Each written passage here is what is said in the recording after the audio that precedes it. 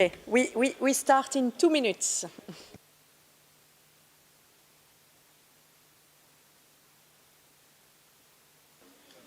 Après, si les gens sont mis, on va pouvoir commencer.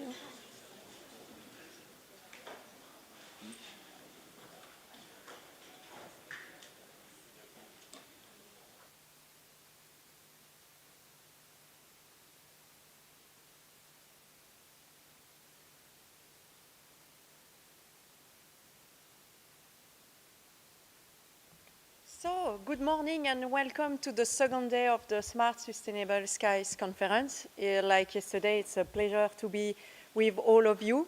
So, yesterday we had a very long but interesting day. You discovered a lot of EUROCONTROL tools, and by the way, all the slides that have been presented yesterday are already available on our website. And for those who were not here yesterday, the recording is also there. But of course, you can also rewatch the video if you want. So for this second day now, you will also discover another big EUROCONTROL tool. But after that, we will be more focusing on initiative, data, and tools of our European partners, meaning from EASA, from CANSO, from the CESAR joint undertaking, from the CESAR deployment manager, also with some concrete use case about how those initiatives can be used to boost the transition to a more sustainable sector. So like yesterday, we are going to open this session with a first presentation from an NGO to share their views. And like yesterday, we will use a Slido throughout the day to ask your question.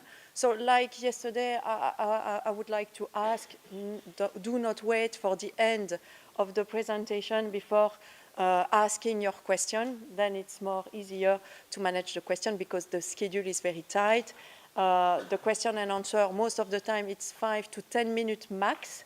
So it's good for us if we can manage properly all the questions. So now I will stop talking, and I would like to introduce our first speaker, Mrs. Zola Zeng from ICCT, to share the view about how we can decarbonize aviation and what are the challenges. Thank you very much. Zola, the floor is yours. And you can use this for the slides. Okay. Thank you so much, Marilyn. Good morning, everyone. I'm Sola Jen, Senior Aviation Researcher from the International Council on Clean Transportation. It's my pleasure to be presenting you the recent update of ICCT's aviation roadmap.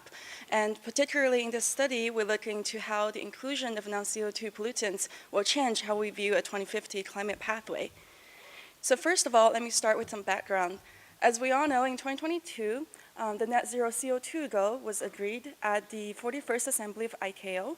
And that year, was a lot of groups, including ICCT, developed global aviation decarbonization roadmaps. And there was wide consensus that SAF is the most critical mitigation lever, on average contributing about 50% of the CO2 reductions. It is followed by about 30% reduction from fuel efficiency improvements.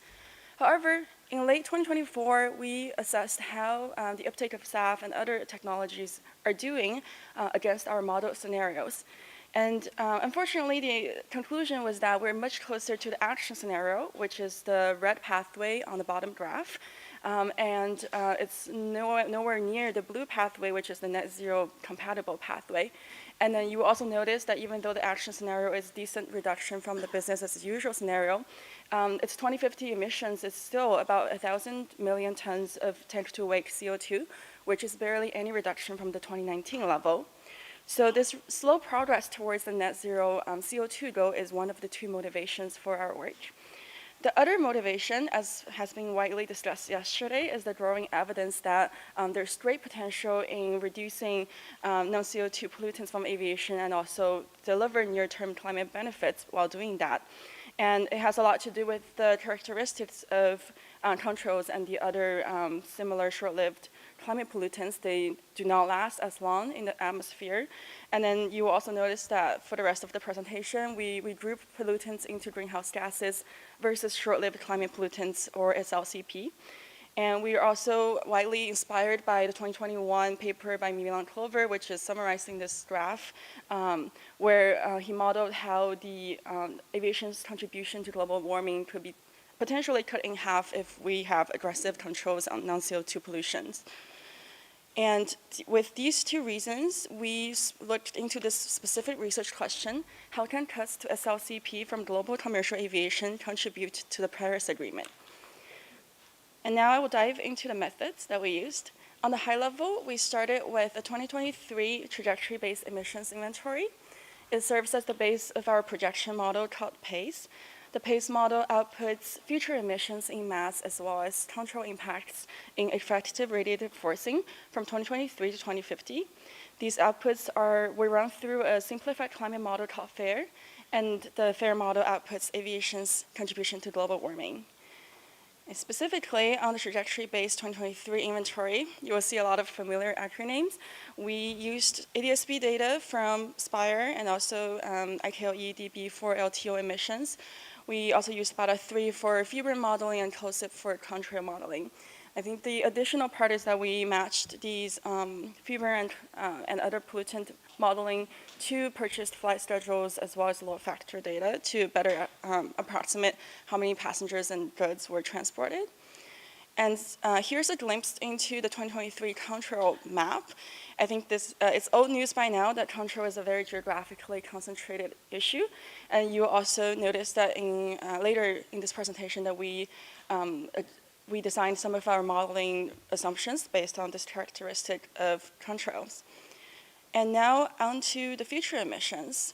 We designed 5 scenarios. 2 of them are considered business as usual. The historical trend scenario considers no action other than the market-driven 1% improvement in fuel efficiency per year. The current commitment scenario captures the announced SAF mandates in 4 geographies, so EU, UK, Brazil, and Japan, as well as the OEM's commitment to, known commitment to more fuel-efficient planes. There are 3 more ambitious scenarios, one focused on maximum GHG actions, another focused on maximum SLCP reductions, and then they're combined into a full breakthrough scenario. And I would like to highlight that, for example, in the SLCP4 scenario, because we're not focusing on GHG actions, it's using the same assumptions as the current commitment scenario for the GHG part, and it's vice versa for the GHG forward scenario. And in all these scenarios, we considered the following mitigation levers. On the greenhouse gas side, it's the same as before. It's fuel efficiency, SAF, and zero-emission planes, which is mostly hydrogen planes. And on the SLCP side, there are 4 levers in total. The first one being the gradual introduction of lean burn engines with lower NOx and MEPM emissions. But while that's being introduced, the existing fleet will still see slight increase in NOx year on year because of the trade-off with fuel burn. And then the second lever is control avoidance, which is the rerouting of flights to avoid atmospheric pockets that are most prone to persistent control formation. The third and fourth lever are both fuel-related. One is hydrotreating fossil jet A, the other one is SAF. And then both of them function the same way, where they are fuels with lower aromatic contents, therefore lower MEPM emissions, and that help reduce the amount of ice particles that would form at the exhaust of the aircraft, ultimately leading to lower likelihood of forming persistent contrails. And lastly, in this section, showing a more detailed diagram of our projection model. I will not go into the details here, but I'll highlight that in the energy efficiency model module of the model, we do take into account the fuel burn penalty from any the amount of control avoidance that we're modeling, and in the emission module is where we added a lot of the SLCP-related assumptions into this iteration of the model. And I will now move on to the key results. First of all, looking at the overall SAF and GHG trends, as I mentioned, the current commitment scenario and the SLCP forward scenario share the same GHG assumptions. And then the 4 SAF mandates that I mentioned earlier collectively only get us to 10% SAF blending in 2050. And then in contrast, in the more aggressive scenario, we do model a 70% SAF blending in 2050. And then you can think of it as Refuel EU, but for the world. And even that is not enough to get us to net zero CO2. So you will see on the right side graph, that in 2050, there will still be about 500 million tons of, I think this is well-to-wake CO2 residue. And I think this reflects our assessment of how slow the SAF uptake has been, and then also sets the scene for evaluating the maximum potential of SLCP to help us achieve a more optimistic 2050 outcome. So on the SLCP side, I will cover two main levers, the first one being hydrotreating. This is inspired by a paper on hydrotreating that we did a few years ago, where it concluded that logistically, hydrotreating would not be introducing a drastic change to how refineries work today. And then the cost of hydrotreating, at least in the US refineries, is about a few cents per liter. So it's coming with modest cost requirements. And then because of that reason, we're actually modeling reaching 100% hydrotreating in high-income and middle-income countries by around 2040. And in the SLCP forward scenario on the left, because there's minimum SAF, you will see that's actually about 80% of the global fuel blend around 2040. And then in the fuel breakthrough scenario, SAF is still given priority because of its additional air quality and control benefits. And in this case, hydrotreatment would peak at around 60% slightly before 2040. The other main lever, as has been discussed widely, is the control avoidance.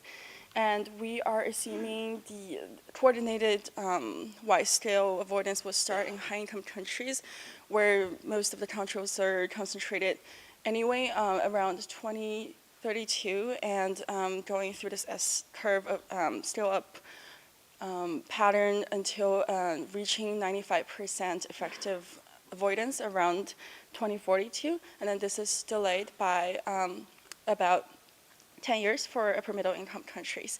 And because of how controls do have the hotspots around North Atlantic airways, you will notice on the right graph that just implementing avoidance in high-income countries first will help us reduce control ERF by more than 90% in 2050 compared to the historical trend scenario. And then I will also highlight that avoidance does overshadow a lot of the SAF benefits and hydrotreating benefits in these two scenarios. But in the yellow line for GHG forward scenario, you will notice that there's about 40% reduction in control as well. The 30% of that is coming from the 70% SAF blending, and there's a remaining about 10% coming from fuel efficiency improvements in that scenario. And now onto the most high-level finding, our modeling of aviation's contribution to global warming under all 5 scenarios. So let's start by setting the scene and looking at the black line, where up until 2025, there has been 0.058 degrees Celsius of warming coming from aviation. That's 58 milledegrees. And aviation's contribution to human-caused climate change is about 3.5% in the past few years. And if you compare to that baseline, you will see in the historical trends and current commitment scenario, we see a near doubling of aviation's contribution to global warming, and then about quadrupling of aviation's share of the remaining 1.7 global climate budget. And only in the SLCP forward and full breakthrough scenario will be able to keep aviation within its current share and also cut the overall contribution by about 3/4 to 90%. However, the SLCP forward scenario, which only considers aggressive SLCP actions, will see an inflection point around 2040 to 2045, where the near-term climate benefits of reducing controls aggressively will be outpowered by the continued warming trends from CO2. And you can also see that in the species breakout graph on the right, where CO2 is always in this upward trend, while controls is able to bend the curve early on and then deliver the much larger reduction in warming, but it will eventually be overtaken by the CO2 trend. And then only in the full breakthrough scenario with combined actions on both GHG and SLCP, we have the potential to reach climate stabilization by 2050 and hopefully keep it that way beyond 2050. And then last key results I will share is that we attributed the avoidable warming to different mitigation levers. You will see that control avoidance dominate at over 40% of the avoided warming, and SAF follows at 20% with equal contribution to GHG and SLCP reductions. It's then followed by hydrotreating and operational efficiency at about 10% each. And lastly, just want to highlight a few of the takeaways from this study. Like I just mentioned, if we do not take specific actions, aviation is on track to double its contribution to global warming and also quadruple its share of the remaining climate budget. If we only focus on GHG actions, we can cut the warming in half, but we will still double aviation's share to about 8% by 2050. And if we only focus on SLCP actions, there will be significant near-term benefits, but in the long term, it's very likely that we will return to a warming trend. So the main takeaway is really the need to focus on scaling SLCP actions in the near term to capture that potential while continuing to develop GHG solutions in the long term. And that is the only combination of actions that would help us potentially get onto a path to climate neutral aviation. And that's it from my presentation. Thank you so much.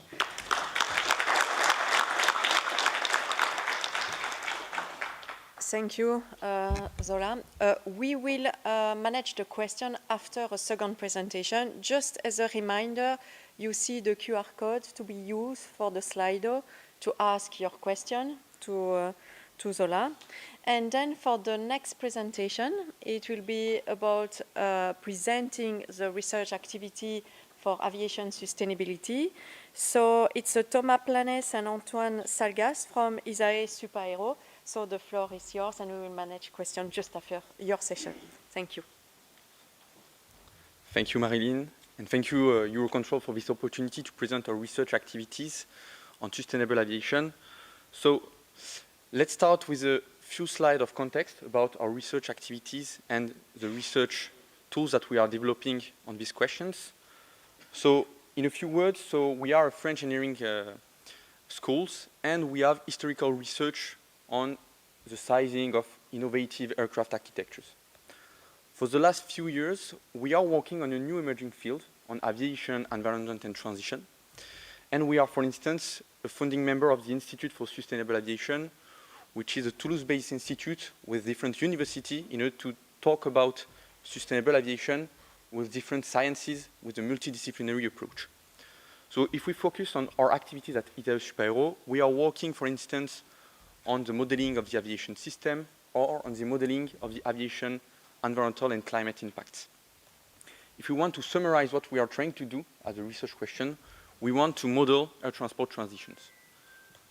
So I'm going to present you our motivation to the research with this slide, in which you can see, I think, a lot of plots that you have already seen in your life, and Sola presented another one previously. You can see the evolution of CO2 emissions and the effect of different levels of action, such as, for instance, the integration of new aircraft architectures or the deployment of alternative fuels. And our objective is to try to reproduce this kind of scenario, to try to go deeper by taking into account climate impacts, costs, environmental impact, etc., in order to explore future scenarios for aviation. So if we look at our approach for talking about this key societal question, first, as I said previously, the objective is to have a multidisciplinary approach using engineering sciences, environmental sciences, economics, sociology, for instance, depending on where we are in the Institute for Sustainable Aviation. Then, of course, we have an academic positioning. We want to publish our work, and we also provide our codes, our models in open source. We are in collaboration with different stakeholders from academia, from industry, from institution also, and in terms of audience. Of course, we are talking to research and teaching applications, but we also want to support decision making for NGO, for institutions, and for industry.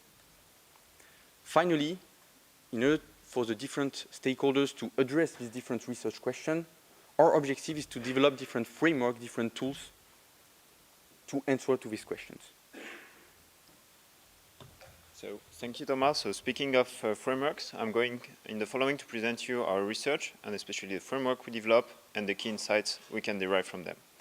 So I'm going to begin with a tool that we call AeroMaps that aims at simulating the air transport and transition scenarios.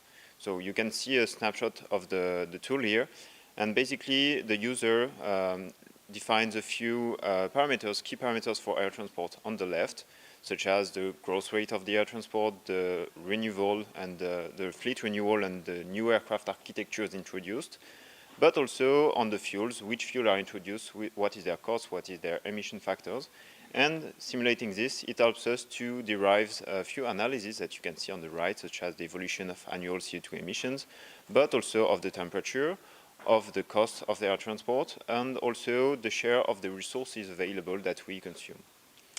We support this tool with other satellite tools, if I can say, such as Aeroscope, which is a database that we developed in a fully open source manner to explore CO2 emissions flow in 2019 for the commercial aviation. Speaking about downstream analysis from AeroMaps, we can also use AeroCM, which is, I would say, a compilator of different aviation climate models of various complexity to look at the evolution of the surface temperature throughout the world, depending on the aviation scenarios, and also to compute and compare different climate metrics designed to do that. But as you know, climate is not the only environmental impact of aviation.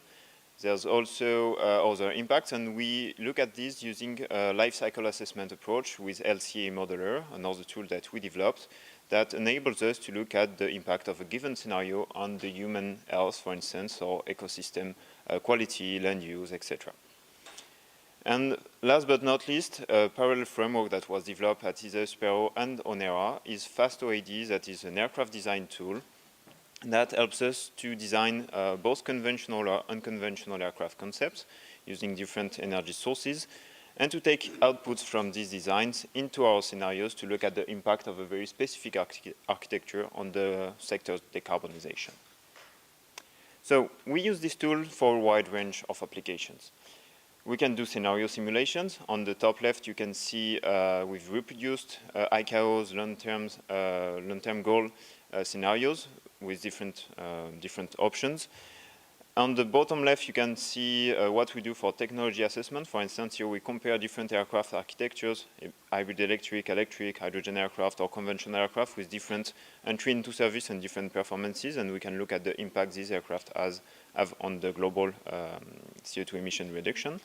And I'm not going to detail the rest of this slide because both in terms of climate and socioeconomic impacts, we are going to present dedicated information afterwards. Thank you, Antoine. So let's start with the climate part. So here we are using the AeroCM framework that Antoine introduced. So our objective, as you can see at the bottom of the slide, is to use different aviation climate models in a standardized way and to use emission inventory in order to obtain different climate outputs, such as, for instance, the surface temperature change. And our objective is to integrate different climate models, to validate them, and to benchmark them. And so, for instance, on the right, you can see the use of different climate models for historical aviation emissions, and you can see directly the result in terms of temperature change. So, some applications concerning this type of modeling. So first, we can compare different mitigation strategies. So for instance, in this case, we've compared the use of low-carbon aviation fuel, which allows the reduction of CO2 emission, but also they have a little bit impact on contrails. And we wanted to study the use of contrails avoidance strategies that we discussed a lot yesterday. And so you can see on the right directly the impacts on the temperature change, and you can also integrate uncertainty analysis in order to compare the results in comparison to the trend scenario or between the different mitigation strategies. Another application which is interesting deals with the calculation of climate metrics. It's particularly useful if you want a quick answer for comparison of technology, or in the future if we want to put a price on contrails on other non-CO2 effects, for instance. And we can then use our different climate models to estimate different climate metrics with different settings, for instance, in this case, for contrails. And you can see huge differences between these metrics depending on the assumption and the scope. More broadly, as Antoine introduced, we can talk about environmental impact, not only focusing on climate. So for that, we are using the LCA modeler framework. The objective is to take what we call life cycle inventory methodology and to apply them to aviation. So concretely, we are taking a standard database, such as, for instance, EcoEvent. We are then projecting them for different scenarios for different years. It's particularly important, for instance, if we want to take into account in the future the evolution of the electricity mix or of hydrogen production, for instance. And we can project that using data from Global Integrated Assessment Model. Based on that and on aviation data, we are able, based on a framework, to estimate the aviation impact or the impact of an aircraft architecture. In particular, what is interesting with this type of methodology is that we can compare different impacts in terms of what we call midpoint indicators, which are in general really physical indicators, land use change, eutrophication, climate change, but also what we call endpoint indicators or damages, which are in general ecosystem quality, human health, and resources. So some example. So first, at the level of transition scenario, as previously, we can compare different strategies. For instance, here we provided you an example concerning first a fossil reference scenario and then a scenario in which we integrated sustainable aviation fuel by using refuel blending mandates with, in the same time, biofuels and e-fuels. And we can compare the result at the midpoint and endpoint level. So here, in this case, we presented you the impact on climate change, on land use, and on material resources. And we can see that despite the decrease of CO2 emission, it was the objective of using SAF, we can see a strong increase, for instance, on land use or on material resources due to, in this case, for instance, to the use of solar panels. And finally, we can also apply this type of methodologies not to transition scenario, but also to directly technologies. So here, for instance, with the FAST-OAD framework, we are able to directly integrate in our optimization framework the environmental assessment. So we can do that for UAVs, for CS-23 aircraft, or for CS-25 aircraft. And in particular, here we provided you an example in which we optimized a battery-powered drone. And in this case, we tried different objective functions, which were mass, which were energy consumption, but also the total environmental impact. And what was interesting in this case is that the result for the minimization of the environmental impact was somewhere between the minimal mass drone architecture and the more efficient in terms of energy consumption drone architecture. That's one of the examples what we can do with environmental modeling. And finally, we are also doing economic and policy modeling. So to do so, we've developed a comprehensive cost assessment framework within the EUROMAPS tool, looking in particular at airlines' costs, fuel suppliers' structures to understand at the price at which they should sell the future SAF if they want to break even. That's what you can see on the graph below with the minimum fuel selling price being represented for different fuels. We've looked at aircraft manufacturers' cost structure also to model the cost of the transition scenarios. And finally, we believe also that policy is very important into driving the transition. So we've adapted our framework to simulate different policies, as I'm going to detail just next. So we've used this framework for several cost and policy applications. So first, we've adapted a concept that is quite used, the marginal abatement cost curve concept, which you can see on the top right. Basically, you have two axes.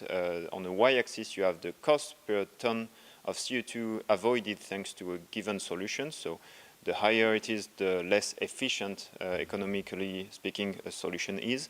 And on the x-axis, you have the total CO2 avoided in a scenario. So on this one, you can see that efficiency, meaning new aircraft, more efficient or more efficient operation, are quite cheap to implement, while using energies and especially electricity-based fuels such as electrofuels is quite expensive. So that allows us to compare different options, to compare scenarios with different strategy, and also to align the transition of the scenarios with global price signals such as carbon taxes, carbon prices, or with global efforts.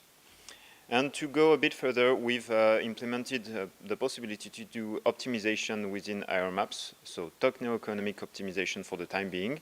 And we use that to do policy assessments. First, we've decided to challenge the RefuelEU blending mandate under different conditions, different carbon budget or different energy availabilities that we set as a constraint for our optimization. And given this constraint, we can find the least cost blending mandate. And we can also, as I mentioned earlier, compare the economic efficiency of concurrent policies. I'm speaking of carbon taxes, for instance, but also one can think, as they do in the US, of alternative fuel subsidies and what we've chosen to do, blending mandate. And we can compare the effects on the welfare of these different options within our scenarios. So I'm going to wrap up the presentation with a few key messages and evoke a few prospects. So we wanted to answer a very specific question and at least give tools to answer this question: what future for aviation? So to do so, we've presented a few tools, EUROMAPS, but also EuroCM, Aeroscope, LCA Modeler, and FAST-OED for aircraft design. And that helps us to answer a question on the air transport transition research on climate, environment, aircraft design, cost, and also on policy.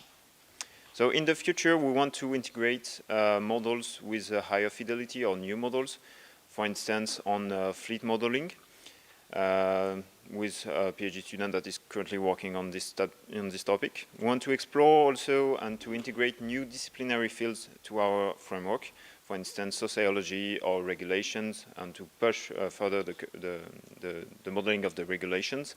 And we want to increase the impact of our research and academic collaboration to engage in more collaborations.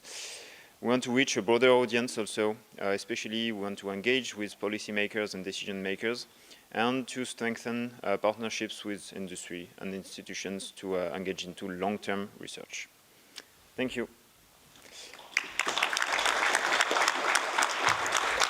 So, thank you, Thomas. Antoine, please just stay there. And Zola, you can maybe join, because we have already a few questions for you. So during 10 minutes, we will manage those questions. But just please come close to the microphone, all of you, because if not, people will not hear you, especially online. So my first question is for you, Zola. With your knowledge at ICCT, do you think that the industry can decarbonize by 2050 without considerably decrease on demand side, meaning less people flying? So do you really believe we can do it without people flying less? Yeah, that's a great question. So because of how we focus on technologies, we're not actively modeling demand management. But I would say that our take on this is that if we keep slipping the timelines that we modeled for these technologies that are needed to reach net zero or climate neutrality, then there's going to be quickly an increased need for active demand management. We're actually also working on a paper measuring the cost of inaction. So I would say the need for that will only increase if the technology uptake is as slow as we're seeing it to be today. Yeah. Another question for you: how realistic is will political indifference to climate change have a radical impact on the figures that you have presented this morning? If so, how can we keep the industry on track to net zero? Yeah, it's more a political question here. Climate change, it's not maybe the highest priority because of the geopolitical context. So is there any impact on your study? Yeah, that's a tricky question. I think for, I guess, good news and bad news at the same time, that ICAO has never been the most efficient policymaking agency. So, like, if the political indifference is only on the federal, like the national level, and then there's still actions on the subnational and kind of from consumer level, then I think there's still going to be some momentum. But yeah, if there's wide kind of cross, there's wide in kind of like less of interest in the decarbonization agenda, then it will definitely further slow down the technologies that we're modeling. Yeah. Thank you. And that question is for all of you, actually. How realistic is a large-scale uptake of SAF, considering the major difficulties in producing this at large scale, for instance, because of energy consumption, lack of feedstock, etc.? Because it's true, in all roadmap we see SAF is the big lever, but is it really realistic? So, who wants to start? Yeah, we can start if you want. Yeah, I think that's definitely a very interesting question, and we saw yesterday in the presentation of TNE that they track the projects in the pipeline to produce SAF, and that it was quite positive, but that the project still needed to be concretized and to really take shape to be sure that the targets are going to be met. On our side, we answer this question in our modeling through constraints, through ramp-up constraints, based on the historical literature and the speed at which the new technologies such as solar or wind energy have been developed. We apply the same factors to SAF uptakes, but that's definitely a very important question, and we need to spend to do more efforts into modeling that, I guess. Maybe you want to complement? Sure, I was echo that. I also feel this question, like the motivation of this question, like dearly. I think we modeled the amount of renewable energy needed to achieve wide-scale eSAF adoption in our previous roadmap, and it's about the same amount of renewables that we have today. So it is an enormous task, but at the same time, there's very limited biofeedstocks, and then there's also, I think for the hydrogen planes, it hinges on a lot of OEM commitments. So in comparison, like developing more renewables and green hydrogen to scale up SAF is our best option at the moment. Yeah. So Zola, stay close to the microphone. Is it again for you? What is the role of mitigating NOx emission in the ICCT scenarios, and how important is this compared to contrails and CO2? Yeah, so NOx is actually the second most important SLCP, like in terms of contribution, but also in terms of mitigation potentials. And I think on the table that I presented, it's the fifth most important lever at about 8%. So also pretty important. I think the reason why it didn't contribute as much as the other levers in our modeling is because how the lower NOx engines has to be introduced gradually over time into the fleet. So that naturally kind of made reduced its impact a little bit. Yeah.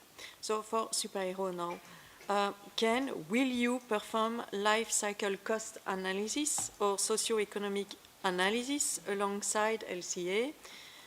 Can they be done together to evaluate trade-offs? Yeah, the question disappeared. Yes, so thanks for the question. I guess yeah, we can definitely, and we will when we'll have time to do. But we have both frameworks working on the same tool, so it's just a matter of time and priorities into our research. But I think that will be a very interesting options, because now we do some kind of trade-off, but just between CO2 and cost, and why not doing trade-off between cost and the whole environmental assessment. So yeah.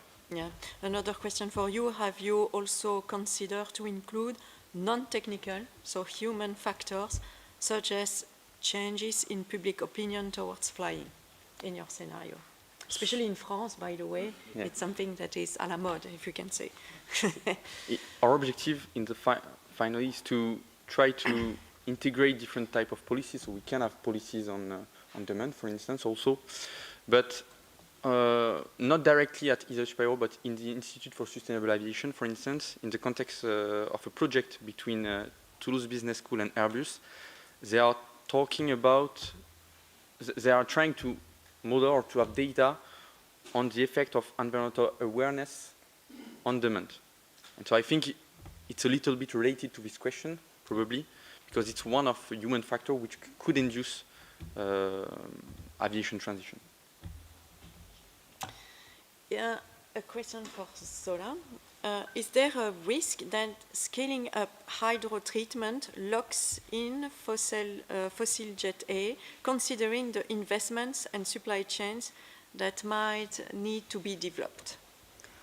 Yeah, that's a great question. I think based on our initial research paper on this, the efforts to add hydrotreatment to the existing refineries is mostly a specific device, like a hydrotreater similar to those for diesel and gasoline. So it's not changing the infrastructure drastically. You would have to also treat the fuels at a more severe conditions, like higher temperature. But all of those changes are not, I think, drastic enough to kind of force us to develop infrastructure that are like tied to fossil fuel. Yeah. For all of you now, is there data on aviation sector's contribution to global warming? For instance, contribution of business aviation, commercial aviation, military. Do they mitigate accordingly? So do we have statistics? Who wants to? Yes, so for instance, a paper from Gosling and Ump, I think, talked about that. In fact, most of the emission come from commercial aviation. It's a little bit less than 90%. You have then around 8% for military applications, and the rest, general aviation, civil aviation, private jet also. They account for, let's say, a few percent, less than 4% in general. So the majority of the problem is with commercial aviation. And for military application, it's a little bit different to talk about that. It's a different kind of applications. Thank you. Alors, when calculating future scenarios, do you consider full adoption of a solution? Can results be rescaled based on the adoption level?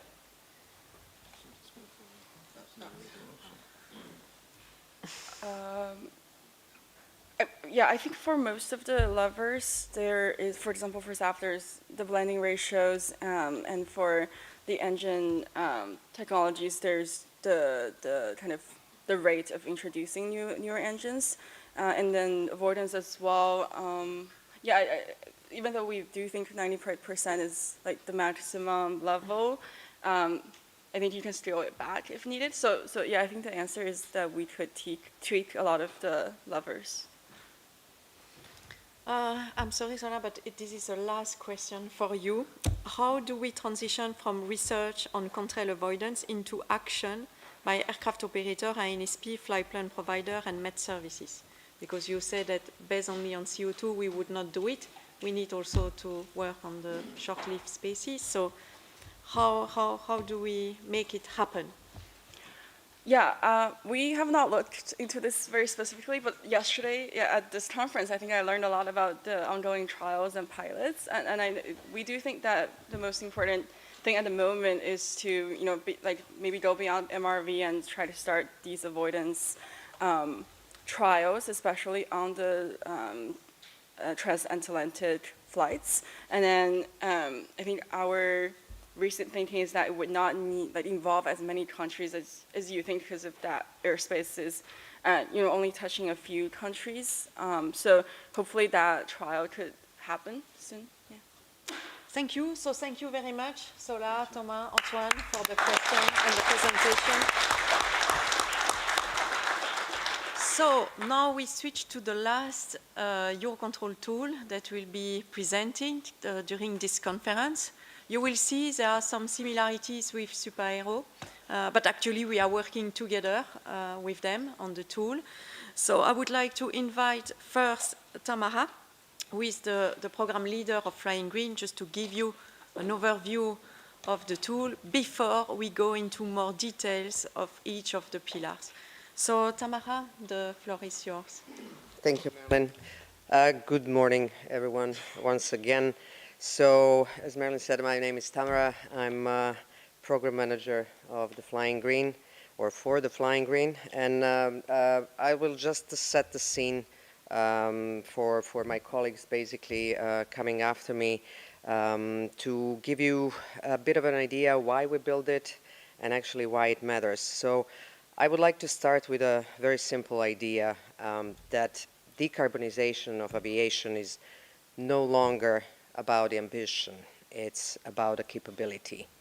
And therefore, Flying Green was introduced as probably one of the most comprehensive sustainability capabilities of EUROCONTROL that was built to help the entire industry to reach the net zero, to strengthen the climate change resilience, and to unlock the sustainable investment. And we are very proud actually to share this story with you today. Over the past 2 years, we've been building something very bold. I would say EUROCONTROL's most ambitious sustainability platform to date. And it is designed to help many aviation stakeholders to answer the same burning question: how are we going to get to the famous net zero by 2050, credibly, affordably, and at the scale? So Flying Green exists because sustainability has become too complex for a single stakeholder or player to navigate alone.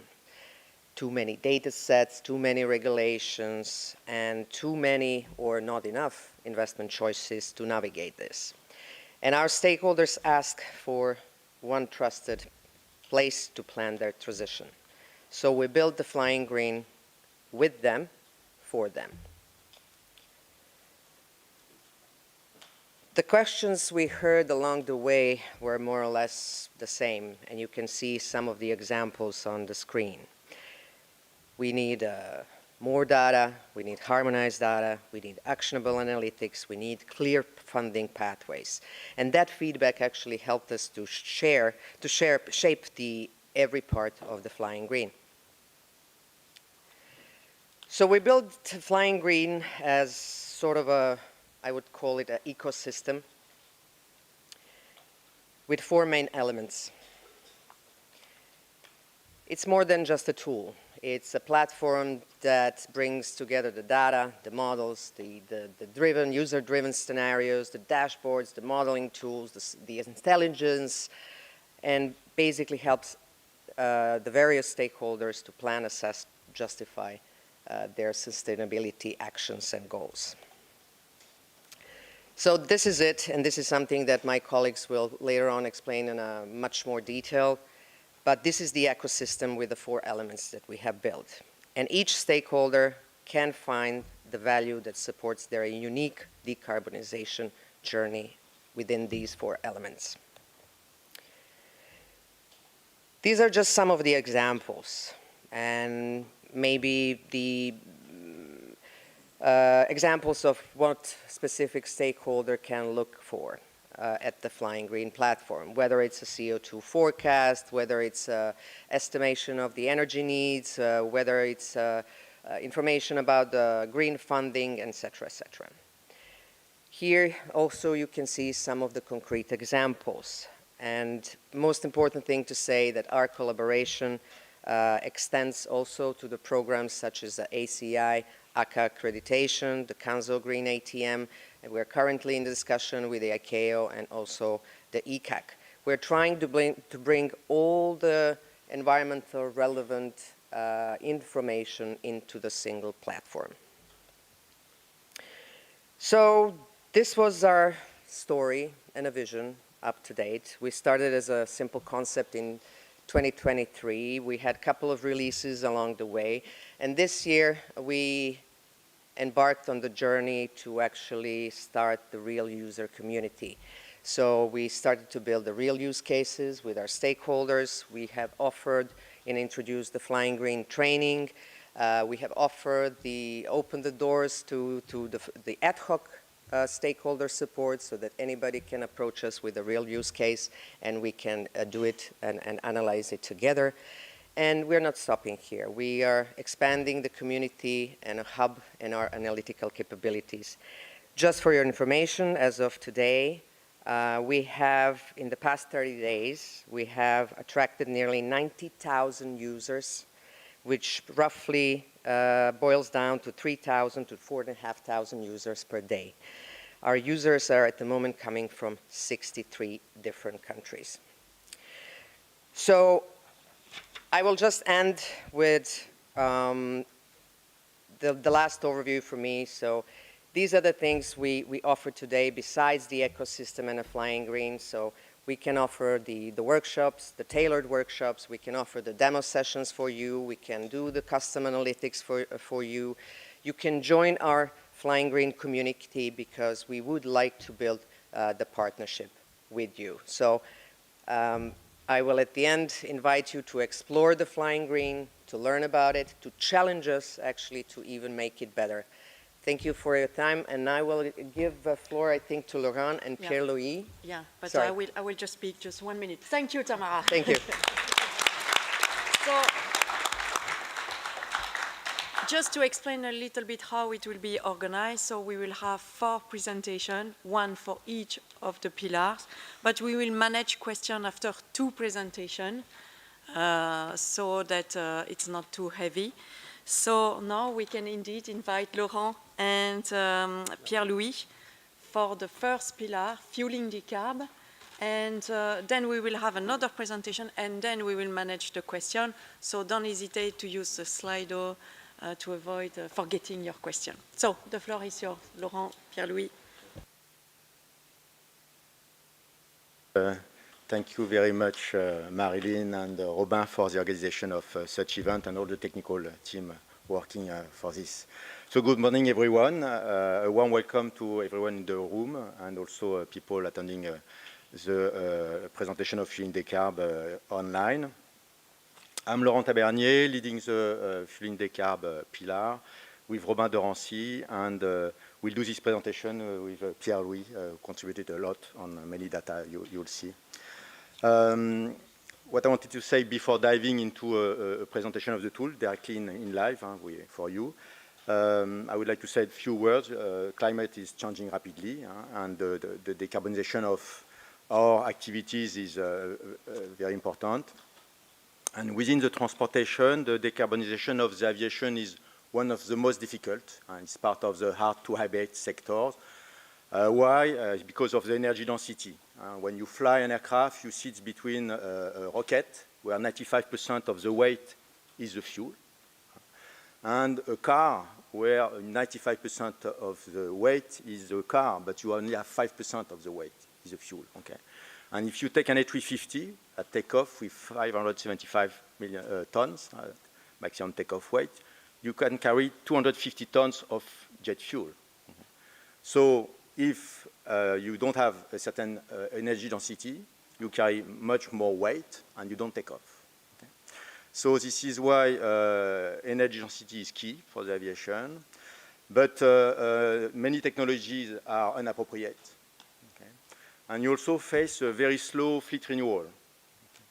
So that doesn't help with an average of 20 years usage on aircraft. So decarbonization of the aviation will rely on combination of actions. There will be more efficient trajectories, of course, improved aircraft performance, gradual fleet replacement, development of electric, hydrogen, and hybrid aircraft. But above all this, the SAF will be the biggest part.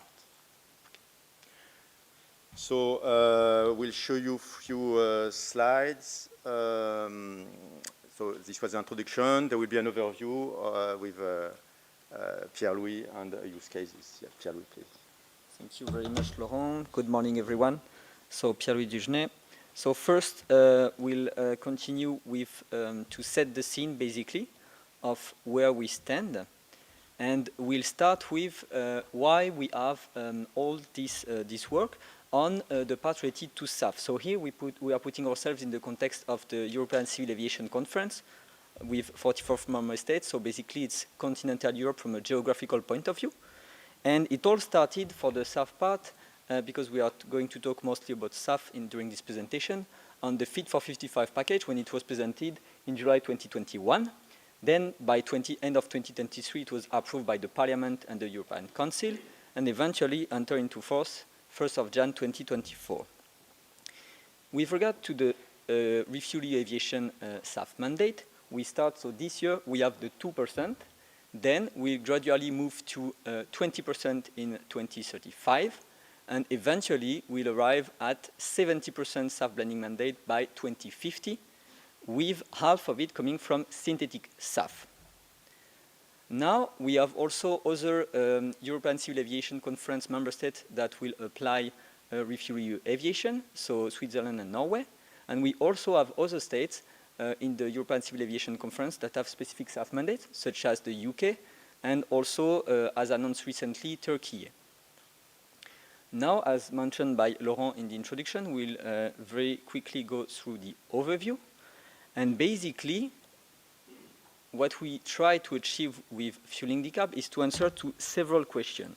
So the first one is really, how much SAF can I produce in my country, in my area, with the feedstock I have, and with the energy mix I have. Then, if I identify that I have some energy gaps to produce this SAF, what can I do? What can I do in terms of energy, electricity infrastructure? What do I need to deploy, and at which cost? And we will answer to this question as well during the use cases. And I let Laurent continue with the other part of the overview. Thank you very much, Pierre.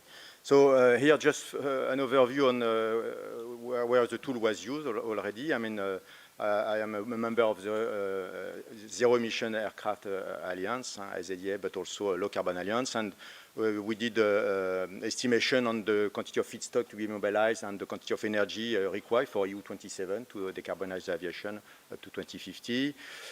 We did also, because Marilyn is a member of the engineer for the energy transition at the United Nations, so we did also some work to contribute to estimate worldwide all the energy required to decarbonize the aviation. And also, we wrote several papers on the subject with 2 think papers that you can download. EUROCONTROL think paper #21 on the long-haul decarbonization, where we study several technologies applied to decarbonize the long hauls and see what could work, what could not work. And also the #22 with the SAF study. And we have a cooperation with academic, Trinity College and TUDEF, and we participate also to many international conferences. So the use case. Thank you very much, Laurent. So with regard to the use case, as mentioned already, we are here concentrating first on the European Civil Aviation Conference area, and we'll answer to 2 questions. So the first one is, can I produce the SAF I need in this area, so ICAC, and at which cost? And the second one is, what are the energy needs, the infrastructure that are required to produce this SAF, and at which cost? So bear with us, because we'll now connect the laptop. So it's a live demo directly with the tool on my laptop, but we are connected to the tool that is free. Okay. Okay, thank you very much. So please bear with us. It's the first time we are doing this demo with so many people in the room and online.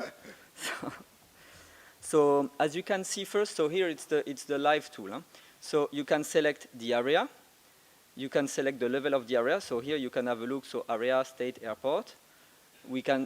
So the area here, as mentioned, we selected ICAC. In terms of the regulation, we'll stick to refuel aviation. The year is 2050, and the scenario, based on the long-term forecast scenario that are produced by the Stat4 colleagues here at EUROCONTROL, is the base one, so the normal one. Conversion data we'll use for this example TU Delft, but you also have the one of Trinity College. And then with regard to electricity sources, I will keep all the electricity sources that are proposed. And for the mandate, you will see here you have the refuel aviation SAF blending mandate. And I will just move, okay, to terawatt. It's already terawatt, perfect. Then I will apply. And once it's done, you will land on the first page of basically a fueling decarb with a first visual on the biosaf and the synthetic SAF, okay? And here you have different elements related to the electricity that Laurent will cover afterwards, and the needs, here we'll focus on SAF, so what you need to produce with regard to the SAF. So we'll first start with the biosaf, and I will put everything to 0. Up.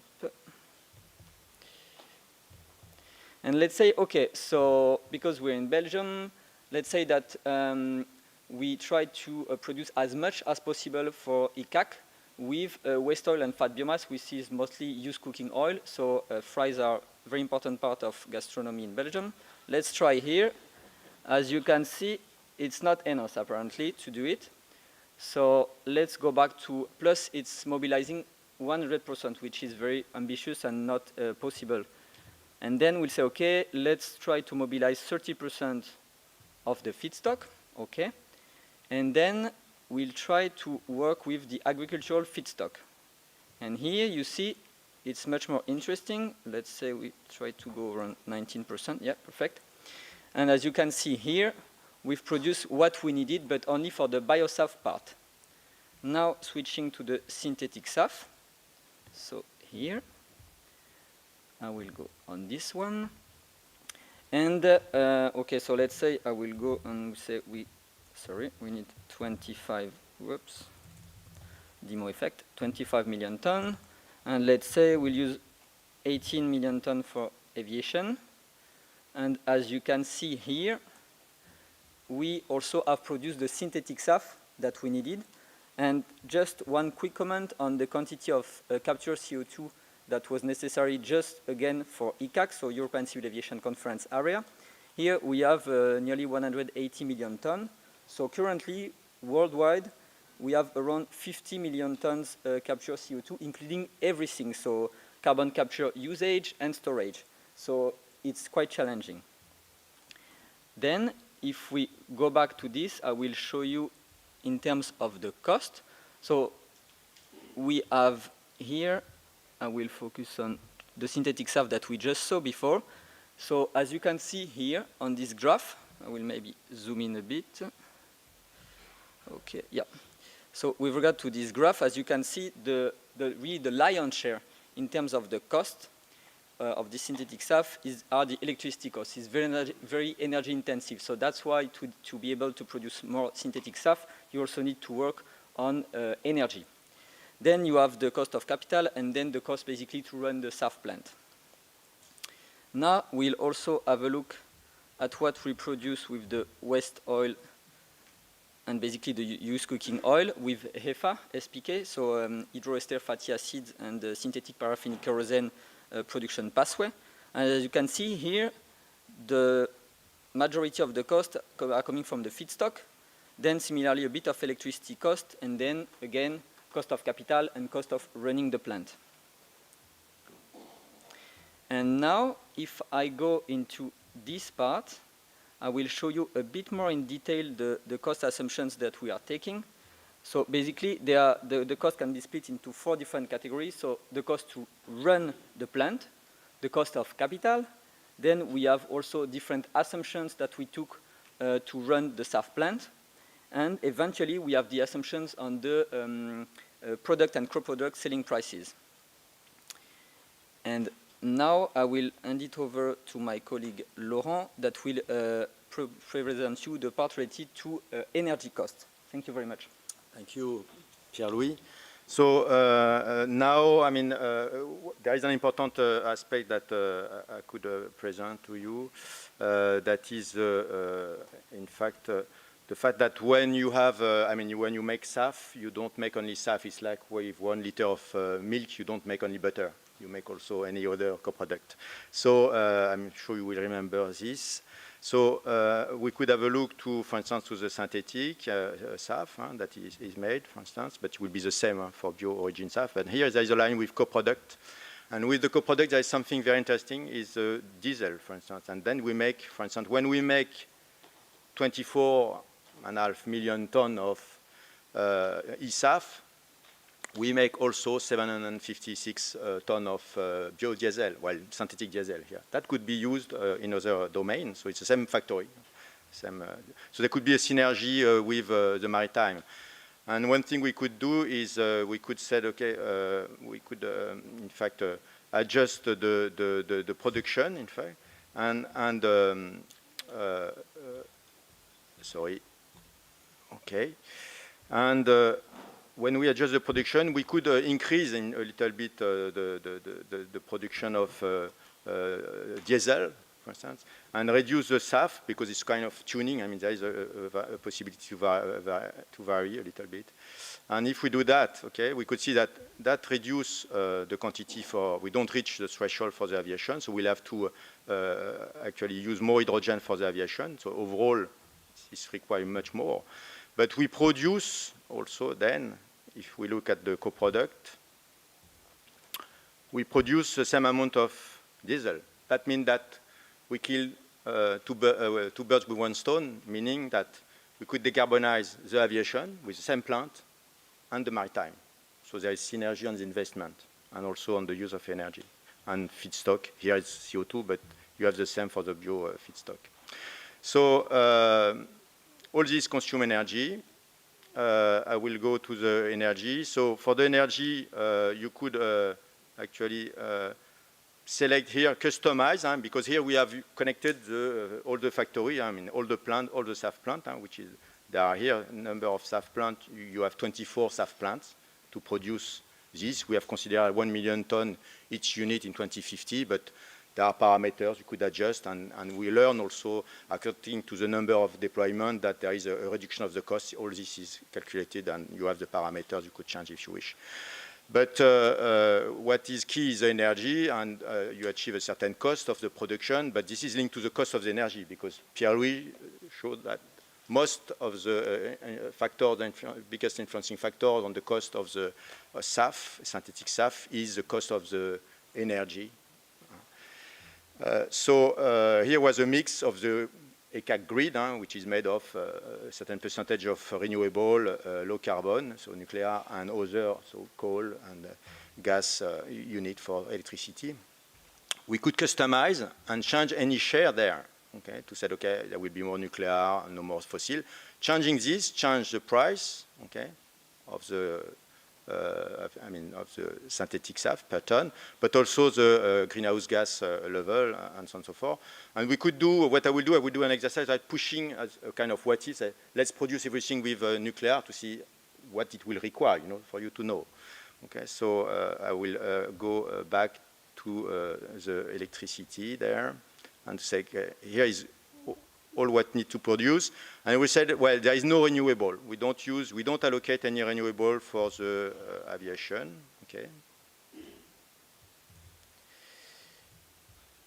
Then I will also go to the low carbon, all the coal electricity. I mean, that electricity that there is no more, okay? And we force, and then everything goes to low carbon, okay, for the aviation. And there is a gap to be filled with this amount. I mean, 2,394 terawatt hours. I mean, this is more than 5 times the whole France.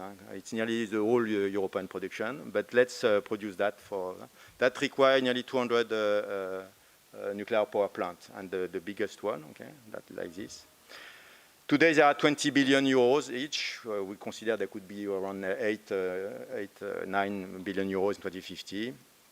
And total investment is 1,800 billion euros, which seems a lot, but you decarbonize 2 sectors. You decarbonize the aviation and the maritime. And the GDP of maritime and aviation is more than 1,000 billion euros per year in Europe, only Europe. Here I'm talking ECAC, 44 countries, so numbers are big, and if we go to worldwide, it's even bigger. So we could also say, okay, what if we move everything to renewable, what it could represent? I mean, I do extreme, and the true will be in between. But we could do that, no low carbon, so we put 0 low carbon. And I will conclude there. And we push everything, so there is gap to fill. And then you could select with electricity. We deploy in total electricity. The estimated cost will be 500 billion. However, you have variability there, and it's important to have a constant production. Otherwise, your SAF plant, I mean, the weight of the SAF plant in the total, in the cost of the SAF will increase, because you will use only 1/3 of the day your SAF plant for the production, where you have invested a lot So that is not the best way to do. The best way is to smooth electricity production as much as possible with the best price. So we could also make many scenarios with that more SAF. But what I wanted to show you is it's really fast, really easy to have a good order of magnitude and the production of the electricity required. And where we've considered in terms of efficiency, for instance, here the solar panels are 37% efficiency. Because we are in 2050, we consider a kind of 20 years shift between the top that you can get in the research and the mass market production. Okay? Same for the wind turbines. However, you could change any parameters. I mean, you can change the orientation of solar panels. You can change their performance as well. You can change also, this is the average ECAC, but you can say, well, I install everything in South Spain, and then that will reduce the cost also, and because they are more efficient, you spend the same amount of money, well, roughly, well, a little bit less because you have less panels, but there will be with more sun, so the production will be higher. Okay, just an example. So conclusion. So above all, I mean the SAF is one of the greatest impact in the term for the decarbonization of the aviation. I mean, we will continue. You will continue to see the SAF with the next presentation because Pascal Hope will show you net zero, and you'll see the share of the SAF. I mean, on all the decarbonization, all that trend. I hope, I mean, in this presentation you had many takeaways, and you will use the platform to make many tests and provide answers to your questions. And I mean, it's important to raise awareness of the fact that feedstock are crucial, I mean, to decarbonize the aviation. And the quantity of electricity and the electricity price will play an important role. So it should be very affordable and in large quantity. Thank you, Laurent. Thank you, Pierre-Louis.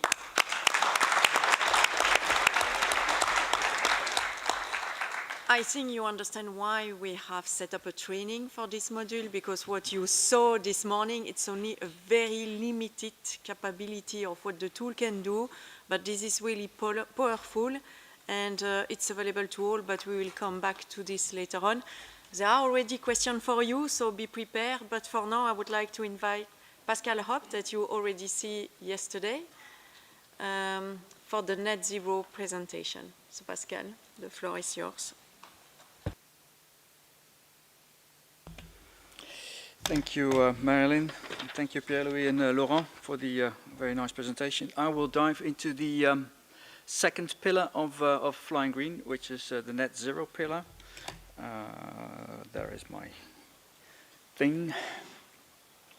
With a general introduction, show you what options there are, and I will also give you a couple of examples of how to use the pillar. I don't have a fancy demonstration, live demonstration. Didn't anticipate, but if you go in the back side of the lobby area, we can show you what the tool looks like, of course. So if you go to the net zero pillar on the Flying Green platform, this is basically the landing page that you see. And net zero is the objective of it is to provide you with a comprehensive fuel burn and emission overview towards 2050. And I'd like to remind you that it's not us telling you this is what it's going to look like. It is using some of the, let's say, long-term forecast data of EUROCONTROL, but it's basically a tool for you to explore your scenario and to see what kind of impact and emission reduction potential there is in the various areas. So you will see this, and it's based on operational data. So we provide you with our operational data that we have available in the EUROCONTROL systems, in the NM system. We basically use the trajectories and all the information that we have and aggregate that to a certain level so that we can produce pictures like this. Sam Peters will tell you later on how exactly, what exactly the methodology is, how we use that, but basically what we do is to dissect all these trajectories in little segments depending on the intersections that we see in the European infrastructure. So those intersections can be country intersections, functional airspace block intersections, ANSP intersections, or areas around airports or inside airports. And with that information, with all these segments that we then can add in the different overviews and the different zone selections that you have, you can build, let's say, you can see emissions, fuel burn and emissions inside those areas, depending on what kind of preference you have. And you can explore the historical emissions, so we go back to 2019, but you can also see the forecasted emissions to 2050, based on the growth rates that we have identified as part of the EUROCONTROL Aviation Outlook 2050. And in the exploration, you can introduce your own SAF pathways, already what Laurent mentioned. You can introduce fleet renewal, how you would expect it to be in your local area. You can even introduce zero-emission aircraft, or you can introduce ATM operational efficiency scenarios. What we have also added is an indication of cost implication, so added additional environmental cost for airlines. So you may remember that we've issued a report a couple of years ago in 2022, which was called Objective Sky Green, which gave you an outlook to the cost impact of policy measures in 2030. Also, what we wanted to do on the net zero pillar is also to extend this, to replicate this also on the net zero pillar, but also to provide a picture of what would happen in terms of additional cost for 2050, and that's, you can see on the lower right-hand corner. I will come back to the cost element later. Now, the main graph, as you can see on the platform, is the graph, as you can see here, with all the different colors. In the previous presentations, you saw similar graphs. In the presentation of Thomas, there was many different organizations with many similar graphs. We also have a graph like this in the EUROCONTROL Aviation Outlook. And it's also presented here on net zero. But this is a graph that is typically for you to use, depending on the input that you have. Now you see on the screen that I have selected, in this case, a airport, and you can see below the little map that we have an area focus and a full trajectory focus. So the area focus, so they are two different databases that we use with operational data that we have available at EUROCONTROL, but the area focus is typically indicating emissions and fuel burn inside a selected area, and the full trajectory focus, as the name already mentions, it's taking also into account the trajectory beyond, and that's specifically interesting if you want to analyze what fuel requirements are, because then you don't need only the fuel burn inside a particular area. You need, of course, from an airport, the fuel requirements for the full trajectory. But in this case, I've selected the area focus. And if you look at the graph with the different colors, basically the top line presents the exhaust emissions in the selection that you have made. And the other colors, so for instance, the next color, I can't really see, I think it is oranges, but I'm not sure if it corresponds to the lines there. But basically this line presents the emission reduction potential with the introduction of electrical aircraft. Then the next one is the introduction of hydrogen aircraft, and it's depending again on the input that you have made on the platform. We have a default situation which is corresponding to the assumptions that we have in the long-term outlook from EUROCONTROL, but you are able to change those assumptions depending on what you want to see. The next emission reduction potential is the aircraft renewal. The next one gives an indication of emission reduction potential of airline and ATM operational improvements.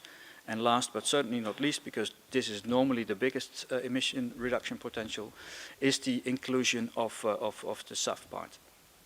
Now, based on all of this, you see, let's say, the difference between the exhaust emissions and finally the lower part of the graph, which is presented the net emissions.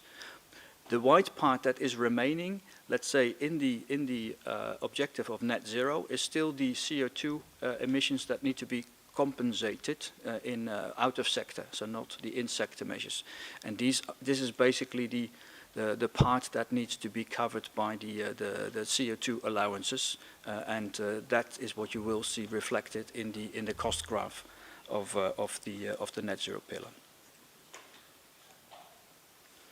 Now,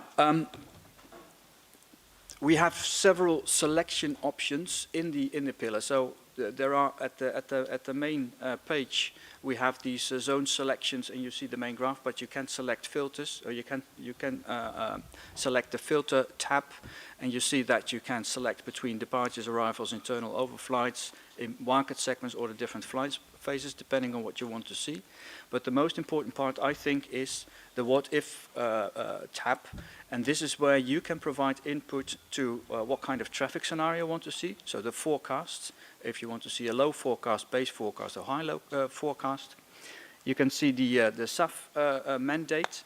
By default, it is aligned with the SAF mandate, but you can change it however you want to see it. You can introduce different scenarios for fleet renewal, so you can have a moderate or absent fleet renewal options you have, or you can accelerate the renewal of aircraft. We will in the future introduce, let's say, also our aircraft allocation tool as part of the platform, but for the moment it's just a percentage that you need to indicate of what you think fleet renewal might be towards the future, towards 2050. And we have introduced the introduction of hydrogen aircraft and electrical aircraft, and that corresponds to the vision of the Alliance of Zero Emission Aircraft that is currently ongoing as well. So basically we've calculated, based on the vision of the Alliance, how many aircraft could be replaced in certain areas based on this vision, and we've introduced that as part of the platform. You can also see that we have operational improvements, and you can select them for all flight phases, so for instance 4, 5 or 7%, or you can expand that view and to go to all to selected flight phases, so the taxi in phase, taxi out phase, the climb phase, etc. And on the platform we then also indicate how much we typically expect from operational improvements, how much they would impact the reduction emission potential for those flight phases. This is very important because we know, of course, that we have our view as EUROCONTROL, but there are other views in the world which are not completely different, of course. But we have Destination 2050, we have the ICAO reports and everything. There are different operational improvement percentages mentioned, and you can introduce those, of course, to see what kind of effect they would have. And then last but not least, we have also different scenarios for prices, for the economic measures. So ETS allowance price or CORSIA allowance prices in low, moderate or high.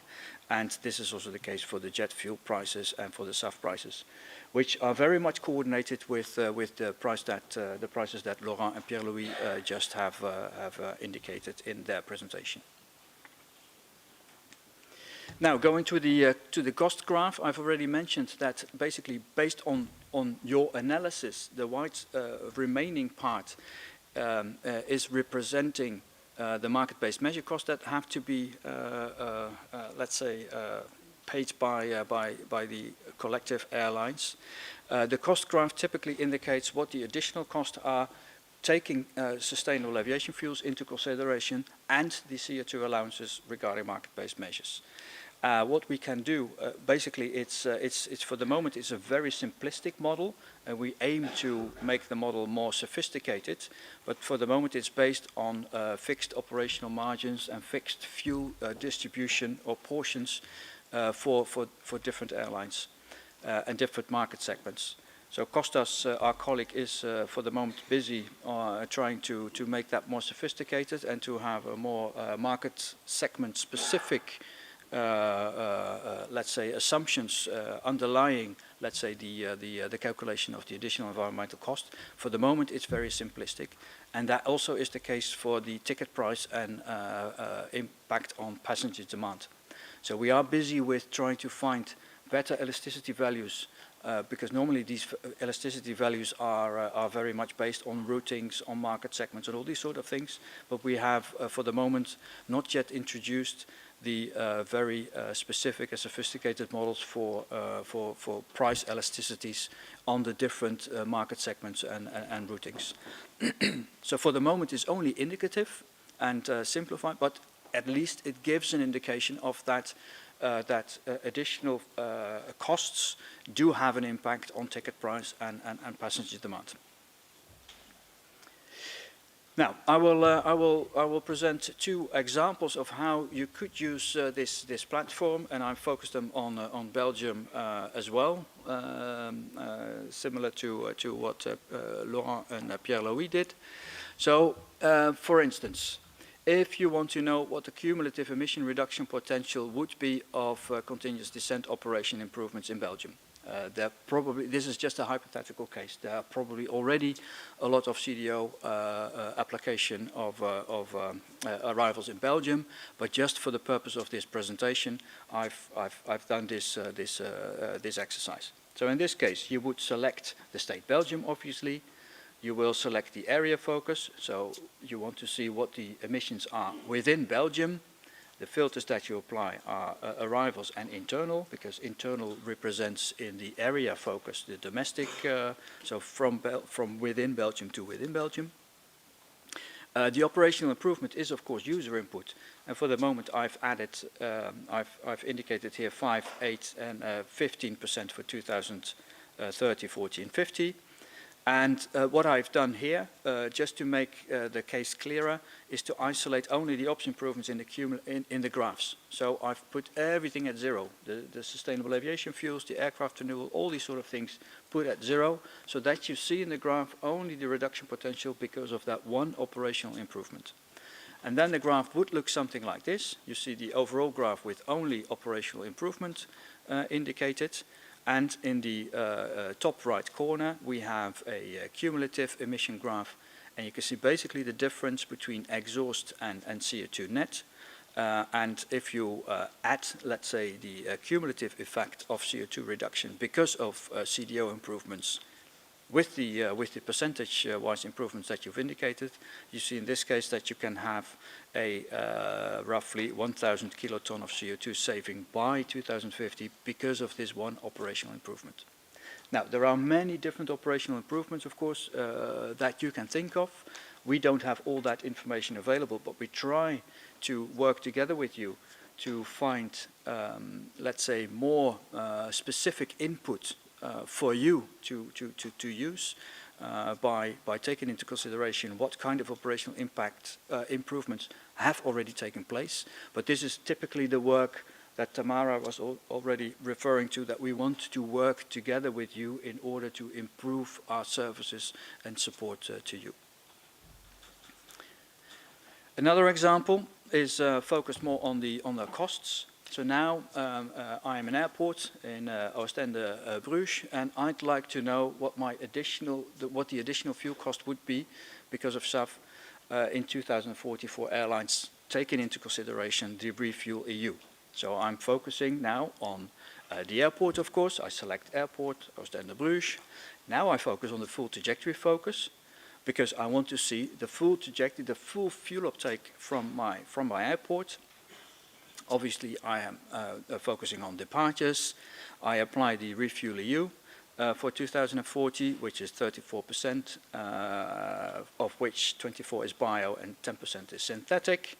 Again, I introduce a ops improvement, what I think would be logical for in this particular case. I have, however, applied simply the default values that we have on the platform, and I've applied moderate prices. So this is what the input is. And then on the right side, you can see a couple of tiles in the case of the airport, which includes also the cost tiles. And so basically what you see at the top is the total fuel consumption. So in the middle top tile, you see the additional fuel cost. And based on the input that you've provided, you can expect an additional fuel cost of 10 million euro for all the airlines. We also have options to do it per airline, per flight. not per airline, but per flight, which is simply, of course, dividing by the number of flights that we expect in the forecast for that particular airport. And there we see then that for 2040 we expect roughly 2,400 euros additional fuel cost per flight because of the application of sustainable aviation fuels according to the Refuel EU mandate. There is a toggle there with EU ETS LCA values applied or not applied, because if you completely take away the LTO part, then the ETS prices would become lower. So there are even options in further detailing what exactly you want to see. There are a lot of different opportunities here, and even ourselves, we are learning how to use the platform in collaboration in many different use cases. So every time we are sort of surprised how we could use the platform, also in this case. So every time that we talk to a stakeholder, it's also very interesting information for us, and we learn from that as well. So I think the platform is already interesting as it is, but we can collaboratively try to make it even more interesting, and we are very welcome if you have questions or if you have a particular use case that you want to explore. Please do not hesitate to contact us, because we are interested in that information as well. And with that, Robin and Marilyn. Yeah, thank you, Pascal.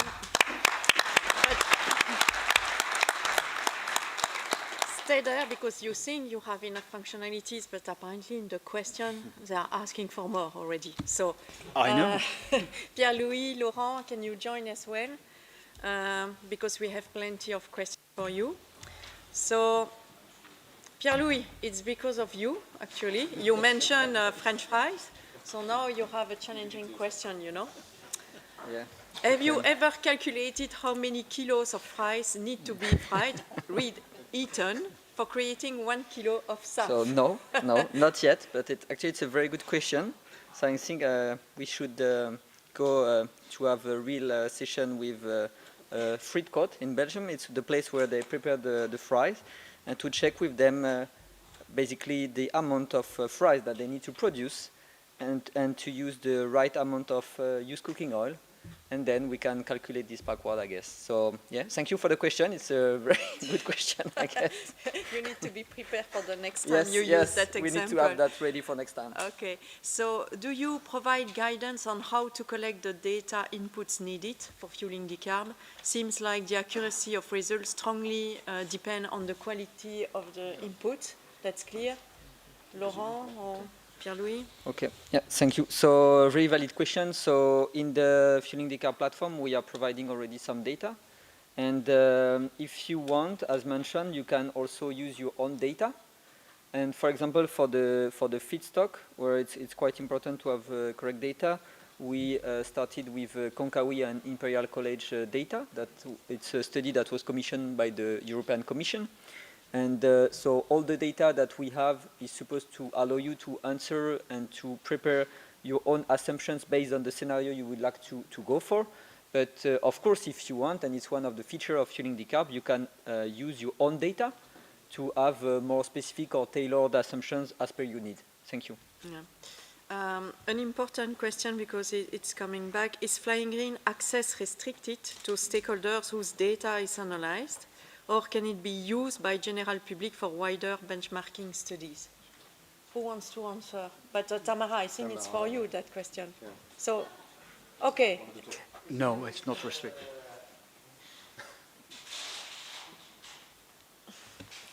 No, actually, that's one thing that all of us actually forgot to mention. So Flying Green is an open platform, so there is no restriction, registration requirements. The only time when you need to register is actually if you want to save one of your scenarios that you have analyzed. So everybody can use the tool, from the public to the specific stakeholders.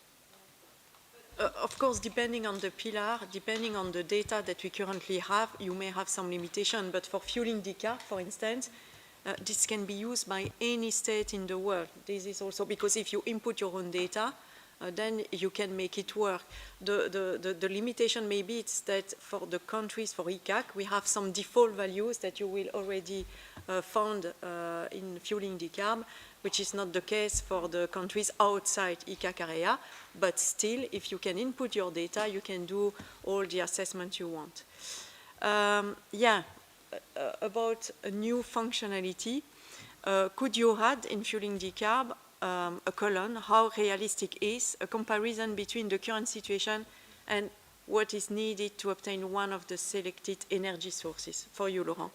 Thank you. So very good question. In fact, you have a cursor, and we, for instance, when you make SAF from bio feedstock, it can be cooking oil, but also agriculture residue, forestry residue, municipal waste, etc. You have a maximum value, which is, as mentioned by Pierre-Louis, the total feedstock. And we took the, to be conservative, the lower estimate of the report, not the highest estimate, because there are two estimates in the boundary.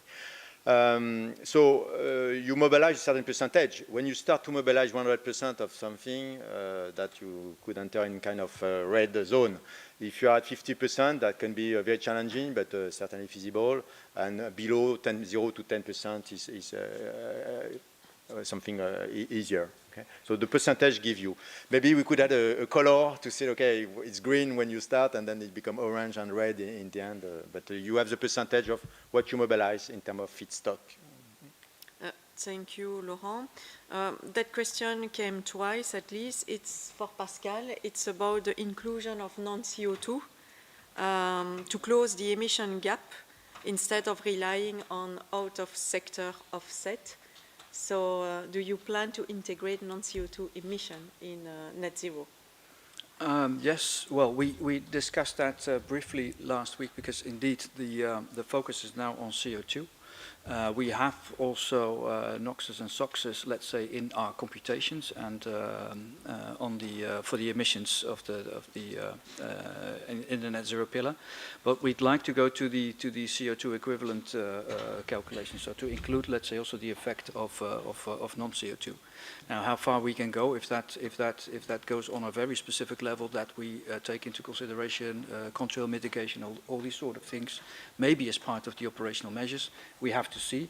But the next step indeed would be, because it's an important part of the sustainability challenges, to include also the non-CO2 effects.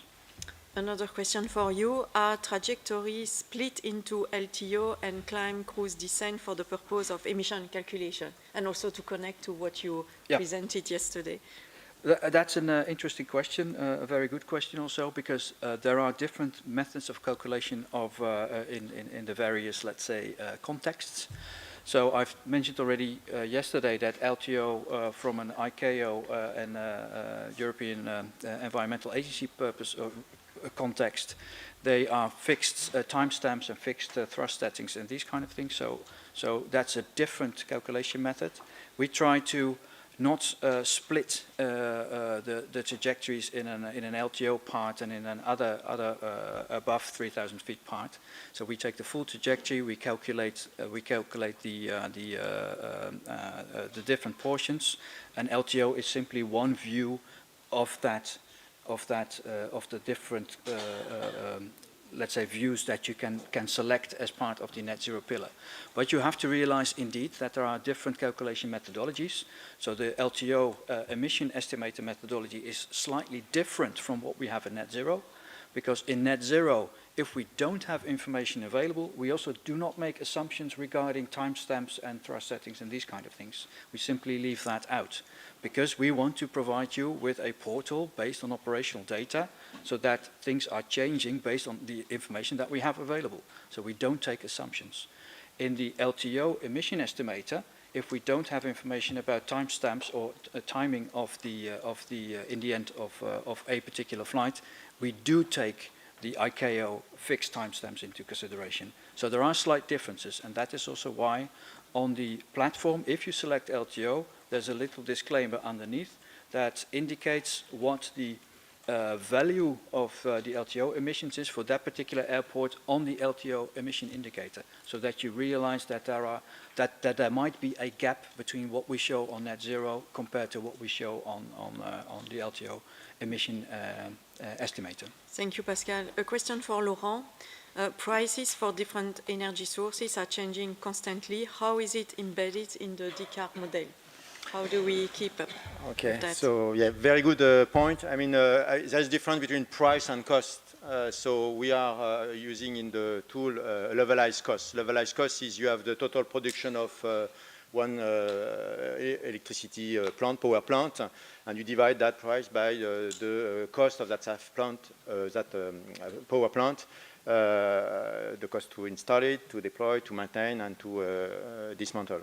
So this is your cost of electricity. Of course, there is variation, but price is a benefit, is a market. So, but as an average, you have a variation, but at the end of the year, you have a kind of certain price average. So what we use in the tool, we don't go with all those fluctuations.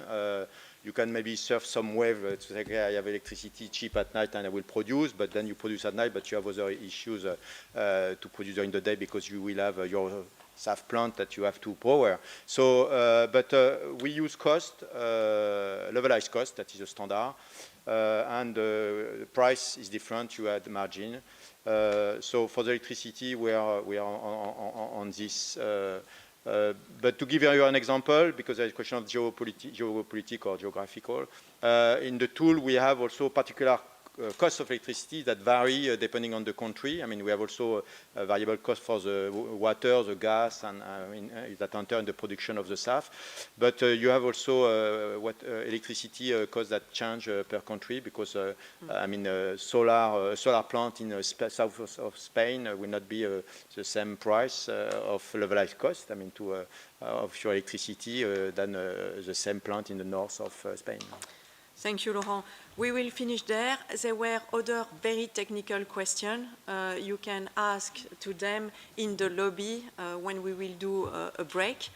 So because we have no time to manage them, I will just finish with one sentence that has been, promoted in the Slido. Is it fair to say that Flying Green should only be used by users with a granular knowledge of aviation in their area?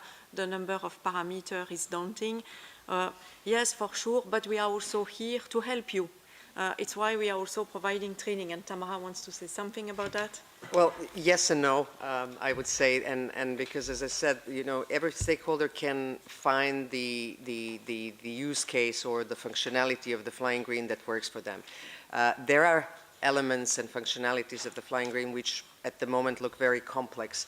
And for that reason, for example, for the fuel in decarb, we are already developing, let's say, the light version of it, so which will have a lot of pre-calculated information to allow maybe users who are not super experts to extract the information they need. So, but nevertheless, as Marilyn said, this is why we are here. Challenge us. If something is not clear, we want to make it clear. There is also very detailed user manual available currently online. At the moment, it's only in a PDF format, but even that will be next year improved. We will have a much nicer web-based, more dynamic version of the user manual. So challenge us, ask us what you need, and we will definitely consider it. Thank you, Tamara. Thank you, Pierre-Louis. Thank you, Laurent. Thank you, Pascal, for the good presentation. And now I would like to invite Rachel Burbidge for the presentation of ClimaDapt. Rachel, you have to know that there is already a question for you in the Slido, even before your presentation. So that's good. For the third pillar on ClimaDapt in Flying Green. Thank you, and maybe I'll answer the question in the presentation. So, good morning. Thank you, Marilyn. Thank you to the other presenters who have presented the first two pillars of Flying Green. Now we're going to take a little bit of time to look at the third pillar, which is ClimaDapt. And so, as you've just heard, the first two pillars very much focus on decarbonisation, reduction of aviation's emissions. What we're going to look at here is how we can adapt and build resilience to the potential impacts of climate change for the aviation sector. So this is an overview of ClimaDapt. You can see on the left-hand side the four key features, so high-level screening tool, economic assessment tool, the repository of climate change impacts and adaptation measures, and the checklists for climate risk assessment and adaptation planning. And there is also a repository of information on climate impacts and risk assessment. So I don't have a demo either because within the bounds of the presentation it wouldn't quite have fitted, but we're going to walk through each of these in turn. So this is the landing page of ClimAdapt, and you can see we have a map of the European region divided or broken down into IPCC climate zones. And for each climate zone, if you click on it, it highlights the countries included in that zone, and it gives a high-level overview of the main climate effects that are projected to be experienced in that climate zone. You can then go to the high-level screening tool, and this is a precursor to carrying out a full climate change risk assessment. So the intention is for an organisation or a state to use it to try and assess their current level of knowledge on the potential effects and impacts of climate change for them. They can then use that as a basis for initiating a full climate change risk assessment. So the user can select their location, and they can also select their profile. And then they get a series of questions to try and establish what they already know about potential climate effects and impacts in their region. So, for example, do they know how temperatures are expected to evolve, average and extreme temperatures in their region? And if they do, then they will get asked an additional follow-up question. For example, in the case of an airport, do they know how much additional cooling capacity they will need? So we have questions on temperature, precipitation, storms, and sea level rise. And once the user has answered all of the questions, they can download a report which gives the overview of the organisation and the climate zone. It gives their answers to the questions. It gives some additional information on why understanding the potential effects and impacts for those effects is important, and it gives a recommendation as to whether the user should proceed with a full climate change risk assessment. And then this can then be used to support the decision-making process for engaging with a full climate change risk assessment. Okay, here we have the economic assessment tool. This is intended to give a high-level estimate of the potential costs for an organisation of an increase in climate change-related events. So, for example, if an organisation currently experiences one major storm per year, but by 2050 they expect to experience 3, 4, 5 major storms per year, they can get an estimate here of the sort of the scale of additional costs that they might expect. So you can see here there are various factors that they need to select, the level of damages or costs that they expect to experience. And I won't talk through it in detail now, but you can go onto the platform and you can play around with it, and you can experiment with putting in different values to see how it works. And then the outcome of this is a potential indication of the scale of costs that the organisation might experience. So this is based on historical events, and it is an average on it. So the individual costs for an organisation may vary. So we do advise that if possible you use your own data. But as with the screening tool, this can be used to do an initial assessment to get the buy-in to do a more detailed assessment. We then have the risk assessment and adaptation checklists. There are 4 different checklists for states, ANSPs, airports, and airlines. They're similar in that the key steps that you need to work through are very similar, such as gaining climate change data and projections, working out the likelihood of events occurring, but they're slightly tapered to each organisation type. And if you work through the checklists, it gives you an overview of the key steps that an organisation may need to take. So this can be used as a guide or a starting point. There is more detailed guidance available from ICAO, and as we heard yesterday, there will soon be more detailed guidance from EUROCONTROL and ACI Europe, but this gives you an overview of the key things that you need to consider. And as with the screening tool, you can download this so that you can have a working copy. If you save it to your profile, you can tick off the various different steps as you work through it. Here we have the repository of climate change impacts and adaptation measures. This is an overview of different impacts which an organisation may experience and the different adaptation measures which are available to adapt and build resilience to those impacts. You can search it as you would with a database and the various different parameters on which you can search. So you can see on the left, you can search according to stakeholder type. You can search according to climate effect, so temperature, storm, sea level or precipitation. And then you can search according to risk category. So for example, operations, infrastructure, people. And you can build any combination of those searches which provides the information that you're looking for. So if you're an airport, you can choose the climate effects of most interest or concern to you and the risk categories of most interest or concern. If you were a state, you might want to build an overview of all three stakeholder groups to build a picture of potential impacts for your state aviation sector. Then once you've entered or selected the search criteria, you get an overview of climate impacts and vulnerabilities and an overview of potential adaptation measures for the categories that you've selected. So you can see here that we have ANSP and operations.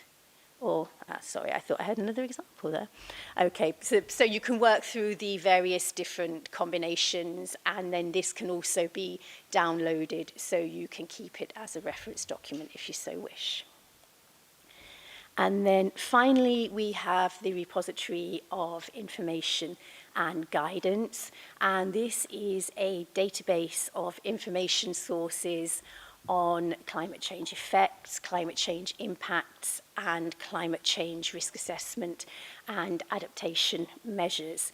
So these are the latest documents from industry and academia on adapting aviation to a changing climate, and these can all be accessed directly from the repository here.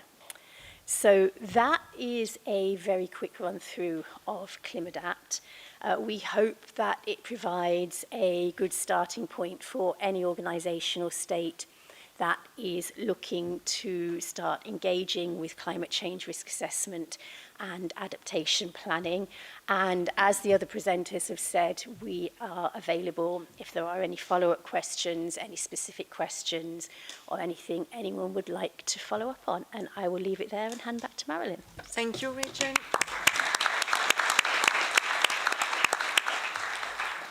So like previously, we will take your question after the second presentation and the last one for Flying Green. So Costas, for Decarbfin Pilar, the floor is yours.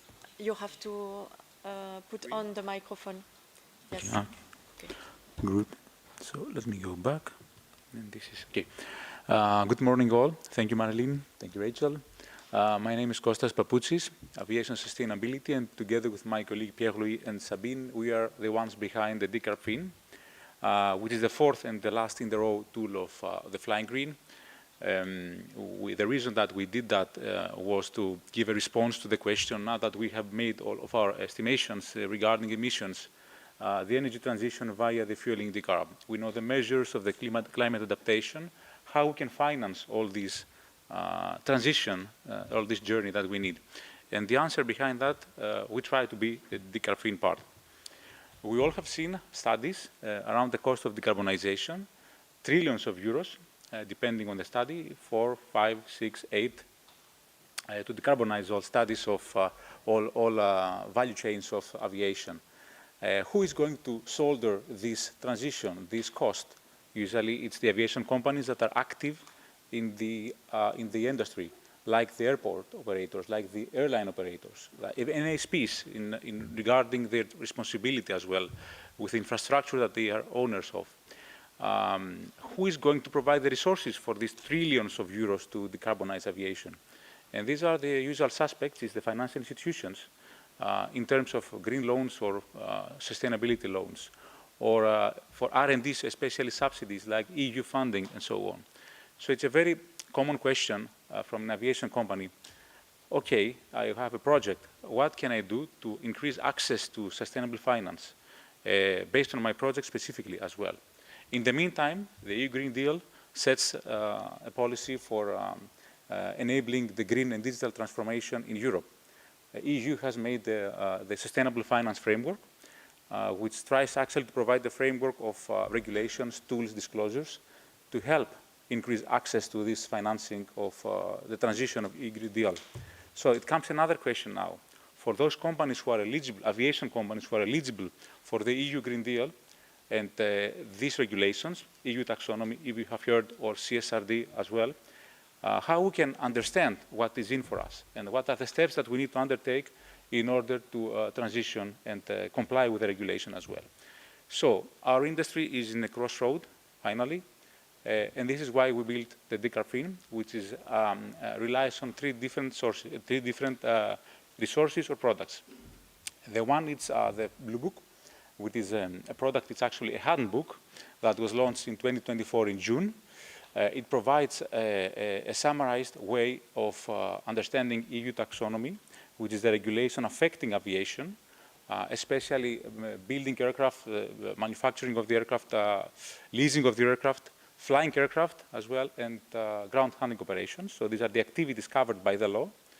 So in that, companies will have to report information like green spending around these activities, and the regulation provides an understanding on the criteria with which an activity can be treated as sustainable. So the investors know exactly where the money should go in order to decarbonize aviation.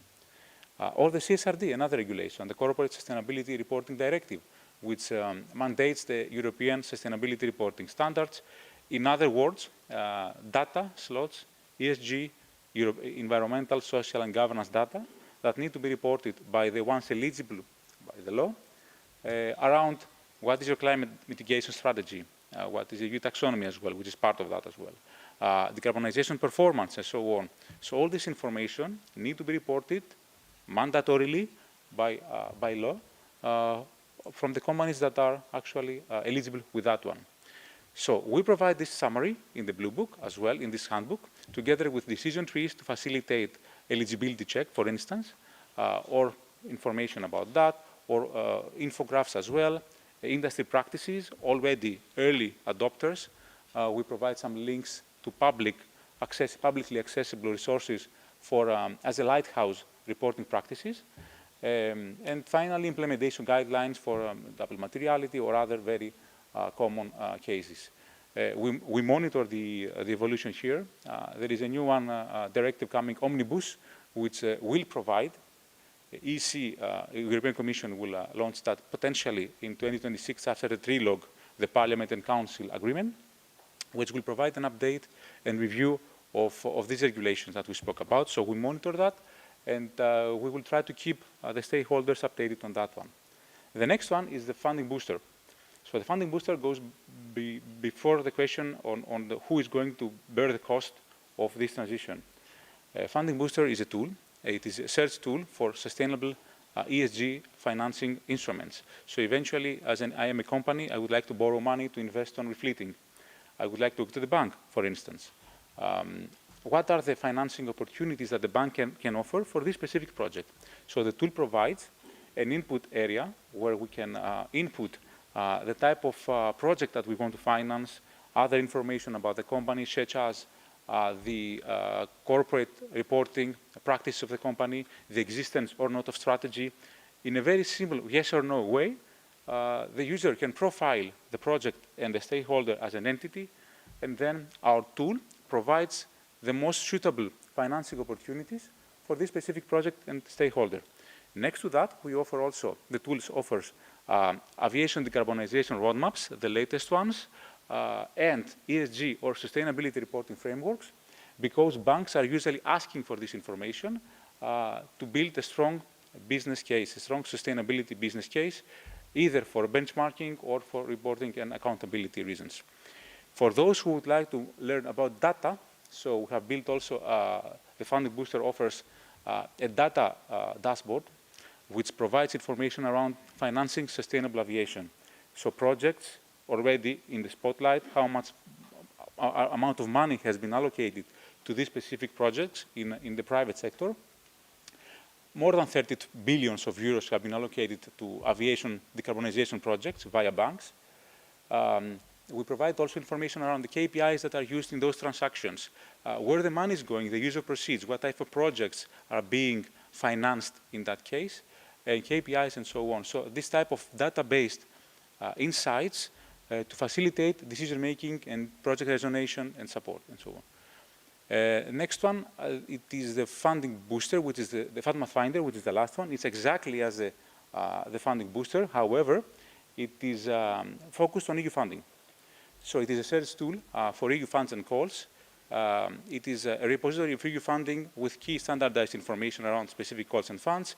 The user inputs specific information around the project per se, and the stakeholder as well, in a bit more deeper way than the Funding Booster because of the nature of the Fund Pathfinder. And the most suitable EU funding opportunities pop up for this specific project, like zero-emission aviation technologies or aircraft technologies, or CNS modernization as well. We cover different types of stakeholders. Because of the lack of time, we didn't have the time to provide a demo. However, you can see, hopefully you can see some, let's say, value drops of our functionalities of the DCARFIN can offer. On the left side, you see how the Fund Finder looks like and what are the steps that the user needs to calibrate or to input data. For instance, what type of resources the user looks for, funds or calls, the status, upcoming, future, and so on. Type of financing, it's grants like EU subsidies or equity or loans, maturity of the project in the spotlight, and type of the project, very detailed type of the project as well. You can see some information there. And immediately, the engine provides dynamically the most suitable funding opportunity, EU funding opportunity for the specific profile created. On the right side, on top, you can see a list of different KPIs that are very popular within the aviation, private aviation financing. And the user here can be supported to understand what are the most let's say, popular KPIs used in financial transactions with the banks, and potentially to increase the success rate because these are tested solutions, tested indicators, and usually they are part of a success story in that case. And finally, in the bottom, it is the ID of already financed by banks projects like modernization of electrification of ground infrastructure in airport. In Schiphol, I think this is the case, yes. In a green bond, how much money have been raised in this one, what the KPIs have been used, where the money go exactly, what type of projects. So the user can immediately resonate with their project and understand again about, do I have any success possibilities and so on. So with that, I would like to close it. If it's, we understand it's perfectly fine, it's very new information. Financing is very new within aviation. So feel free to take your time, navigate into the DCARFIN and the other pillars, challenge them, and we will be happy to answer any questions either now or later. Thank you very much. Thank you, Kostas. Kostas, you can stay there. Rachel, could you come close to the microphone? Please let it open to answer to questions. So as you are there, Kostas, I have a question for you. How do you see the role of EU funding versus private funding? Is it complementary? Are there any overlap? How do you see it? Thank you, Marilyn, and thank you to the one who asked the question. It can be complementary. Usually the EU funding addresses the low maturity projects, ideas, research, R&D, so the ones that are TRL 1 to 3. TRL stands for technology readiness level, so it's a maturity scale. So usually EU funding focuses there with a bit less funding in the more mature projects, where the banks now take over And usually they finance a bit more mature projects like refleeting or like infrastructure and so on. Bottom line, there are also opportunities for financing blending, so indeed combined financing, and to my, at least if I can remember well, there are also specific, EU-specific funding mechanisms that require this combination of private and public funding. So the answer is yes, it can be combined. Thank you. Thank you, Kostas. A question for you, Rachel. Would you add a chart that shows adaptation cost and cumulative damage cost with different starting date for adaptation to highlight the urgency of action? I think that's a really interesting question. There would be a lot of complexities with that because, of course, adaptation costs are unique to each individual organisation. Damage costs are also unique to each individual organisation. So producing something like that would be quite complex, and there is actually a task ongoing in the ICAO Committee on Aviation and Environmental Protection at the moment to try and look at what the potential costs of inaction would be, so not adapting, continuing with business as usual. So I think it's something we could look into. I would want to put a lot of caveats on that, though, that it could be quite complex to develop because of the individual element. But there might be something that we could use to at least demonstrate that if you take proactive action to adapt, then you reduce your future damages and disruption rather than being reactive and waiting till you are impacted by a disruptive or extreme weather event. So I'm going to take that away and ponder it and see what we can come up with. So thank you, that's a really helpful suggestion. Yeah, we have another question for you, Rachel. Do you have any use case example where organizations use Flying Green for the climate change risk assessment? So in terms of actual organisations, yes, I am aware of organisations that are using it. I don't think I can actually name names, but if you wanted to see how you might use it as a use case, I would say that the starting point would be to use the map on the landing page to identify where you are, which climate zone you are in, what are the key effects that you're likely to be experiencing in the future. Then you can use the screening tool to establish how much you already know about what those potential effects and impacts might be. I would then recommend doing a full climate change risk assessment. This can be based on the checklist, but using actual climate change projections for your region. And you can get more information on that through the repository of information and guidance on how to do that. And then you can use the repository of impacts and adaptation measures to identify what potential impacts you might have to address and what potential climate change adaptation measures are available. But I would underpin that ClimateAdapt can support all of that, but it should be underpinned by a full climate change risk assessment using actual climate projections. Thank you, Rachel. And another question for you. Your estimation plus error bars are based on methods we can find in the documentation part. So I guess this is for the economic assessment tool. So what I just do have to say first is I can take no credit for that tool at all. It was our colleague Tamara who developed it. So she is the brains behind that. So if you have any detailed questions, please do go to her. But with the actual documentation itself, there is a little bit more information. I was just looking at it now to see what we do actually include, because obviously it is a little while since we developed it. I think it's something we can look at when we do the revision of the user manual. So there is more information in there about the sources that we used to develop it. But again, that's something I will take away and have a look at offline. Thank you. Okay, because we are running a little bit out of time, I propose to stop there the question and answer, because the last question for me, it's a little bit too generic. I don't know if it's for Rachel or for Kostas, and I would invite that person to directly contact one of the speakers when we are during the break in the lobby. So thank you, Rachel. Thank you, Kostas.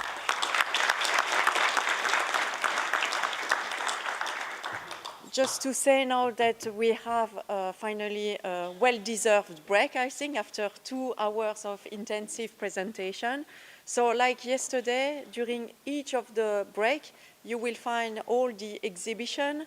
So thank you again to the exhibitors to be here today. And I see you back at 11:40 sharp for the rest of the day. Thank you very much.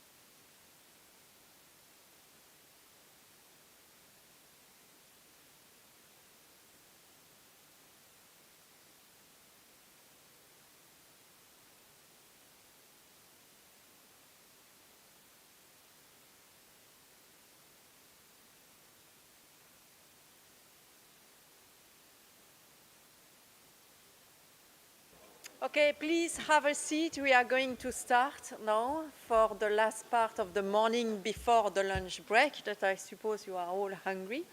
Well, I ate too many chocolate, so now I'm a little worried that I will not be hungry anymore, but that's okay. So now we are going to change completely the subject, and I would like to invite Kai Bauer from EASA to present EASA work on the Innovative Air Mobility Hub. So, Kai, the floor is yours. You can come here. So, again, please use the Slido.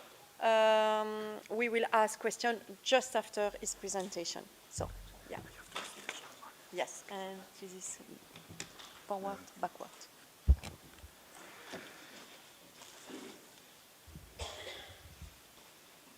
Good morning, everyone. Thanks a lot for the invitation. Really a great pleasure to be with you here today and talk a little bit around the challenges on noise and sustainability in the world of drones.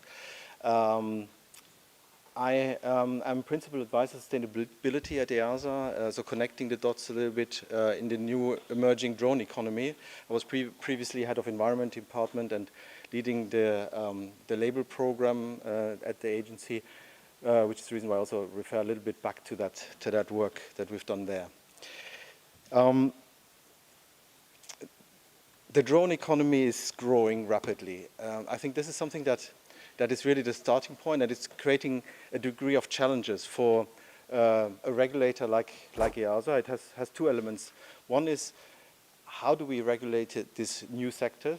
And the answer is we have drone rules that are very operation-centric, that we, however, need to digitize. And the other question is, of course, what about the environmental impacts? And that's a little bit what we'll be discussing this morning, and where I'm looking forward to presenting the solutions that we have, where we believe EASA will contribute in these areas, and then looking forward to just how good you think we are doing in this area. So this is the drone economy dashboard as part of the IM Hub. You should be able to access that with a code, giving you a sense of the increasing drone economy out there. And it's, of course, it has elements of transportation, but the largest part by far, as you currently see it, is around other services, data collection, a lot of data collection. So you see drones are being used in two ways. They are at the same time adding environmental challenges, but they're also being part of the solutions, because cities are using drones to measure the emissions in their cities, to know exactly how much emissions there are. So it's a very dynamic economy that, like technologies do, work in two ways. So if you go to the tool, you will also be able to, of course, get the Belgian data and the data that you are interested from your country. Just stepping a little bit back to as far as the acceptance in society is concerned, because like all tools, like aviation generally, it is driven by the acceptance of users. Citizens want to use aircraft to meet their relatives, and citizens want to use drones in several ways. And so there's as far as the drone economy is concerned, despite also, of course, more challenging news very recently, there is generally a very positive attitude towards use of drones, provided that the clearly identified concerns are addressed. And they will not surprise you. It's around safety, security, privacy, and environmental concerns that we'll be focusing in this presentation a little bit later. So that's the context in which we are working on, and that's as a part of a solution. The European Commission has created flagship number 7, what we call the IAM Hub, which is the platform that I'm presenting to you today, where we've grouped digital tools and also some methodologies around addressing these societal concerns in one place, and you will see a little bit on where we stand with that. So part of the Drone Strategy 2.0, flagship action 7. We are, of course, learning from the systems that already exist. The EASA has at the moment the sustainability portal that supports Refuel EU. We've seen a lot around SAF this morning.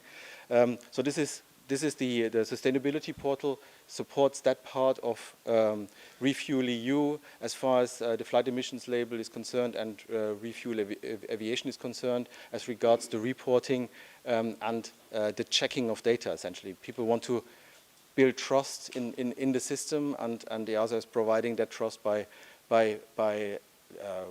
getting the actual data and checking on that actual data and providing it then to the public. So this is the sustainability portal for the fuel part, and essentially we've modeled with that sort of basic structure in mind. We've modeled the platform for drones in a similar manner, except without the fuels, if you like.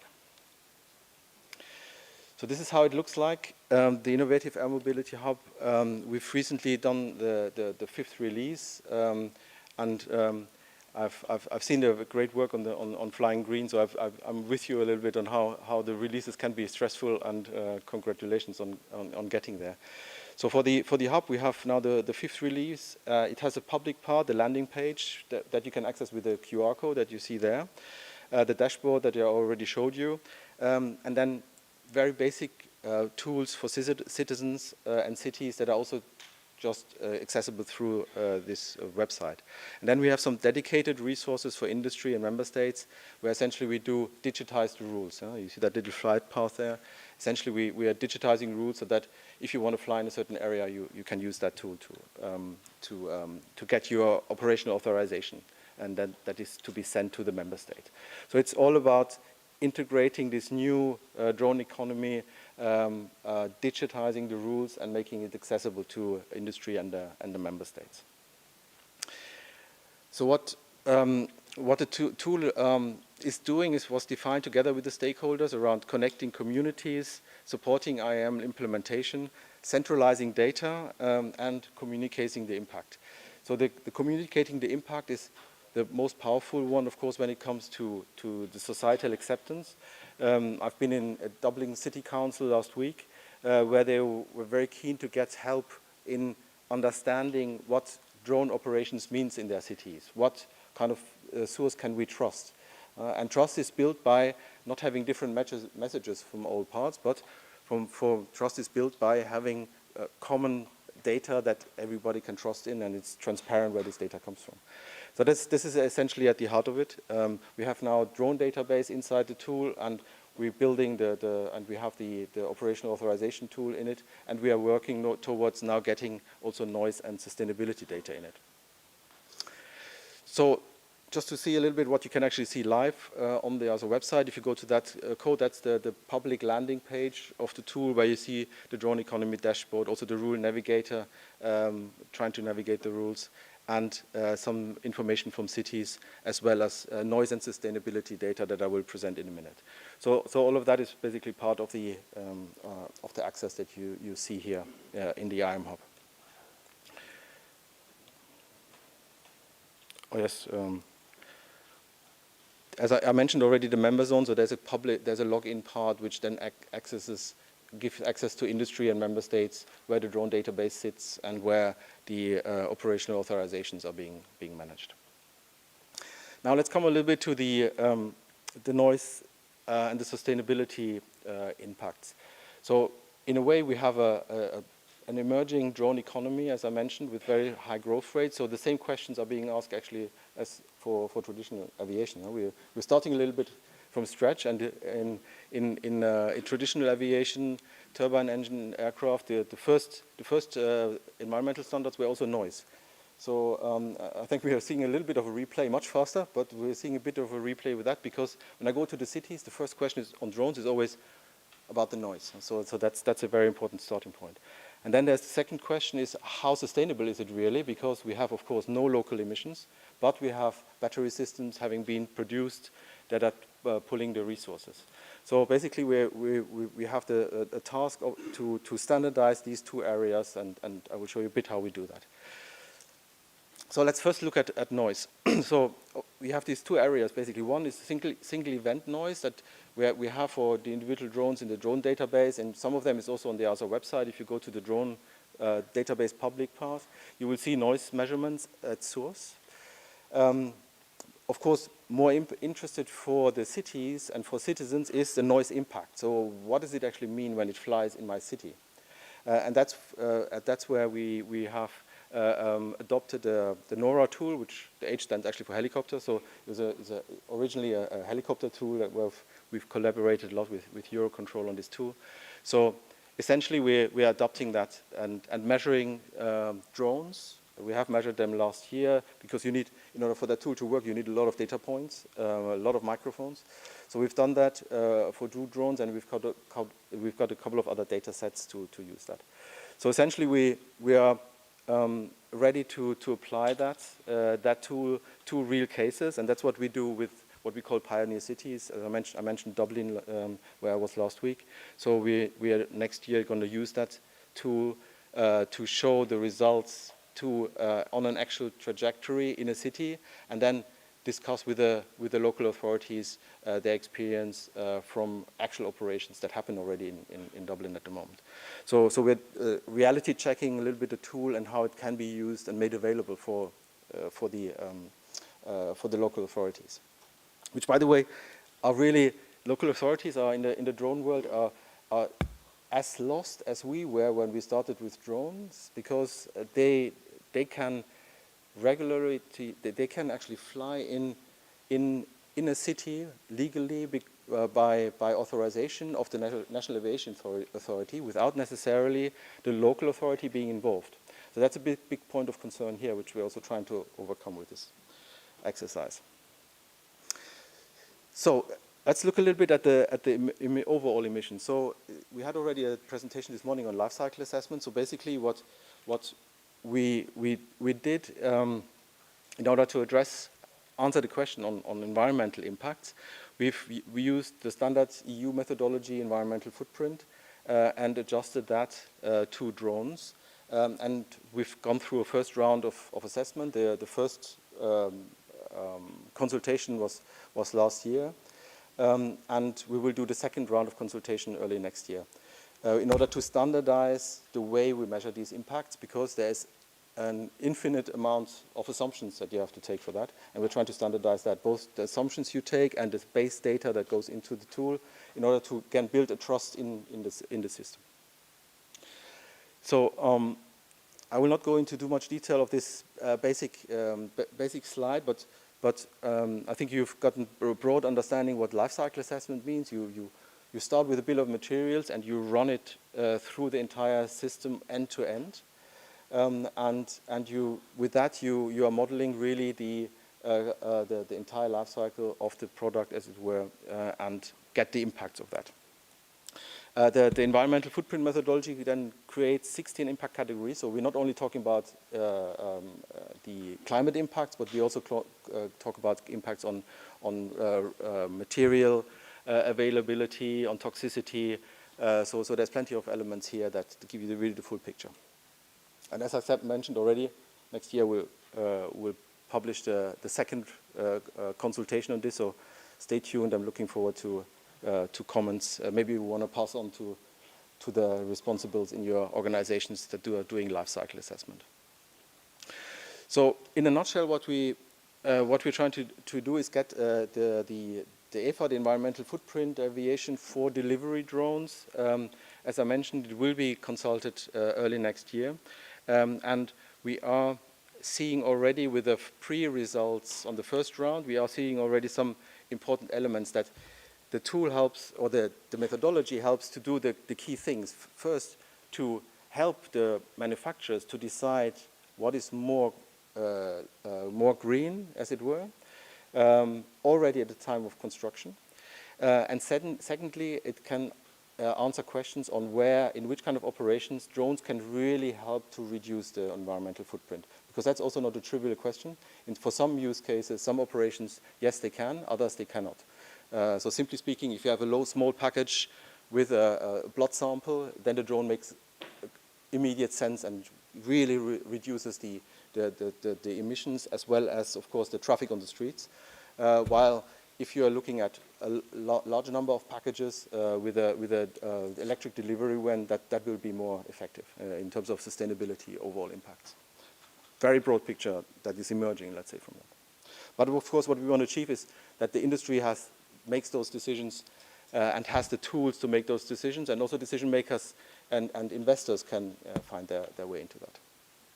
So there you go. This is the IAM Hub in a nutshell. What we try to achieve in terms of digitizing the tool, creating the two standards that we believe are important in terms of noise, standardizing sustainability, and thereby benefiting the entire ecosystem.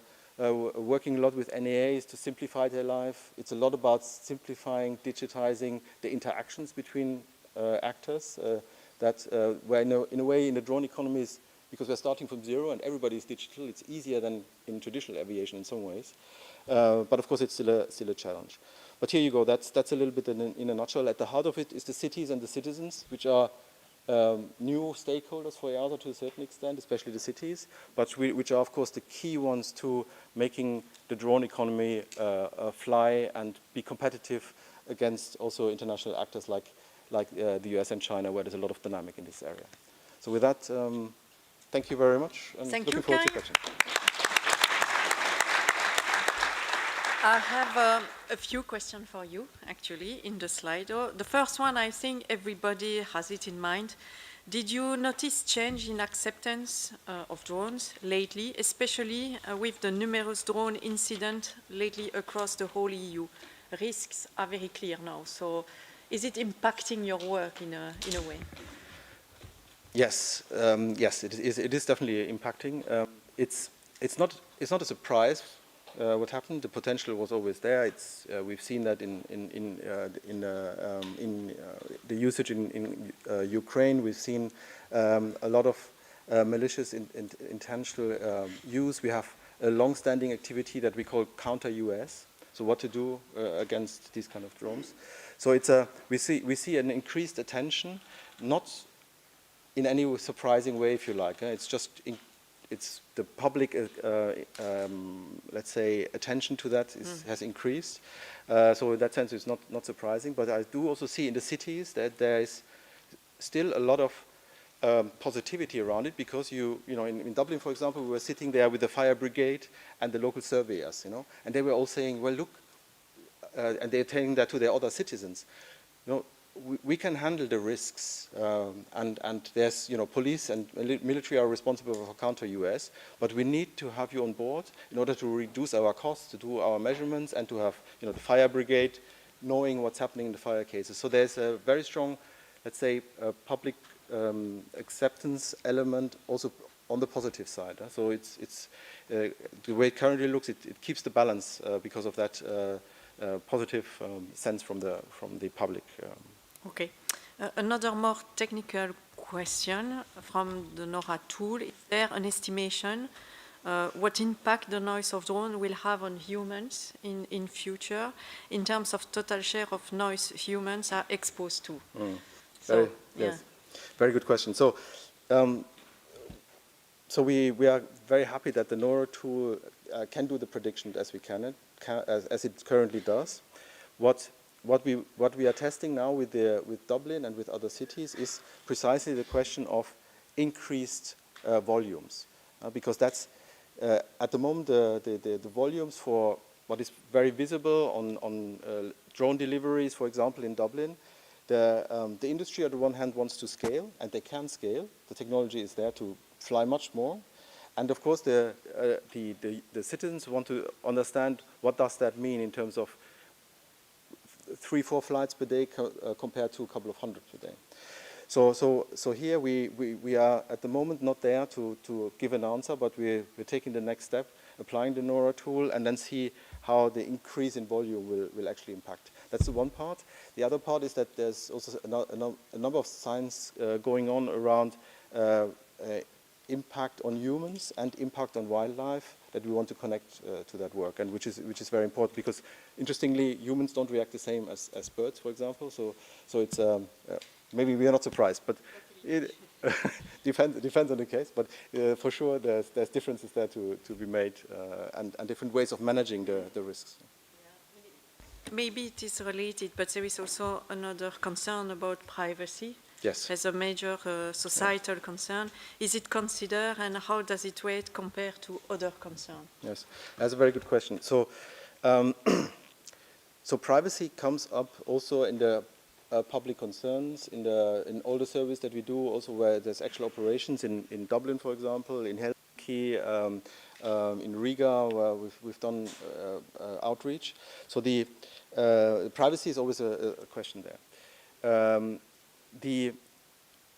From a regulatory perspective, the privacy concern for commercial operations, as we are talking, are very much about assuring the people what is being done, because the authorization is looking into the privacy, and the operators, there's some guidelines on the EASA website in the hub. So there's some, guidelines for the operators to do privacy. For example, the operator in Dublin, they have cameras that are switched off during flight, and then they're only to land, they switch on the cameras. And these kind of things are checked by the authority. So there's a lot of things that we can say to citizens to assure them that privacy is actually not an issue for these kind of operations which are overseen. Privacy issues come from somebody else buying a DJI drone and then flying over your garden. So that's an element. So I think one of the thinking will be about how citizens can differentiate the operator that is overseen from somebody else flying around. And that's also for, let's say, for security reasons, this will become more of an issue in the future, in the near future, to find ways of differentiating. Thank you very much, Kai. May I add something to this, if it's not a problem? Yeah, of course, please. Emir Ganić, University of Belgrade, just to say that there is a poster of Muse project that could answer a lot of these questions. Just to add that Muse is measuring U-space social and environmental impacts, so we are focusing on noise, visual pollution, and privacy concerns. We have done the case study on City of Madrid, so there are some results how the noise will impact the citizens. So, thank you. No, thank you for your interaction, because we had many more questions and we have no time to deal with them. So I would encourage everybody who still have questions about drones and noise to speak either to Kai from EASA for further discussing, or to see the Muse exhibition in the lobby during the breaks. So thank you very much, Kai.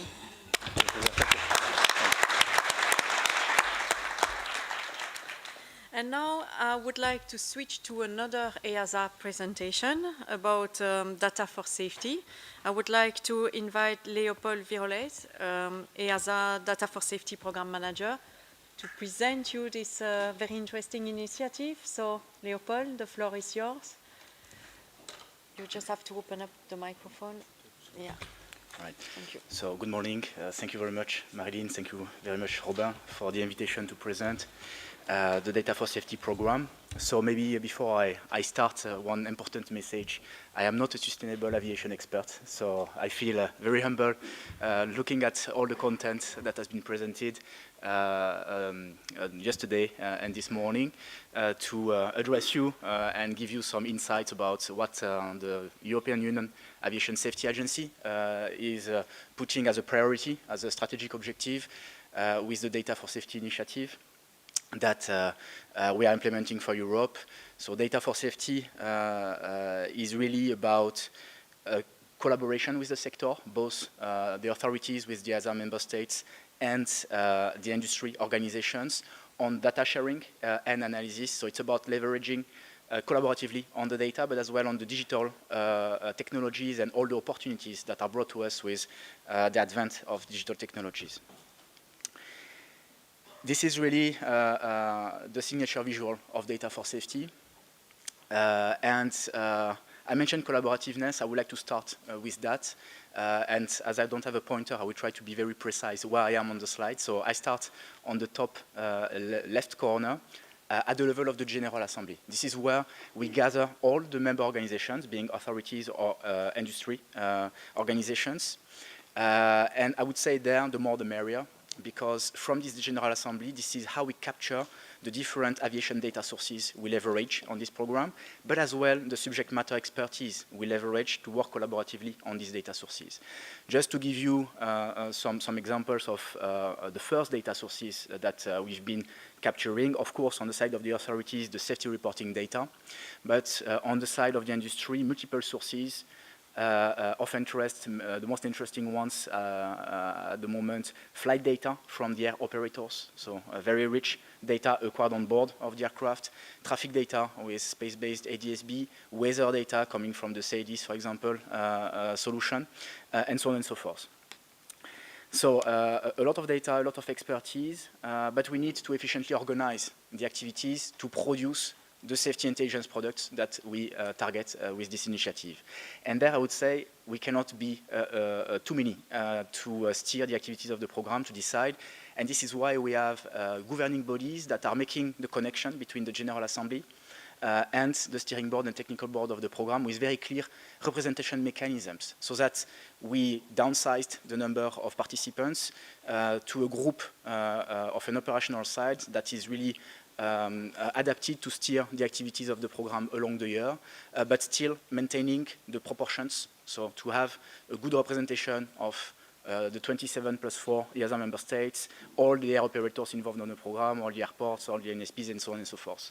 So at the end of the day, we have a steering and technical board made of 15 plus organizations, where we have a direct mirroring. So we have the same organizations, but represented at different levels, executive and technical management, to take decisions and as well transform those decisions into action plan. Now, coming to the value delivery, where I would say the magic happens is really at the level of the task teams. So if we want to implement a new dashboard, perform a new deep dive analysis, we are going to put in place a task team. That is a pluridisciplinary project team, where we are going to pull different SMEs from different organizations and augment with data scientists, pure data scientist profiles. And this project team is going to leverage on the D4S digital platform, big data technologies, data science technologies, to really transform the data and produce a certain number of deliverables. I will gloss very quickly on the families of deliverables because we have planned for to detail some examples. But of course, our objective is to manage the safety risks in the system. So we are putting in place a portfolio of safety performance indicators. We call them the metrics. And we look at them at systemic level, aggregating all the data. But as well, we provide blind benchmarking visualizations to the individual organizations. Typically, an air operator is going to be able to measure its performance in some safety areas, like unstabilized approaches, versus peer operators, which is a new form of intelligence information that can be injected into the safety management system of this air operator. So this is really to monitor the safety performance and detect adverse trends along the time.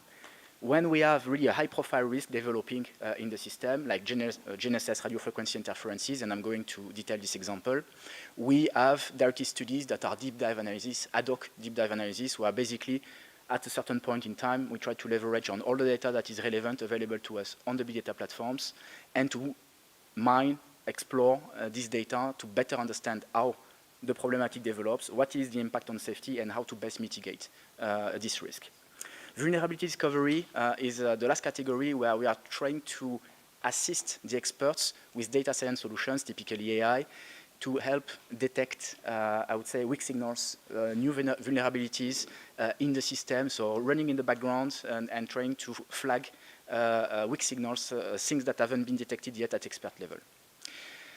So all of this is done into a trusted and data protection confidentiality framework, the blue square.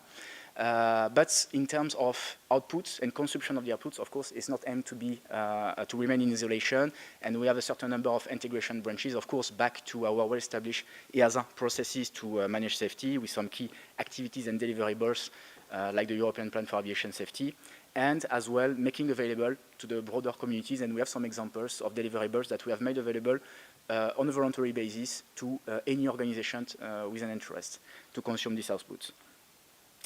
In terms of implementation, this has been quite a journey to establish the program, the capability. I will not go back on the previous steps, but the only thing I want to mention is that in each and every step, we have adopted a collaborative approach. So feasibility study, proof of concept phase, this has been done not only by EASA in isolation, but already with the sector, authorities, and industry. We are a little bit more, 60–70% into the development phase, with the objective to deliver the operational version of D4S by the end of 2026. Importantly, in addition of scaling up the sources of data, the number of members, one important objective for this development phase is to deploy the benefits beyond safety to other fields of applications, cybersecurity, but as well sustainable aviation. I think it reconnects to the objective of the summit today. I don't go on the governance funding topic, as I don't think this is relevant for today. In terms of membership, here you have really the overview about where we stand. We have 60+ organizations. I will not detail, but to give you an idea, we have almost all the other member states. Air operators are very strongly represented. We have now the airports and the ATM organizations, so individual ANSPs, but as well EUROCONTROL as a group, represented in particular by your colleagues in MUAC. 3 aircraft manufacturers, Airbus, Boeing, Embraer, and maybe I stop there, important representation of the aviation professionals with the European Cockpit Association for the pilots and IFATCA for the ATCOs. I said I'm not a sustainable aviation expert. I'm neither a cybersecurity expert. So here I'm relaying the work of my colleagues. But basically, you have here an example of how the agency and the program members are leveraging the platforms to better understand and be in control of the evolution of one problem that is very current, GNSS, radio frequency interferences, that is affecting the eastern part of Europe significantly. You are most probably aware of it. And here you have an example of data fusion first. So this map, the color coding, is derived from the ADSB data, where we are able to detect where we have jamming occurrences and spoofing occurrences. And we fuse that with our understanding about the conflict zones. These are the zones depicted with the red lines. And the information we gather on this problematic via the safety reporting database under the regulation 376. So we are correlating what we can see from the ADSB data with what we can see from the safety reporting database.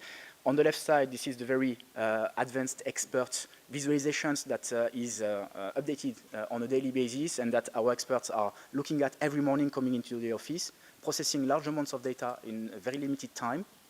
But on the right side, you have the very synthetic, simple table that we make available to the sector on our website so that air operators, actors can understand, okay, where are the most affected FIRs, what are the modalities of spoofing jamming that my pilots are going to encounter, for example, or that I will need to manage in my airspace. I will still, maybe 30 seconds of your time, Sam, but I will connect very nicely with your presentation. One example of environmental protection use case we have explored so far on the platforms is about noise modeling at top European airports.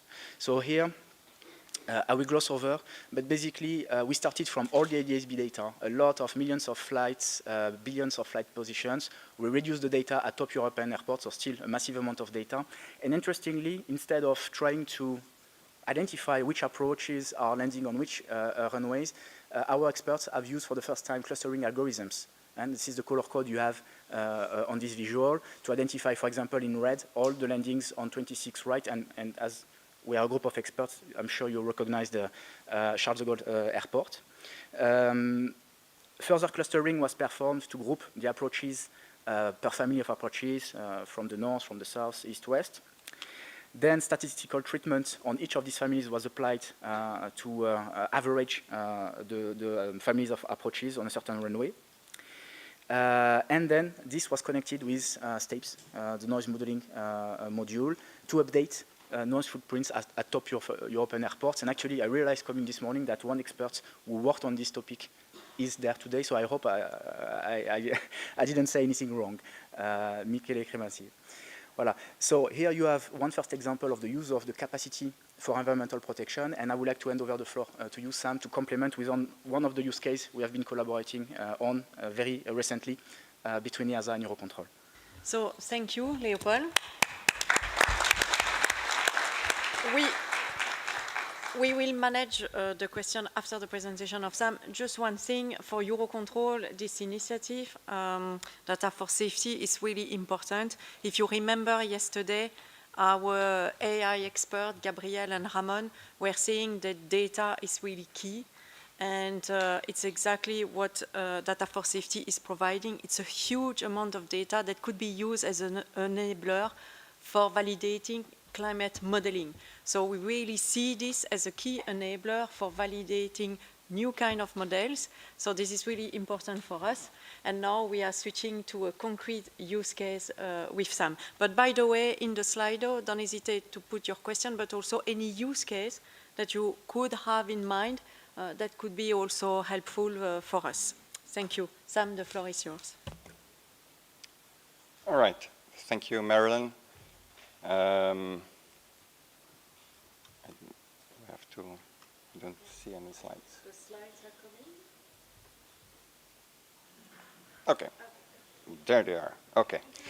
Thanks. Thanks, Marilyn. So indeed, I'm Sam Peters from the Aviation Intelligence Unit here at EUROCONTROL. And I'll brief you on, indeed, the use case that we had with the Data for Safety team. So first, as a background on our project that we did. So our goal was to analyze operational performance of flights to assess their environmental impact. And you've seen the picture on the right there already yesterday. Philippe presented it then. But we're looking at a slightly different aspect of the picture. So we are focusing on CO2 only for the moment. Why? As you can see, the second red bar there, there are all black lines on top of those. So these are the uncertainty ranges, as you can see there. For the CO2, they're relatively, the uncertainty range is relatively small and much smaller than for all the other pollutants and emissions. So that's why we kept focusing on the CO2 emissions only for the moment.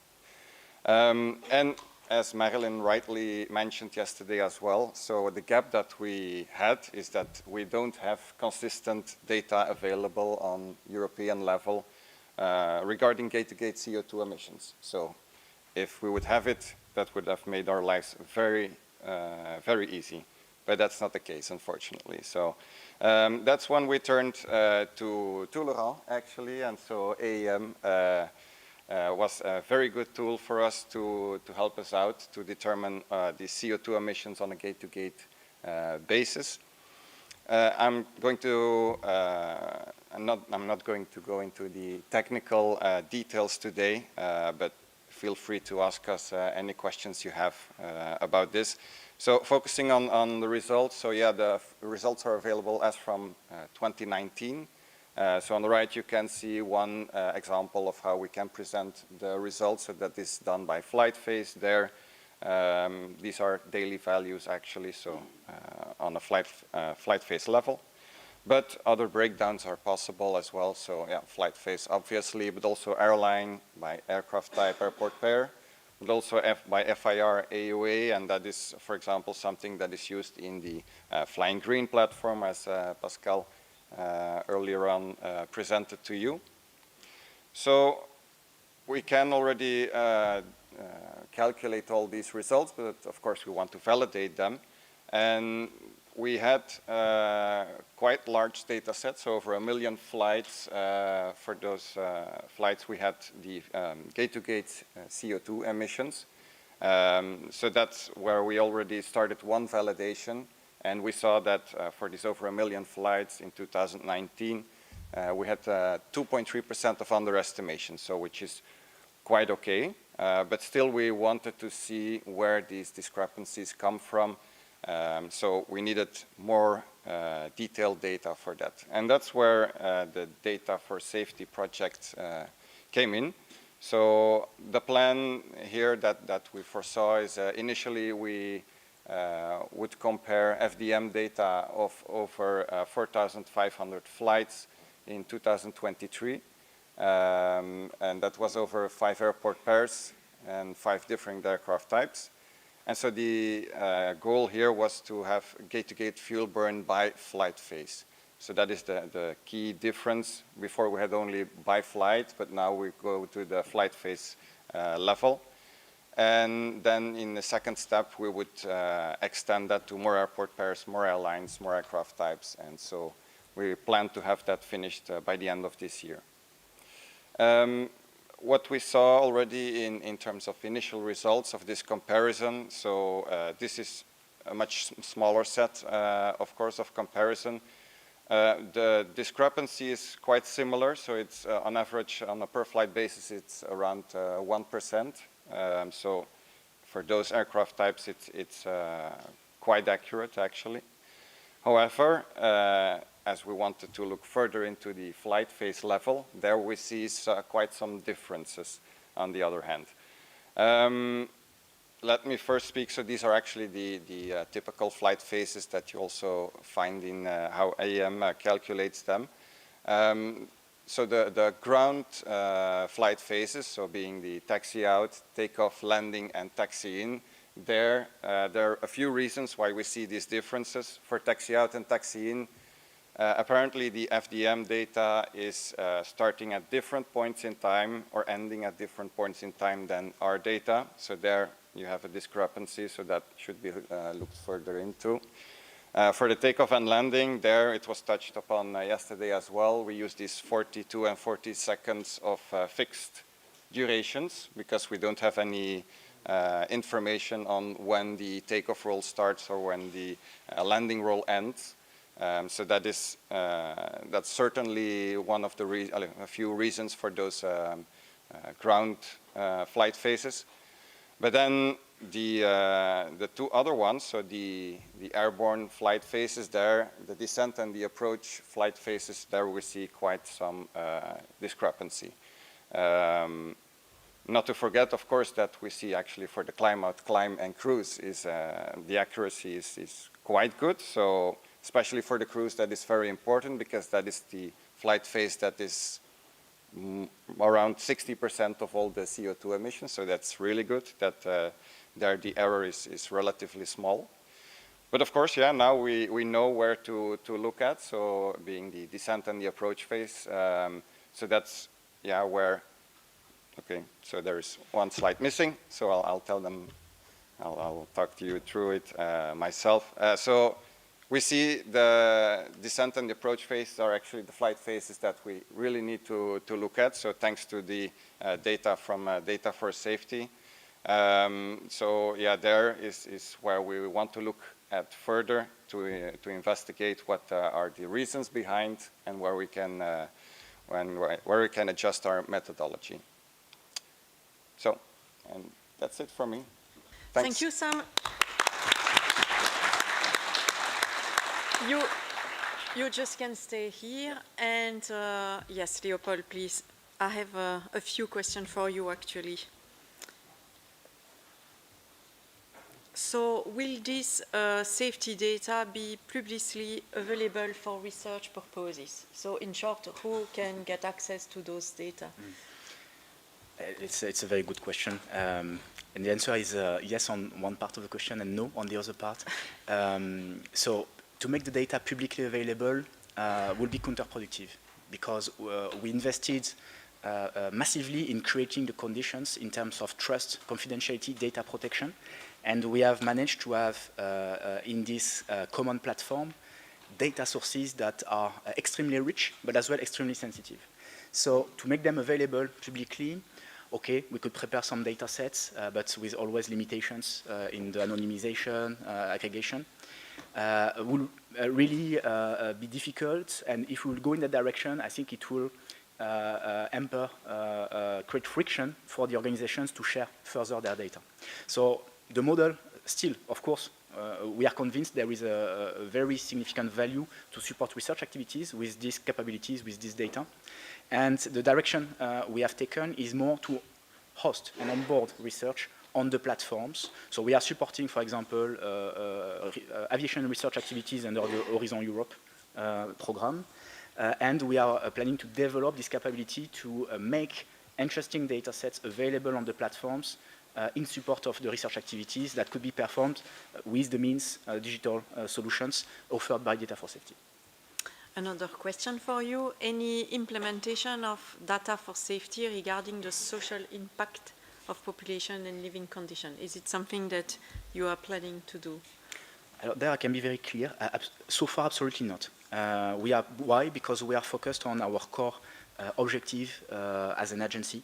European Union Aviation Safety Agency is to first and foremost deliver on safety, risk management at system level.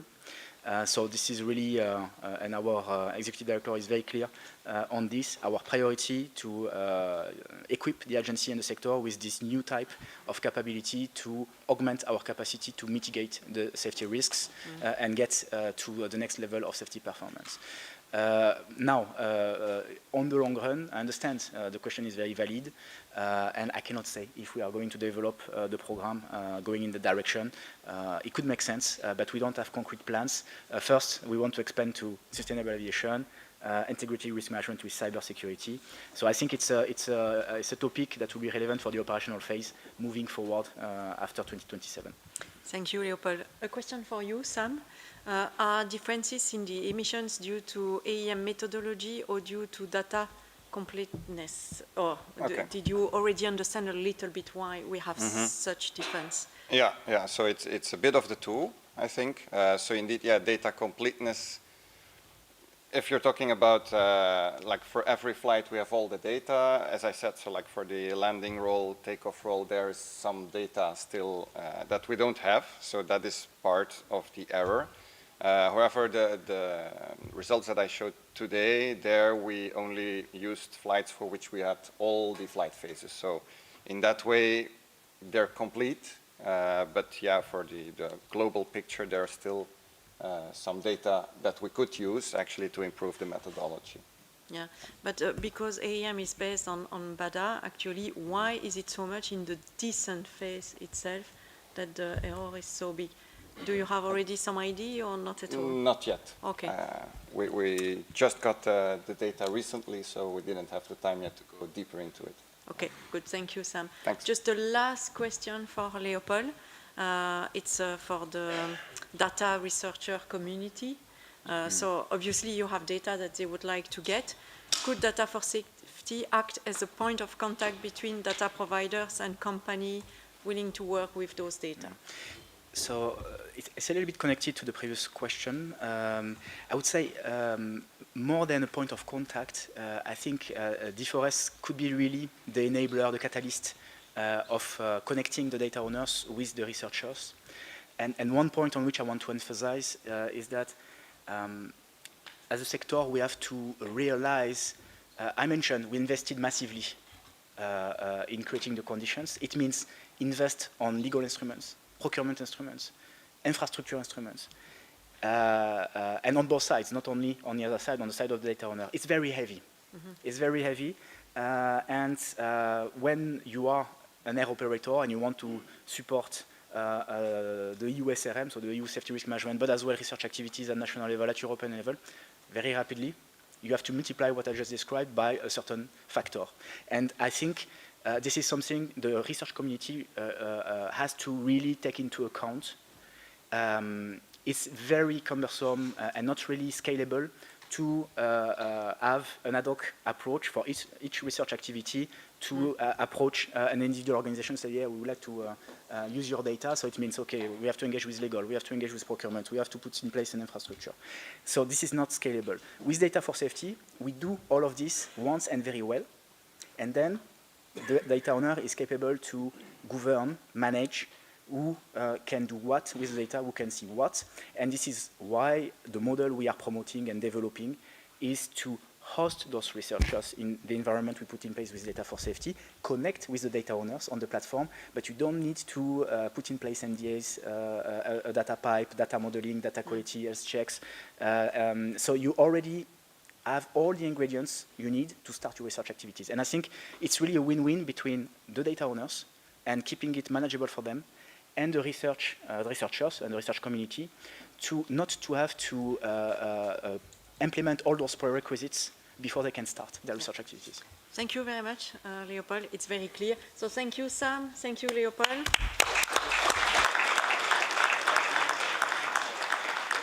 And now this is time for the lunch. We are almost on time, so I see you back in 1 hour at 1:25. 1:30 at the max, yes, 1:30. So enjoy the lunch. As usual, the exhibitions are there and the lobby are there for you. Thank you.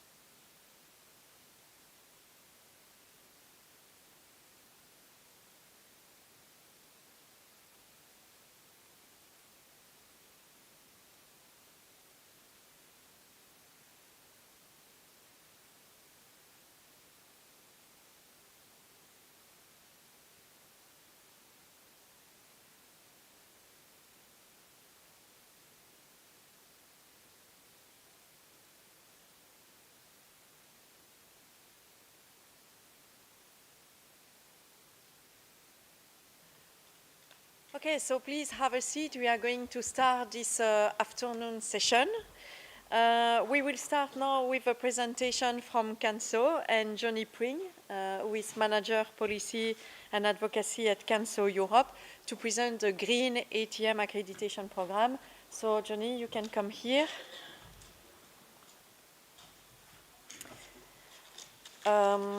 As usual, we will do the question after all presentation, so don't hesitate to use the Slido. And Johnny, as usual, backward, forward, backward. Thank you. So, good afternoon, everyone, or good morning if you're watching online in a different time zone. I'm Johnny Pring, as Marilyn said. I'm from CANSO, representing the air traffic management industry.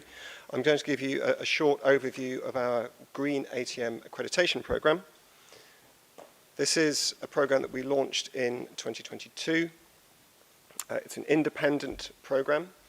It gives environmental accreditation to ANSPs regarding their efforts to improve their environmental impact. And it looks at a range of topics which you can see listed here. We'll go into these in a moment. And those who apply can apply for one of 5 accreditation levels. It's important to stress that we developed this program in CANSO because we wanted to have something which was tailored to the needs of air navigation services providers.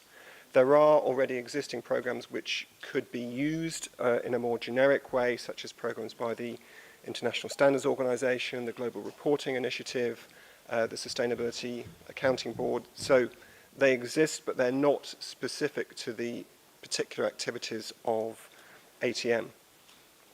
So we developed this. I wasn't directly involved, but I did see indirectly all the amount of effort that went into this, and it was a huge amount of effort led by my colleague Michelle Bishop and also by Nick Bowd of Think Research, who's with us today, and he is part of the Green ATM Secretariat. So they're still very much involved. This accreditation guide, which you can see here, is available on the CANSO website. It's currently being updated and should be ready, I think, sometime early next year, which will be amended just to take on board some of the learnings from the first 3.5 years of this program. So the way it works, this is not working. No. The next slide, sorry.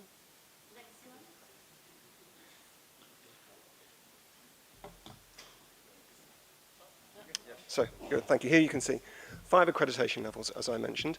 The ANSPs can apply for any one of the 5 accreditation levels, the lowest being 1 and the highest being 5.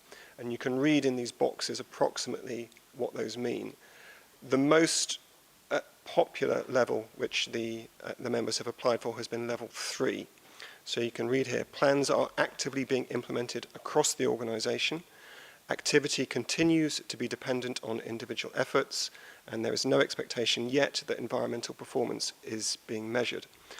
So compare that with level 1, for example, which is really just about a general awareness across the organization, or level 5, which requires there to be much more precise strategies throughout the organization in terms of these activities, so that every department effectively knows what the requirements are to improve its environmental performance. If we go to the next slide, we can see the scoring process. So the scoring is based on the assessment across 4 pillars, and you can see those named here. If you click again, you can see that the respective scorings that are given to the different pillars. Could you click, please? Okay, so we have 12 for governance. So you can see that the different categories this covers. Infrastructure and utilities, 14 points. This is out of 100 points. Other, which is, I think, also similar. If you can go on, just click. Yep. Okay, so I'm going to speak to the people behind. The slides are not moving, and the timer is blocked as well. Thank you. All right, now it's working. So 9 points for other, which includes sustainable procurement. The bulk of the scoring goes to the improved ATM, 65 points out of 100. So this is the equivalent to category 3 emissions. It's part of the value chain, but of course these are the services which our members, the ANSPs, provide to the airspace users. So all of these measures which you see listed here are the sort of measures which can save fuel burn either en route, through more effective routing, or it can be through some of the procedures in the terminal area to save holding patterns.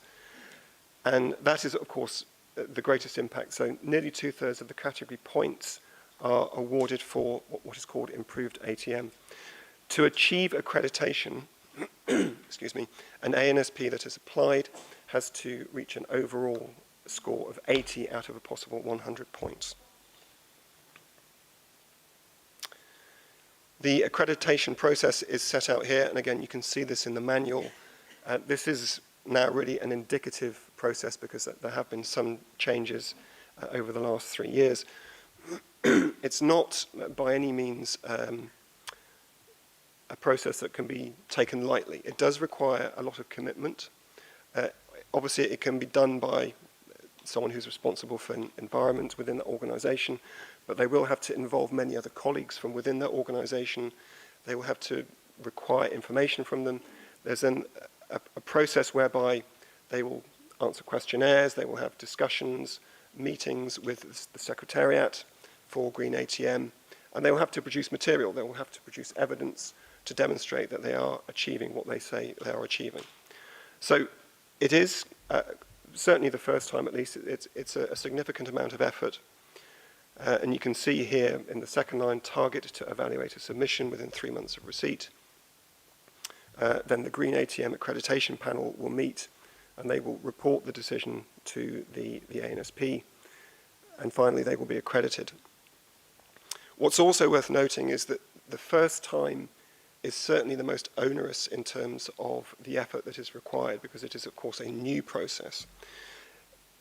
If they apply for re-accreditation, which any ANSP is entitled to do, a year after they have had their first accreditation, then typically that is a much less onerous process because they are effectively going through the same or a similar process.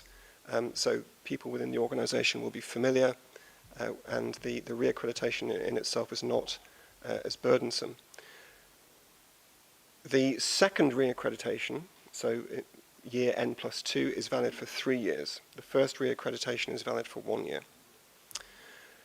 These are assuming that they are being re-accredited at the same level. So if an ANSP wishes to apply for accreditation at a higher level, it then has to go through the initial accreditation process again. Those who have been accredited within our CANSO Europe membership are shown here. So 6 of them, and you can see all but 1 has applied for level 3 and been accredited at level 3. Some of these have been re-accredited, and we're about to hear from my colleague Alexandre at Skyguide their experience of accreditation and re-accreditation. I'm pleased to report that the European ANSPs have been the forerunners among CANSO members. So I think the first ones were accredited back in, was it 2023? Were you first accredited in 2023? And now we're seeing a process whereby others are starting to join from outside Europe. But certainly I think it's to the credit of the members that you can see listed here that they have been among some of the first to apply for this accreditation. So we think it's a very worthy scheme. It's still developing momentum in terms of the number who are applying and who have been accredited, but as I've said, it's picking up interest outside of Europe. A number have already signed memorandums of understanding to go through the process. And we do feel it's certainly worth it in terms of the recognition that is given to environmental efforts, both internally, so there's greater awareness and acknowledgement of what an ANSP can do to lessen its environmental footprint, both through its own emissions and, of course, most importantly, through the pillar, which is the services applied, given to the airspace users indirectly, effectively, the category 3 emissions. And through this, they also have a basis to showcase externally what they're doing and to discuss with stakeholders. And also, it's a way of benchmarking and seeing how the members can improve. So we're very pleased with how things have gone.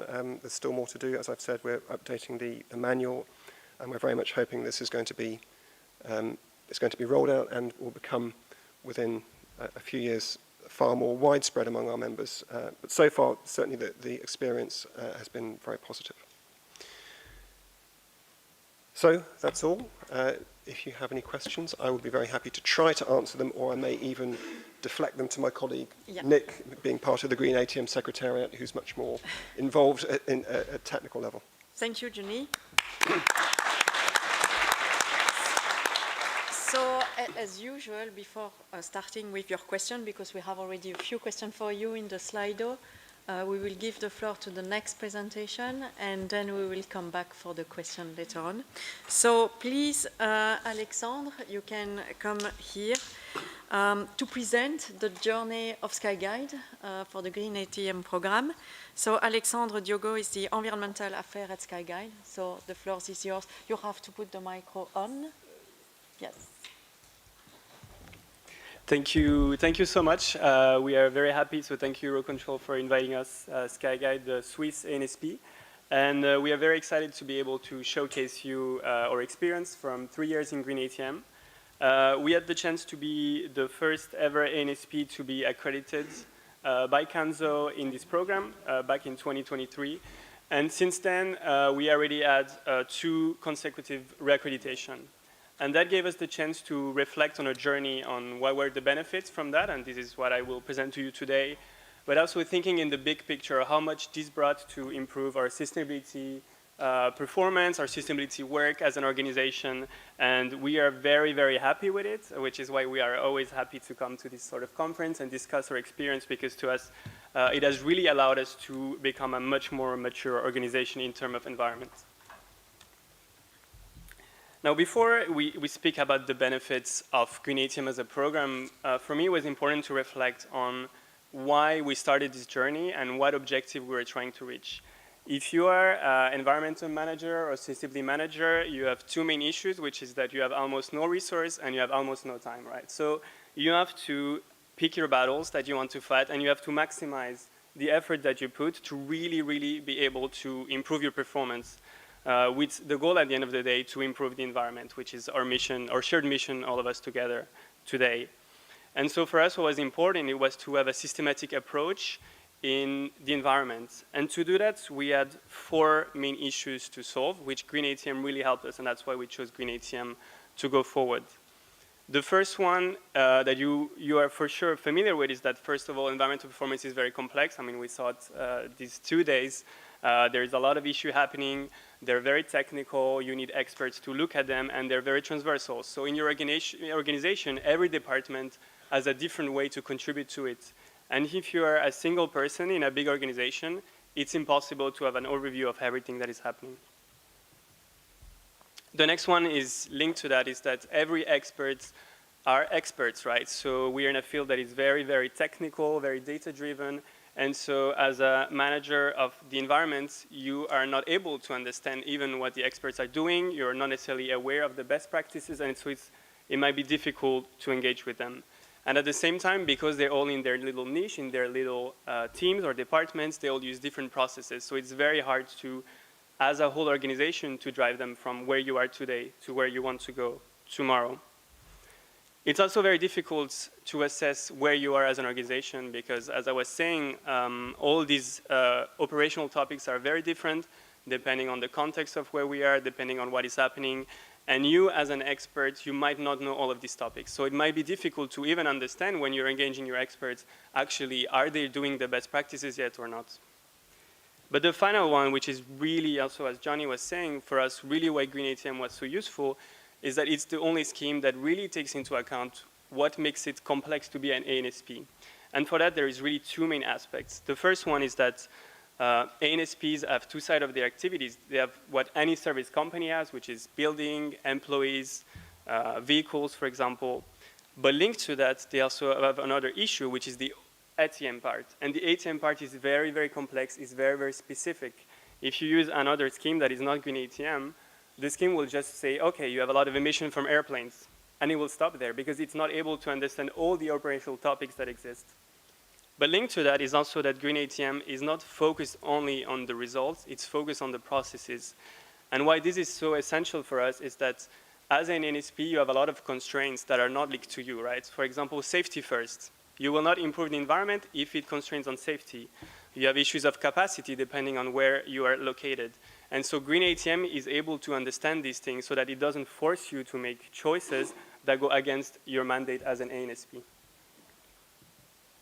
So that being said, how did we reach these objectives with green ATM? So the first one is that green ATM really gives you a single way to tackle the environment, because then you can go either to your management or also to your team and to say, this is our goal this year, is reaching this level on green ATM. And this is something that everyone can understand. If you start talking to your upper management about we will improve the rate of CDO by X%, nobody understands anything. But if you go with a very clear and simple target, everyone can be part of it. And that's also very important for the teams, because the teams of experts, very often on environment, they do it out of their good heart, they do it out of motivation, intrinsic motivation to improve environmental performance, which is really, really important, but we need to be able to reward them. And this is a single objective that as a whole organization we have, and then everyone can share this success when you reach the objective. It's also important because you can show then to your other stakeholders what you are doing for the environment in a very clear manner, that is with green ATM as well. And so even though we don't focus on green ATM as a marketing label, for example, it's still useful to communicate with others on what we do. Now, of course, the main part why you would need green ATM is really to talk with your experts as an environmental manager. And here what is really, really useful from green ATM is that it was allowed to put together all the best practices of all the NSPs across the world. And so when you go through the questionnaires, you really learn actually what is happening and what you should be doing. And so using that, you are able to engage also with the experts and finally speak the same language as them. Because if you go to them and you just say, what are you doing on this specific topic? They will just tell you what you are doing. But if you go and you say, this is the best practice, have you looked at this, have you looked at that, and you use the technical language that they also use, they're much more receptive and they can take ownership of the environment, which is very, very important. This also allowed us then to standardize the processes, so more and more all the teams that contribute to environment know who they have to answer to, who they have to support, which type of data we are looking for, which type of improvements we are looking for. And so this, of course, then allows us to have tangible benefits and improvements in the long term. Next to that, and also very, very useful for us, is that finally we have a complete picture of what is happening in the company. So through green ATM, we can really identify the hotspots where we need to improve, the areas where we are already doing great. And we have clear mitigation proposals. So after every audit, we have a clear list of actionable activities that we need to do. And we can then put them in time. We can allocate resources to that. We can say, this is very important because we are not following the best practices. And then go forward with that with the expert. And so that is really, really useful because before that, we only knew of the gaps for areas where we're working with them already on specific objectives, for example. But now we were able to engage with experts that we maybe didn't even know existed or we didn't know of their project, and so that was very, very useful for us. Finally, and the most important for us is that we were able to actually drive environmental progress. Environmental progress is slow, so of course the projects are not directly immense and you don't become a totally green company in one day. But step by step, we see that everyone now is aware of what they have to do. And we see from the experts as well that they are very, very autonomous. So after the third audit, we saw that actually the experts every year were already preparing things on their own. And when we were coming to them to discuss the questionnaire, they say, yeah, since last time you discussed this with me, actually we have started to implement this program, or we started to collect this data, or we created this KPI to track the environmental performance. And so to us, that was amazing because it really shows that people were becoming aware of their role as a company to improve the environment. I wanted to give you two practical examples of how we improved as a company. One that is really ATM focused and one that is more, let's say, service company focused. The first one is CCO/CDO, so continuous climb operation, continuous descent operation. It's also a topic we discussed on the first day. Very important for NSPs to improve the environmental performance. And here is a topic that, to be totally honest with you, we thought we were doing really great at Skyguide. And actually, we did the first audit, we realized we're only level 2. And so this takes a lot of humbleness from the company to also admit, actually, we're maybe not the best company in that. But through Green ATM, we were able to have a conversation that was not about blaming people or about saying you should have been doing that, but rather to say, these are the best practices and these are the gaps that we have. And so we are able to start this engagement with the experts at Skyguide, and through then the subsequent reaccreditation that we had every year to also clarify what was the gap that was linked to the fact that maybe we didn't do the audit properly, we didn't give the right evidence, we didn't understand everything, because also you become better in the auditing process itself as an organization, but also identifying in a more clear way how we could align better. We also had exchange at the Green ATM user group, which is a group on the side of the Green ATM accreditation, where all these ANSP that have been accredited can come together and can exchange on what they're doing. And here, for example, not to name them, but we talked a lot with Skies, who had very, very impressive performance in TCO, CDO, and this gave us also inspiration, so that when we came back to our experts to talk with them, we saw this is what is possible, this is what you could create, and this created a lot of motivation for them then to try to implement improvement action, and now we have a task force in place to try to improve our performance. Very quickly, but a very similar story on procurement, where we were more expecting to not be very great, to be honest, but we saw, again, a motivated factor where the head of procurement at Skyguide was able then to go to upper management and say, this is what we found in Green ATM. We are only at level 1. It's not acceptable for a company like Skyguide. So now let's have someone in the team work almost fully on that, create a roadmap, and improve. And this has worked wonders, because since the year when we started in 2023, we have really, really, really improved procurement. And procurement is a big driver, you're probably familiar, of emission for a company, service company, because it's your supply chain. There we were also able not only to work with the best practices, but exchange with LVNL, who is also excellent at procurement, and this was creating a link. We work a lot on LVNL, for example, on operational topics, but we didn't know, my procurement team didn't know that LVNL was good at it, and so they were able to exchange and then bring the best practices in the organization. To finish, I would say that in general, Green ATM for an NSP is really, really a strong way to improve the maturity, the systematic approach to environmental performance. It's important not to see it as an objective where you need to reach a specific level, because that will only create probably frustration also with your upper management, but really see it as a way that you can measure what is happening in the company, what is great, what could be improved, and to take the experts on board. I think to us that was the biggest result out of it, is that we started to know the people, we started to know what they are working on, we started to speak their language, and vice versa for them. They started to understand that the operational work that they do every day actually has an environmental impact, and that they can do something to change that. And they became more and more aware of that. They started implementing projects to improve that. The final point as well is that Green ATM is a progress that constantly is upgraded itself, because we have more and more ANSPs, which is great. So you have new best practices, you have experiences from different countries, different continents. You also have the scheme itself that is not set in stone, right? So a lot of topics we discussed in day one, for example, contrails, are not in the scheme yet because it's still initial research, but we know that in a few years when this topic will become more established, we will have now a way to know the best practices and to implement it in our organization. So that's why I will finish on, and if you have any question, you are looking to join Green ATM, also feel free to contact Skyguide, because we're always happy to help other ANSPs in this journey. Thank you. Thank you, Alexandre. And yes, there will be questions for you, but after the first presentation. So we will have a last presentation about ANSP initiative. So Sabrina, Sophie, Stéphane, you can join. It will be, yes, a presentation about European ANSP ESG working group, presented by Sabrina De Picker from EUROCONTROL, Sophie De Vocht from LVNL, and Stéphane Stiedel from EUROCONTROL. So the floor is yours. Perfect. You have to put on the microphone. Perfect. Thank you, Marilyn. And thank you for being here. Yeah, while every one of you is applying for the Green ATM accreditation, I will briefly explain to you something about our ESG working group.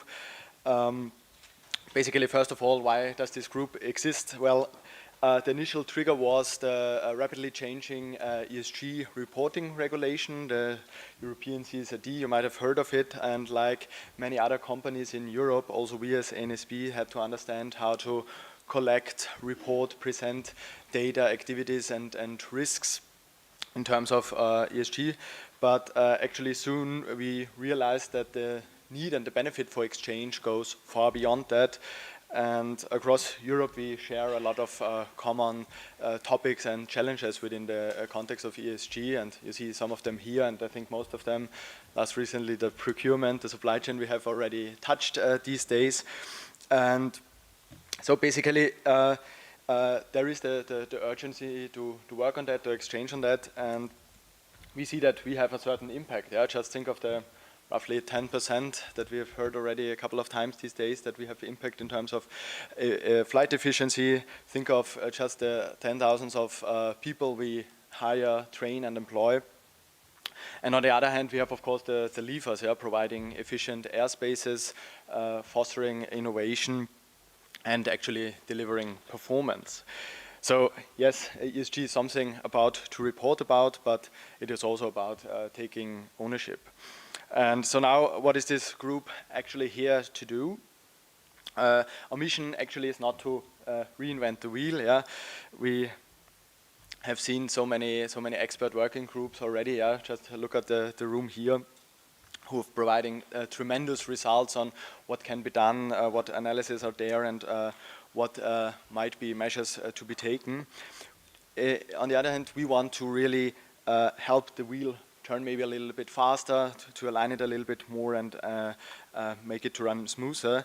And also this group here is the best example we have. I think we have almost 3,000 participants now in this summit, online or here in the room. And so there's a lot of tremendous expertise around here and out here in Europe. And what the working group wants to offer is, on the one hand, a place where we share all this expertise, all these lessons learned, all these best practices that come from all across Europe, and also maybe to align a bit on new regulations, political trends that are coming up in terms of sustainability, and of course to discuss data, experiences, and innovations that come up. So the goal is that not every small organization within the aviation industry needs to learn and do everything on their own, but also to benefit from this exchange where it's meaningful and useful. So before I head over to Sabrina and Sophie to tell you really now exactly what we are doing and the topics we are covering, let me emphasize that ESG and our sustainability journey is not happening around us, but through us. And by engaging and connecting and also exchanging, we believe and hope that we can support the meaningful progress for our network that we all serve. Thank you. Thank you, Stefan. Sorry, where do I go to the next? This one? Oh, sorry. It's very big, green button. Okay, so yeah, as a non-ATM girl, we started this this exchange 2 years ago. Oh, sorry. 2 years ago already. And as Stefan also said, it is really a platform or an exchange for and by ANSPs, because our scope is so unique, and I was really looking for to connect with you guys, and that is why 2 years ago we organized 5 webinars. The starting point was CSRD, and we have covered already several topics, mostly online, but also when opportunities like these arise, but also in Lisbon, we also like to meet live. So Green ATM, it was a topic that was covered, several CSRD topics, such as double materiality assessment, but also all the ins and outs on CSRD. But we would also like to cover more soft topics. And I must say that I am mostly proud of the openness and the willingness of the other ANSPs and people sharing their stories, which are sometimes also quite vulnerable, because we also tackle the challenges that we are facing. And I really appreciate the openness that the group also provides, and that we are able together, that we make able together. Yeah, I think there's much more to come, and Sabrina will tell a bit more about that. So good afternoon, everybody. So when I joined MUAC, EUROCONTROL MUAC, and in particular the CSR function, I immediately thought that this group is something absolutely needed to exchange best practice among us. So we relaunched it. The first thing we did, several of you, I guess, attend our first webinar, the 9th of October, about climate change risk. And I want to thank the team of Marilyn who did participate, but also NATS, who gave a practical example of an implementation of this transition in an ASP. Of course, more important for me than webinar is presential meeting, and thanks again to Marilyn having given us the opportunity to meet you all today. So what we want to do is to continue, of course, with webinars. Subjects are discussed among the group. So how to join the group, it's rather easy. We have created a team Microsoft group. You can send me a mail and I give you access to everything. There are already a lot of documents, exchange, the last webinar presentations, and we want to be more active in the group to promote, of course, other webinars, but also to have discussion online, informal meetings among us. We have now more than 90 participants.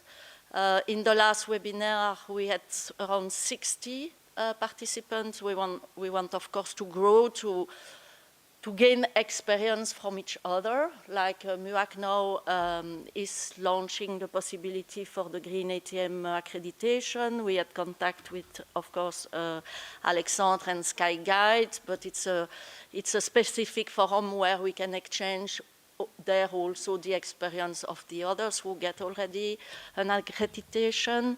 But outside environment, sorry Marilyn, we have also other subjects in ESG, like all the social aspects for an INSP, the governance aspects, which are also part of the accreditation. At Lisbon, when we met the first time, we also discussed how can we better communicate what we do, because we do a lot, but often in a non-consistent or at least non-coordinated way. So this group is also a way to speak with one voice externally to show that we are not bad at all. We are great. We progress, as Alexandre said.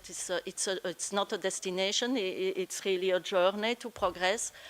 And I think this group is the perfect tool and mean to indeed progress. So it's a voluntary group.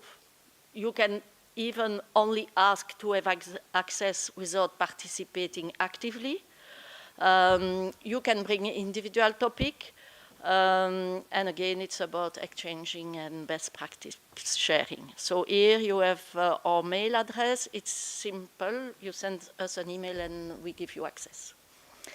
We thought of taking this opportunity to meet. So during the coffee break, Stéphane, Sophie, and I will be available on the left side, close to the coffee machine. So for those who already want to exchange. Last sentences, we will launch a questionnaire on the group to try to get your idea about new topic for webinars. Thank you.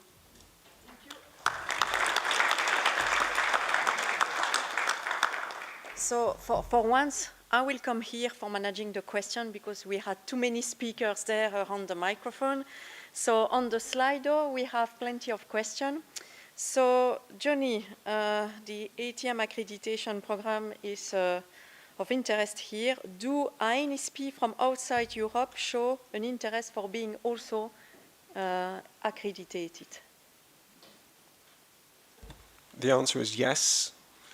I did actually download a list, but this is not necessarily a comprehensive list. It's just a list of press releases which we put out. So I think there are some others. So Uzbekistan has been accredited at level 1. The ANSP of the United Arab Emirates have signed a memorandum of understanding regarding its intention to participate. Azerbaijan, or Azero Navigation, the ANSP from Azerbaijan has also signed a memorandum of understanding. And I think there have been others. So NAV Canada has been accredited, and I believe there may be some more. Oh yes, South Africa, the ANSP of South Africa. So yes, there's definitely interest. But I'm very pleased to say that the interest was, first and foremost, it started here in Europe. But it's a global program, actually. So it's yes, it is a global program. I'm sorry if I didn't make that everywhere. clear in my presentation. Yeah. Okay. Thank you, Johnny. Just to add, and next week we should have our first accreditation from the Asia-Pac region as well. I can't say who it is at the moment, but there's an accreditation panel Wednesday next week, and there's an Asia-Pac country that should be accredited. Again, for you, Johnny, how does Green ATM accreditation compare with other accreditation schemes, like the one from ACI, the ACA program, in terms of scope, topics included, cost, reward, etc.? Is it similar? Well, it's difficult to compare between different industries. The ACI program is, it's been in place for longer, and I know that they have consequently more airports which have been accredited. There are, of course, more airports anyway. That's perhaps inevitable. So it's difficult for me to make the comparison. I think what they have in common is that they are industry-specific accreditation programs which give a certain recognition to the specific efforts of those members who apply. And it's, as I showed in my presentation, it does require quite considerable commitment to actually achieve that accreditation. But as for how it compares, it's difficult to say because that's, I think, a very subjective. It makes sense, totally. Maybe a question more for Alexandre, because you implement it. How can airspace users benefit from that? What is the concrete difference between a non-accredited and a high-level accredited INSP? I think that's an excellent question, especially because the airspace user, as our customers, are the one in fine paying for the accreditation, and they want to see benefits. What I would say is that it really helps you have a more systematic approach. So you will identify a lot of areas, operational areas, where then you can put into place new measures that will reduce your environmental impact, which usually means for airlines less fuel, which for them is money. So usually they're quite happy about that. On the same level, Green ATM really pushes you to do a lot of collaboration with your stakeholders. So a lot of questionnaire will ask you, are you engaging with airlines? Are you engaging with airports? And so you are forced to have more contact with them. So I think in general, they see a lot of benefits from an ANSP that is accredited because the ANSP will deliver concrete benefits and also hopefully talk more with the airline. Another question for you. According to you, what is still missing in the Green ATM program and what should be further improved in the program from an INSP perspective? So from an NSP perspective, I think there's a lot of potential in the Green ATM user group. So far, we only had one time the chance to meet all together, and now, as Johnny was saying, there's much more NSP joining, also from South Africa, Canada, other countries, and we're really looking forward to exchange with them because it's a very unique forum where I didn't speak about it too much in the presentation, but now we all use the same questionnaires, so we can really benchmark each other. We speak on the same level. And so having more exchange with each other is really useful. So I'm hoping that we can develop that, and we're working with Canso to have more exchange in that direction. Thank you, Alexandre. Johnny, another question for you. Who checks how and to what extent an INSP fulfills the criteria to score? So that's the responsibility of the Green ATM Secretariat. And he can answer any detailed questions on how this works. So maybe you can elaborate a little bit more. Okay, so the ANSPs that wish to participate submit the questionnaires for the 24 topics with 5 levels per topic with the supporting evidence to us. I work for a consultancy called Think, but we act as the secretariat for Canso on the Green ATM programme. So that is submitted to an email address, info@greenatm.aero. We generally set up a sharing site to actually upload the information. We then take or my team, work through all of the evidence, and for a submission, an initial submission, we're talking about 350 to 500 pieces of evidence across the 24 topics to work through, and we score it, or my team score it. They come to a session where we then discuss the scores and come to a single opinion on the scores at each topic. We consolidate that and make a recommendation to the Green ATM panel, which is there's a CANSO member, Michel Bishop. There are 2 CEOs of ANSPs, one being from Cape Verde currently, the other one was a CEO of an ANSP, Mikhail from LVNL, who now works in Bahrain but is still on the panel, and then the 2 co-chairs of the CANSO Working Group on Environment. So that panel gets a recommendation from us and they take the final decision, having heard some of the challenges, the areas we wish to question as the Secretariat, and they make the final recommendation. Just a very quick answer, a very quick question, and I suppose the answer will be quick as well. How did you determine the 1-year validity period, and why is reaccreditation required every year? Why this short time? Okay, all accreditation schemes tend to require some form of renewal. We wanted to make it the fact that establish your accreditation, prove for the first couple of years that you are continuing to make improvements and move in that direction. Then you can take a 2-year break in accreditation before you then have to come back. So it's proving consistency, and then you get 2 years without having to reaccredit. Okay, quite clear. A question maybe for all our speakers there. Combining an environmental management system and green ATM can be challenging and resourceful for an INSP. Will there be any bridge between the two? So is there, by the way, any link between an environmental management system and the green ATM program, or should we choose one of the two? Who would like to answer to that? Yeah, Sophie, please. I think that there's already a big link in between the two. Green ATM also has a topic about the EMS, so it is already linked. And I think that they can both enforce each other. So I don't think there's either or, but they enforce each other. They make it stronger. Alexandre, you concur with that? At SkyGuide, did you already have an environmental management system before switching to the Green ATM program? So we did, but it wasn't as good as it is after Green ATM. And as Sophie was saying, they're really helping each other because the EMS also forces you to be more systematic. Some part of the questionnaire also you can skip directly to level 5 depending on what you have. So for example, if you have an energy management system, I think you can go directly to level 5, which also means you don't need to redo all the questionnaires. But in general, these are tools that help you then to improve together. Question now for the ESG group. How are the topics defined that are covered by the ESG group? Stefan? Okay, perfect. That's a good question.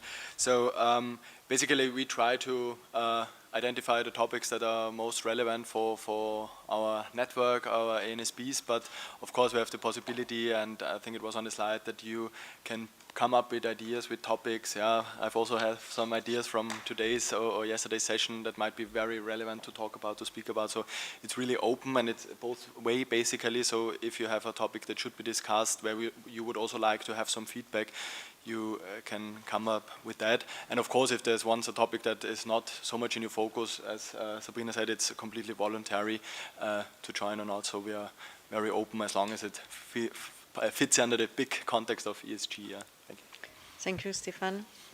Another question, but for me, we already answered to it. It's how is the ATM program increase collaboration and best practices between INSPs? I think, Alexandre, you already gave some example, but maybe you can be a little bit more concrete. If I can add something to the answer I gave previously, another way that it share best practices, so also you get a lot of contacts, as I was saying, for example, LVNL with our procurement team, but in general you learn about what others are doing very well, but also the Secretariat and CANSO, they learn all the new practices every time a new ANSP joins, and then they will update the material. So that's also how then it's shared, because sometimes an ANSP might be doing something very great and nobody ever heard of it. But once they apply, then they share this knowledge to everyone. So that's also very, very powerful. And I will finish with a last question about Green ATM accreditation program integrated in some EUROCONTROL tools. So it is already integrated in our Flying Green platform. I'm checking if Tamara is there, but I don't see her. So maybe Pascal, you can elaborate a little bit more how the program is included. Yes, if you go to the to Flying Green on the Net Zero platform, if you select ANSP or airport level, you see also references to the status of Green ATM for ANSPs, of course, and for the ACA program for airports.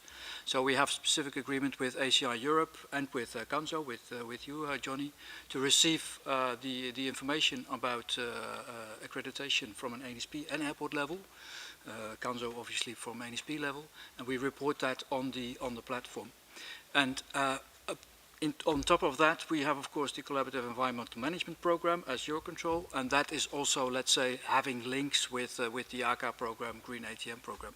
So we do make the references between the different environmental management systems, and we actually refer to them on the Flying Green portal. Thank you, Pascal, and I would like to congratulate all our speakers. There are many, so thank you for your participation. And now I propose to switch to the CESAR presentation from David Batchelor, Chief External Affairs and Communication at the CESAR Joint Undertaking. He will present an overview of ongoing projects aligned with the European Master Plan and CESAR-GU. I'm so relieved to see you, David, because you were hiding, you know, in the back of the room. And then, as usual, we will have a second presentation from Heiko Tepper from the SDM, but we will start first with David. So David, the floor is yours. Thank you very much, Marilyn, and good afternoon, everybody. Thanks very much to EUROCONTROL for inviting me to speak today. I was only hiding because my eyesight's not good enough to read my nameplate from when I enter the room. So. I'd just like to start, if I may, by asking for a quick show of hands. How many of you know what CESAR is? Actually, that's very reassuring, although it's a risky question to ask in an ATM kind of forum, but there are a few hands that didn't go up. So CESAR, as many of you know, is the technological pillar of the Single European Sky, which is the EU's initiative to improve the safety and performance of the European air traffic system. So CESAR is all about technology, and we are a two-headed animal, or a head with two animals, I'm not sure which it is. The CESAR joint undertaking, which is where I'm from, and the CESAR deployment manager, where Heiko, who will speak next, is from.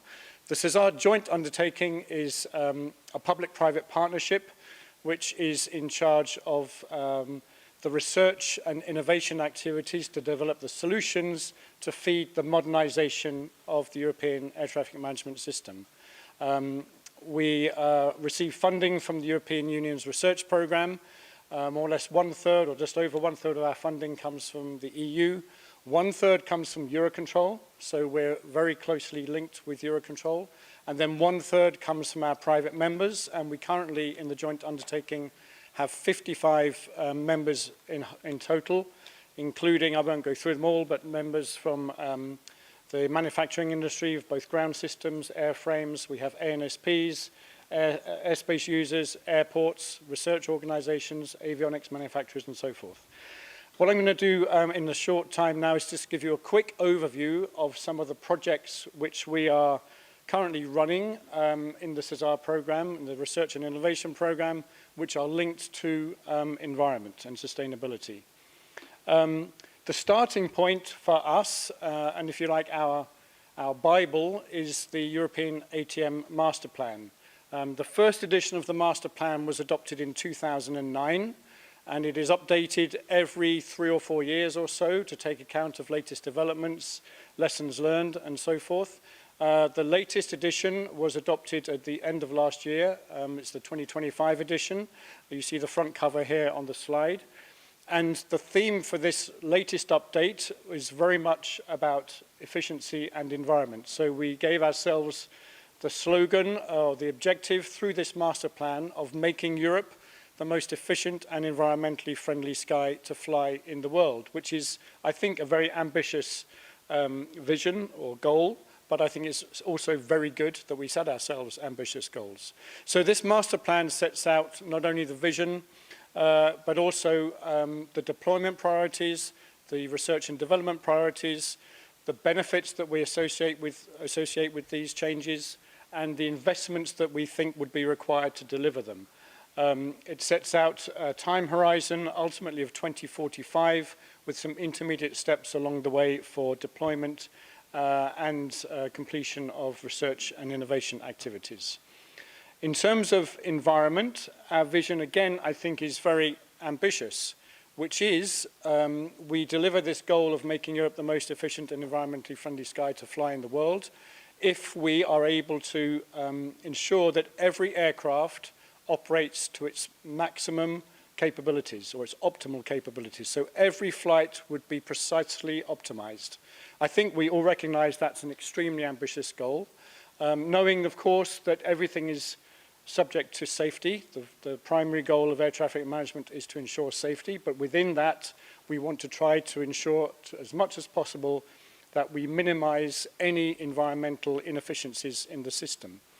I won't go through all the figures because I know you've had a day and a half of probably very technical presentations, but just in terms of big picture, we believe that if the estimates show that if we were to achieve this goal, by 2045, 2050, we estimate we would be able to save around, in cumulative terms, 400 million tons of CO2, which is equivalent broadly to 3 years of total European aviation emissions of CO2. I will come back to non-CO2 later. So this is the goal. We've been working in the CESAR joint undertaking since 2008. And we have already delivered 139 what we call CESAR solutions, which are technologies, procedures, tools, which can help improve the efficiency of the system. Out of the 139, 100, in one way or another, help improve the environmental performance of air traffic management or aviation in Europe. And we adopt very much a gate-to-gate approach, so we're looking at every phase of flight. Airspace design and civil military coordination is one important component of that. We cover flight planning and network operations. Airports are also covered by our work, in particular service management and airport taxiing. I'll come back to that again. Obviously the takeoff and landing phase and climb and descend and en route operations. So every phase of flight. We estimate that on the basis of these 100 solutions delivered so far, of course, we're just delivering research and development. We are not implementing these solutions. If these solutions which we produced were implemented across Europe, the estimate is that that would save 4% of CO2 emissions. Our goal with our future work is to get that 4% up to something in the region of 9%. The taking initially started with 15 members and then expanded and expanded again. The CESAR 3 joint undertaking started in 2022, and the current name of our research program is the Digital European Sky Program. We currently have 79 projects in operation, which we organize into a number of 9 flagships. I know on this slide you can't really see the names of the other 8, but one of them is highlighted, which is the flagship known as the Aviation Green Deal. So we have a number of projects which are totally focused on environmental impact. Obviously, many of the other projects also have elements within them which will improve the efficiency and therefore the environmental performance of the system. We have so far in the current program invested in total around 650 million euros. And as I said earlier, we've delivered 139 solutions in total through the whole life of the CESAR-JU program. So now I'm going to go into a little bit more detail, but not too much, about some of the projects which we have ongoing right now. So we organize our research projects into three categories. Firstly, and they're organized according to technological readiness levels. So the ones which are low maturity are categorized as exploratory research. Then once they get up to TRL 3 and onwards, they're into industrial research. And then once they reach TRL 6, we organize what we call demonstration projects or demonstrators, which aim to bridge the gap between research and development and implementation and deployment. The two projects you see here are exploratory research projects. Sorry, these are industrial research projects. The first one on the left, called DIN-MARS, and they're both focused, I should say, on trying to improve the efficiency, in particular, of arrival procedures into airports. So the one on the left, DIN-MARS, is looking at how to optimize descents on the basis of an individual aircraft's capabilities. So today, many aircraft, when they're arriving into airports, are treated one and the same by air traffic controllers. But of course, aircraft have different performance characteristics, both in terms of fuel burn and in terms of their noise emissions. So we can improve the efficiency from an environmental perspective of flights descending into airports if we're able to tailor those approaches and those descents more appropriately towards the individual capabilities of the aircraft. So this project is, for example, developing new avionics systems which can be put in the cockpit, which combine with data communications with the ground to enable the controllers to advise the pilot on the best approach suited to that particular aircraft. The estimates are that if we succeed with this, we can reduce CO2 emissions on arrival by up to 10%, and we can also reduce noise emissions. So this project is ongoing. I should say our projects normally run for 3 years. This project is due to finish next year. Then the GALAD project is similar, but slightly different. It's also looking at arrival procedures, but more from the perspective of routes and the way performance-based navigation approaches are operated. So it's looking also at greater connectivity with, between the air and the ground, and in particular, giving the controller the tools they need to be able to advise the pilot on the best route into an airport. Then the next two, I mentioned animals earlier. We're going to have a couple of animals. The one on the left, geese, is actually my favorite name for a CESAR project. Because the name is actually very closely linked to what they're working on. So this is about wake energy retrieval, or more simply put, I think it was used to be termed formation flying. This is looking at how you can basically mirror the way geese fly, I'm exaggerating a little bit, to give aircraft the benefit of the wake energy of the flight they are following.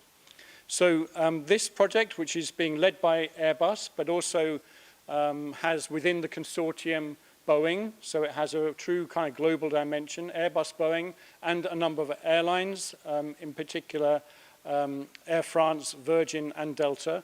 They're looking primarily at the transatlantic, but not only, also looking at continental operations to see how and whether we can improve the efficiency of flights by having one aircraft follow much more closely than usual behind another aircraft. That involves all sorts of complexities about how you schedule flights, how you share the costs or the benefits of those improvements between the respective airlines, for example, but also a lot of work to do with how air traffic controllers will interact with the aircraft. The initial work suggests that if we were to succeed, we would be able to deliver something like 5 to 10% fuel savings and therefore CO2 emission savings on transatlantic flights. Then we have another project, which is an exploratory research project, which is looking at what sounds like a very technical issue, which is about trying to replace what is currently barometric altimetry for assessing your height above the ground with geometric altimetry. And this, apparently, I'm not the technical expert on this topic, would enable you to have greater accuracy on the location of the aircraft from a vertical perspective and potentially enable you to put aircraft closer together vertically. This would allow aircraft to more regularly fly according to their optimized flight profile at the right height to optimize their emissions and fuel performance. So also, of course, maintaining safety. And I was reading an interview by one of the project managers who was saying at the outset of this project, he was very skeptical about whether this would be possible because the current minimum 1,000-foot separation between aircraft is there obviously for safety reasons, and he felt if you tried to put them closer together, you would face problems of turbulence and so forth. But actually, the project is showing that that's not necessarily the case, and there could indeed be scope for improving the efficiency of operations through changing to this geometric altimetry. They're also looking at route charging solutions which could incentivize aircraft to operate in this way. Then we have two what we call digital sky demonstrator projects, which are at the higher level of technological maturity. Heron and Peacock, again, two animals. We like naming our projects after animals. Heron is really looking from a holistic perspective at trying to draw on the solutions which have been delivered previously through the CESAR program to look at every phase of flight to see how we can improve the operations. Peacock is looking more from an airport's perspective, and in particular looking at how to connect regional airports to the network in a way which would enable the network to function better, because information from regional airports to the network is not always of the best quality. I'm speeding up a little bit. We have a number of projects looking at non-CO2 emissions specifically. The two on the left, EUROCONTROL and Aeroplane, are exploratory research projects which are looking, as you see, at different aspects about contrail detection, using AI in particular in the case of EUROCONTROL, and then in Aeroplane looking to try and quantify the impacts of both CO2 and non-CO2. Ciconia and Concerto are both industrial research projects which again are looking at the whole operational aspect of air traffic management, how you can incorporate into mitigation measures from an operational point of view information about CO2 and non-CO2 impacts. Concerto, I should say, although it's a research project, one of the solutions is already being implemented in France in the Brest and Reims area control centers. So this shows how through the CESAR project we can deliver solutions which are really meaningful. Then looking a little bit ahead, we are in the process of granting awards to a new set of projects. One of our priorities for the future development is how we can take advantage of sustainable aviation fuels and zero emissions aircraft in the system of the future. That implies potentially different performance characteristics, certainly different emissions characteristics in some cases. We have been working with Clean Aviation Joint Undertaking, who are more on the airframe side, to see how we can work together to ensure the best integration of these new aircraft. So just in terms of takeaways, the CESAR program is holistic. We have this programmatic approach which enables us to learn from the lessons of the projects we've done in the past and also make sure that the projects talk to each other and are integrated. So I mentioned Galad and Dinmars earlier on. They're covering very similar topics. They work together, they share information, and this way we can work collaboratively to improve the efficiency of European ATM. We cover ground as well as air, so airport operations. Data is a key element. Data sharing between all of the relevant stakeholders is really critical to all of our efforts.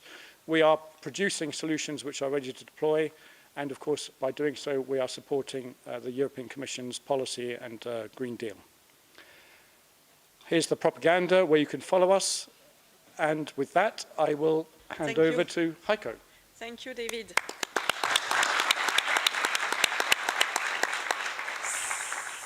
So now we have Heiko Tepper, Head of Strategy and Technical Execution in the CESAR Deployment Manager, to give us a presentation about how CP1 is contributing to a cleaner European sky. Thank you, Marilyn.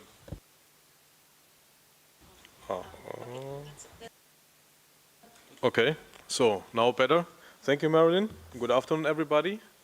Nice to be here in front of such a big, let's say, attendance. And as David already said, we are the CESAR Deployment Manager, so we are the younger brother or the younger sister of the CESAR Joint Undertaking. And one fact that might underline this, that I at least was able to read my name from there, which David was not capable of, so maybe that means that I'm a bit younger or have a better eyesight. We are not that long around, that's why we are younger than the SGU. We are there since 2014, and our first task was to deploy the so-called pilot common project, and this was then replaced by the so-called Common Project 1, the CP1, and I would like to talk a bit about how CP1 contributes to cleaner European skies. The first slide is a bit to set the scene.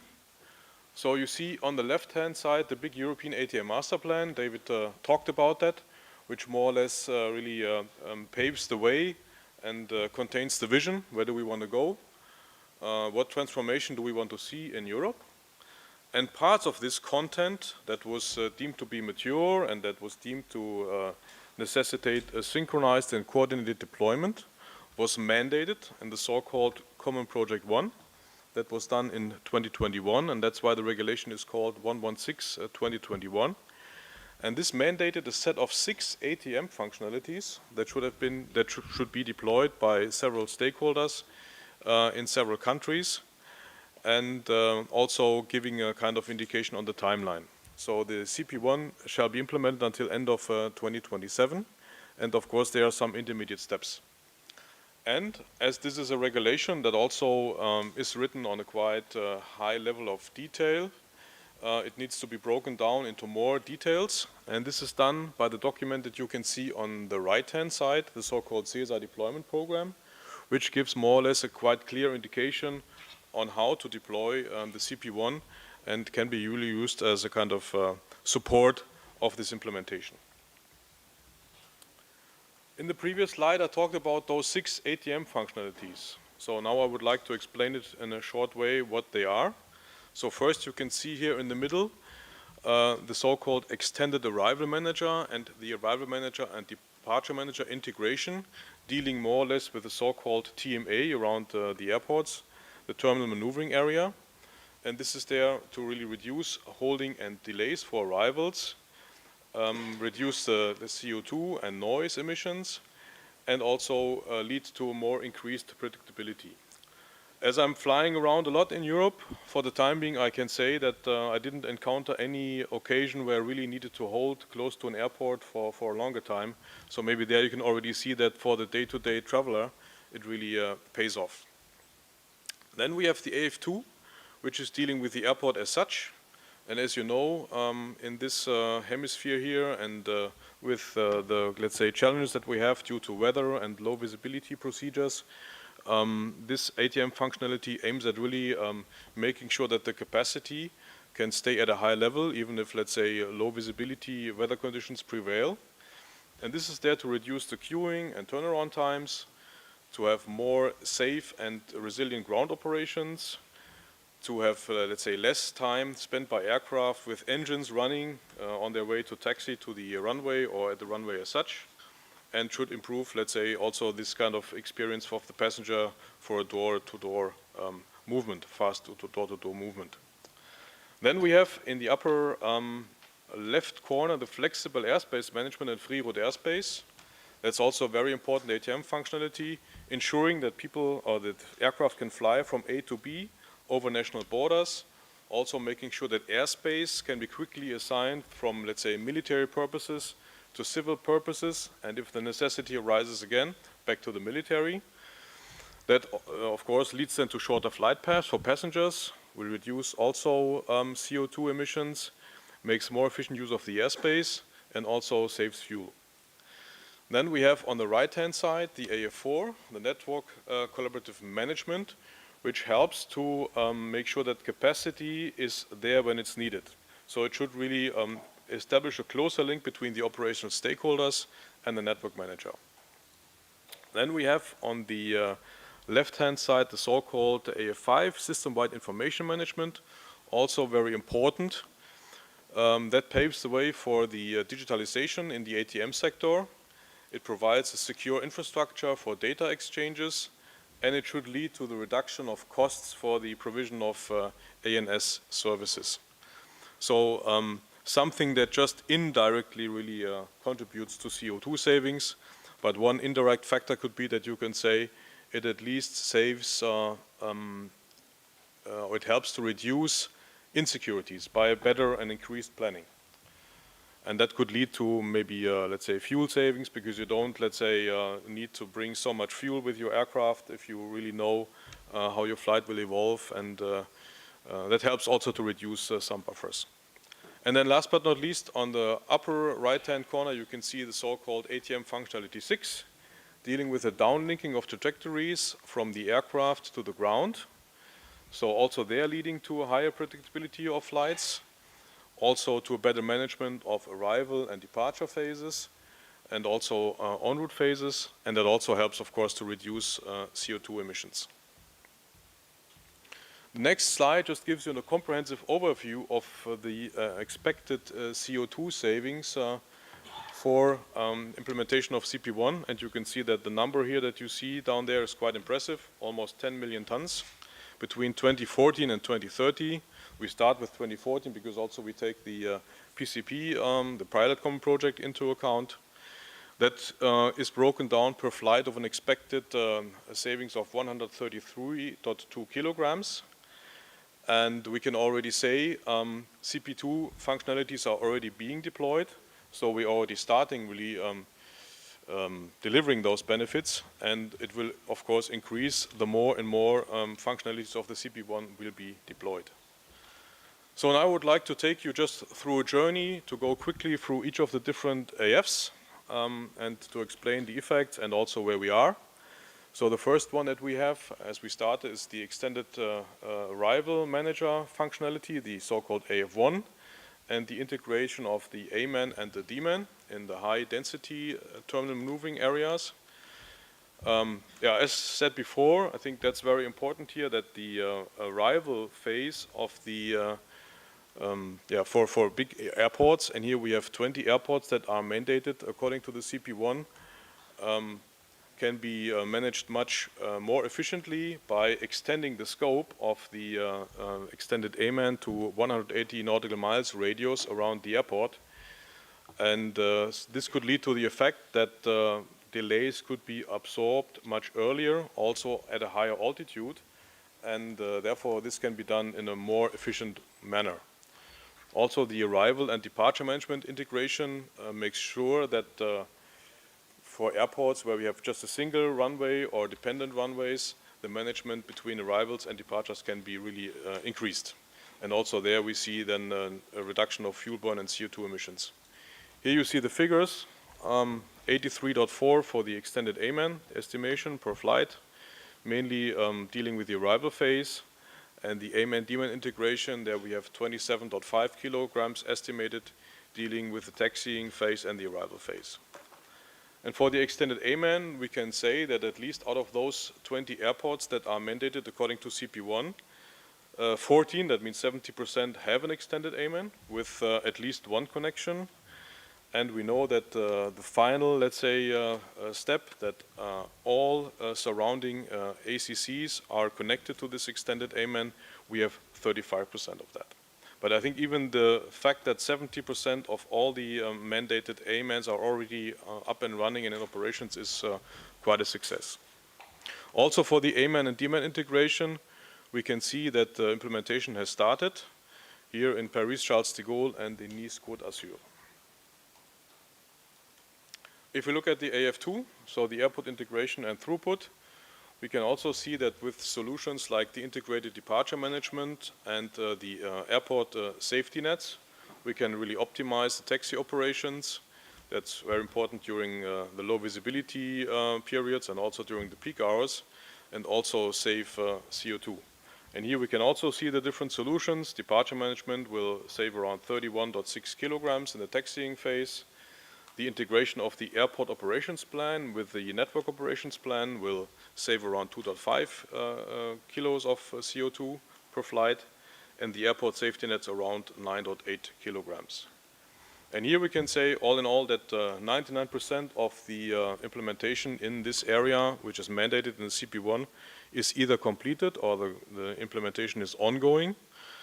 And we can say that for the extended AOP, the so-called Family 222, and the airport safety nets, deployment is in progress, and most of the mandated airports will be able to have it implemented until end of 2027. Then we have the biggest contribution to CO2 savings, which is the ATM functionality 3, the flexible airspace management and free route. And here you can see really also very impressive values. So for the airspace management and advanced flexible use of airspace, that means assigning airspaces from, let's say, military use to civil use, and then when the necessity arises on the military side, back to the military, saves a lot of CO2s. Here we have around 132 kilos for the cruising phase. And the free route airspace, that means moving from one point A to one point B over national boundaries, saves even more. It's around 183.3 kilograms and also refers to the cruising phase. So that's already quite something. And there could be also some potential, maybe after the CP1 deadline is achieved, to really also lower the boundaries for the free route airspace and to go even further down.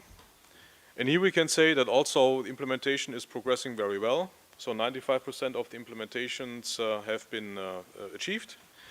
And we estimate that the last topic we need to implement here, the enhanced free route airspace, could be implemented until end of next year. And then we have the next one, the so-called AF5 and AF6. AF5 is the system-wide information management, and AF6 is initial trajectory information sharing. Also here, by enabling the aircraft to downlink the trajectories to the ground, this would help, let's say, the ANSP to really optimize the climb and descent profiles, and also optimizing the en route profiles. Also there we see some potential savings, around 38 kilos. And this could be also complemented by further savings that we could achieve with AF5 SWIM, the so-called FFI's flight plan, which should succeed the ICAO flight plan, because here the big difference is that the FFI's flight plan also contains trajectory data, which also helps and contributes to what I said before, increase the precision of planning. The better you can plan, the less buffer you need to cover with any, cope with any uncertainties. And here we can say, although the AF5, the SWIM functionality is progressing, that means it's implemented, it's quite challenging and complex, so there's still a long, long way to go. This is due to the fact that a lot of ANSPs really need to upgrade their systems, and as this is a major undertaking, and also thinking about how many SWIM services we need to implement, that's quite a challenge. And also for AF6, we know that for the time being, implementation just has started after EASA confirmed the maturity end of 2023. That would finish my presentation. Thank you, Heiko. Thank you very much. Yeah, David, you can maybe join Heiko for just a few questions. It will be short because we are a little bit late, but there is already a first kind of interesting question. Versus which reference are the 4% CO2 saving estimated? So, David, it was in your presentation. This is presumably for EU27 or ECAC. And as of when would this potentially become 9% and how? Good luck with that.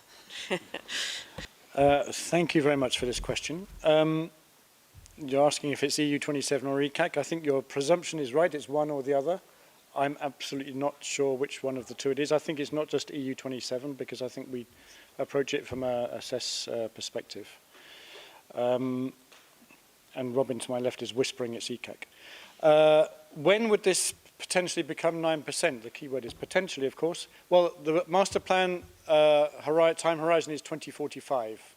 So if we were to succeed, and I know it's a big if, but I think we have to be ambitious. If we were to succeed in optimizing the trajectory of every flight, then we believe we could deliver this 9%. Whether we're going to achieve it by that time frame, of course, remains to be seen. We're research and development. I'm sure we'll stumble across different obstacles along the way, but that's the goal. So I can't give you a more definitive answer other than to say that the vision in the master plan is not just cooked up in a room in a corner of this building. It's something which was consulted and agreed by our governing board, which represents the European Union, EUROCONTROL, and all of the European ATM community. So we've all signed up to this goal, recognizing it's ambitious, but we aim to work to try and deliver it. Thank you, David. Another question for you. What share of solutions developed by CESAR get deployed in practice, and what is done with those that are not yet deployed? Well, maybe I'll start with the last question first. So again, we are a research and innovation program. So it's in the nature of research that not everything succeeds. And during research, we change our opinion about certain things. We might think something's going to be a great idea, and then we find it's not a great idea. So we have to change tack. That's in the nature. So the solutions which are not yet deployed or which don't get deployed, some of them get put in the dustbin because they're not going to work. Then what share of solutions get deployed in practice? That's a complicated question.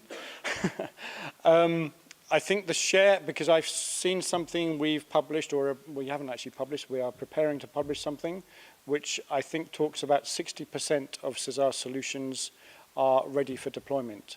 Now, whether they get deployed, and there are two types of deployment I should add.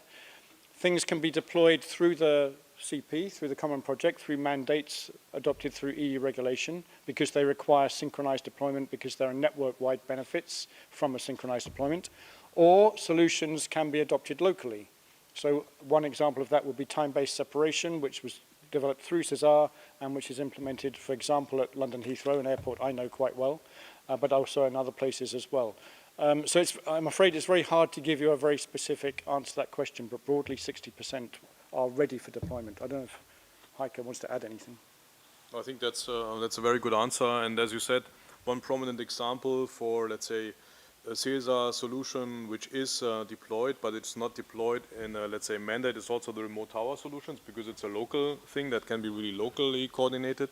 And other topics like the free road airspace, which is also a very prominent example for a kind of mandated CESAR solution, because there we need to bring together several stakeholders like the ANSPs, the military, the airspace users, the network manager, to work together and to come to a common goal.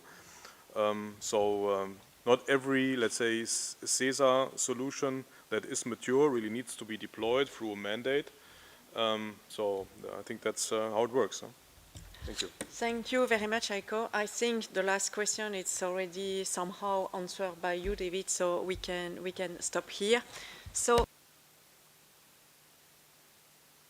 the presentation, and now we switch. I'm running to be on time, to be honest, and I have to admit also something. If I was so good for the timing, it's because I had a big clock just in front of me, but there is a global failure, you know, at world level, so I have no timing anymore, so I try to do my best, but we are a little bit late. So it's time now for the last coffee break of this afternoon, and then please be back for the non-CO2 discussion. It's promising to be very interesting for ending this conference. See you at 3:10.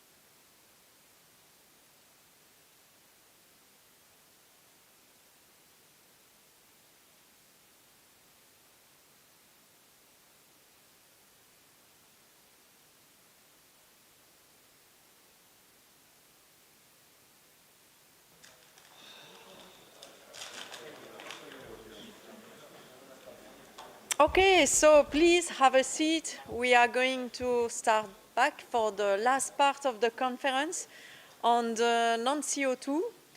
So I will not speak too much because we are a little bit late. So I'm going to give the floor now to DG Climat, Andrea Polastri, Policy Officer, to give you an update on the non-CO2 MRV. Andrea, the floor is yours. How does it work? Yes. Go next one and previous one. Okay. Hi, everyone. Thank you, Marilyn. I'm Andrea Polastri, Aviation Policy Officer at DG Climat. For those of you familiar with the MRV, you may be used to see my colleague Dimitar, but bear with me, today is me, and I'll try to be clear and answer all of your questions. For those not familiar with the MRV, I'll provide a brief overview of what it is and a bit of way forward and some updates on its development. Okay, so we have had quite a few presentations in the past, between yesterday and today, about the non-CO2 aviation effects. So the main uncertainties and most importantly, the net contribution to global warming of the non-CO2 impacts. So in accordance with the precautionary principle, the European Commission was tasked by the European co-legislators a few years back to establish the monitoring, reporting, verification framework for the non-CO2 aviation effects. That's why we are here today as well. So the non-CO2 MRV is operational since the 1st of January of this year. And based on that, the aircraft operators are required to report their yearly non-CO2 aviation impacts per flight. So as a way of a derogation, only for 2025, 2026, aircraft operators can voluntarily apply the MRV to all flights departing and arriving to the EEA. But the mandatory reporting is only for the current limited ETS scope. So the MRV is based on science, and as science evolves, the MRV is supposed to evolve. So the key guiding principles are the flexibility and data accuracy to the extent that is possible based on the current science development. So the flexibility is key as well because the MRV tries to minimize the administrative burden associated with the reporting obligations for the non-CO2. So the MRV, of course, integrates state-of-the-art open source climate models, automated IT tools, and it encourages aircraft operators to provide primary data to improve their climate profile and also potentially permit the use of third-party IT tools for the monitoring and reporting of these effects. So thanks to the collaboration with EUROCONTROL, the non-CO2 aviation effects tracking system, or as we call him, NITS, you might have seen the booth outside as well, is the main MRV IT tool available to aircraft operators, competent authorities, accredited verifiers, for facilitating the use, the monitoring, reporting, verification of the MRV, of the non-CO2 aviation effects. So, as mentioned, the aircraft operators may also opt to use their own or third-party IT tools if these are approved by the commissions. So just a few main references, and of course these slides will be published in the EUROCONTROL event website, so you can access through these links as well. So we've got some initial key points about the MRV. The frequently asked questions have been useful for most of the parties we've talked to. And of course the main legislation, so the MRR and the Consolidated Act of the ETS, the non-CO2 monitoring templates for, of course, the monitoring of the effects, and associated with it, there's also ongoing development of the reporting templates, which will also be quite interesting on that. So that will be published soon, and of course before the reporting obligation at the beginning of next year. In terms of needs, of course my colleagues from EUROCONTROL will talk about this a bit more later. But before NEEDS was published, before NEEDS was launched, let's say, a few key documentation were published, which may be key also to understand how NEEDS works and how third-party IT tools may be developed and which IT tools could be accepted in the future. These are the reference set of technical specification, and these are the documents. I'm not gonna read through them. But of course, a key thing that I wanted to note here is the MRV guidance document, which is set to be updated in line with the final release of NEEDS by the beginning of next year. Yeah, just to mention that NEEDS version 1 was already launched in September, and Stefano, my colleague, will talk more about that and also about the upcoming versions. In terms of the third-party IT tools, as mentioned before, we accept and we encourage the elaboration of tools that could improve the functioning of both NEEDS, but also the understanding of monitoring, reporting, verification of these effects, but also, yeah, potentially improve the MRV process overall. So currently there's ongoing work for the evaluation framework for accepting and for determining which are the criteria to consider these tools, and this will be available by end of Q1 or beginning of Q2 next year. In parallel, finally, there's also the accreditation verification regulation, which was published in June, and the corresponding guidance that is set to be published in the coming month. So just a brief overview of the timeline, where we are right now. So we have published the main documentations. As mentioned in the previous slide, we are still working on a few of these, as well as the NEEDS tool. By the end of 2027, and this is quite our key date, we are set to develop this commission report on the MRV. And where appropriate, and I should stress also these terms here, we will launch an impact assessment and a potential legislative proposal for considering next actions related to the non-CO2 effects. So currently, NEEDS is being developed. I mean, the first version was already launched, but the final version that will be used for the CO2 CO2 equivalent calculation of the flights will be launched very soon. And based on that, and thanks to that, aircraft operators will be able to calculate their 2025 emissions. Verifiers and competent authorities will be able to check these monitoring reports and approve, potentially approve these reports, and then the reports will be finally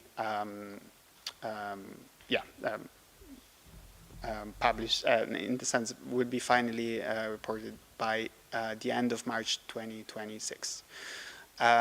So from 2026, given that NEEDS is only being developed now, let's say, from 2026, aircraft operators will be able to use the tool and to calculate their CO2 equivalent impact potentially before their next reporting year, but my colleagues will explain this better. And from 2027, the full geographical scope, as mentioned before, will be applied. With regard to the MRV obligation and the third-party IT tools, the MRV obligation will apply the same way as for 2026. And then third-party obligations, if deemed appropriate and accepted by the Commission, will be able to be used in 2027 or in future years as well. So finally, regarding a way forward, so the MRV, as mentioned before, is based on science. Science, we know, is evolving. We've talked about it quite a lot in the past presentation. Ongoing scientific research is crucial to ensure that the MRV actually works, that we are able to address the non-CO2 effects of aviation.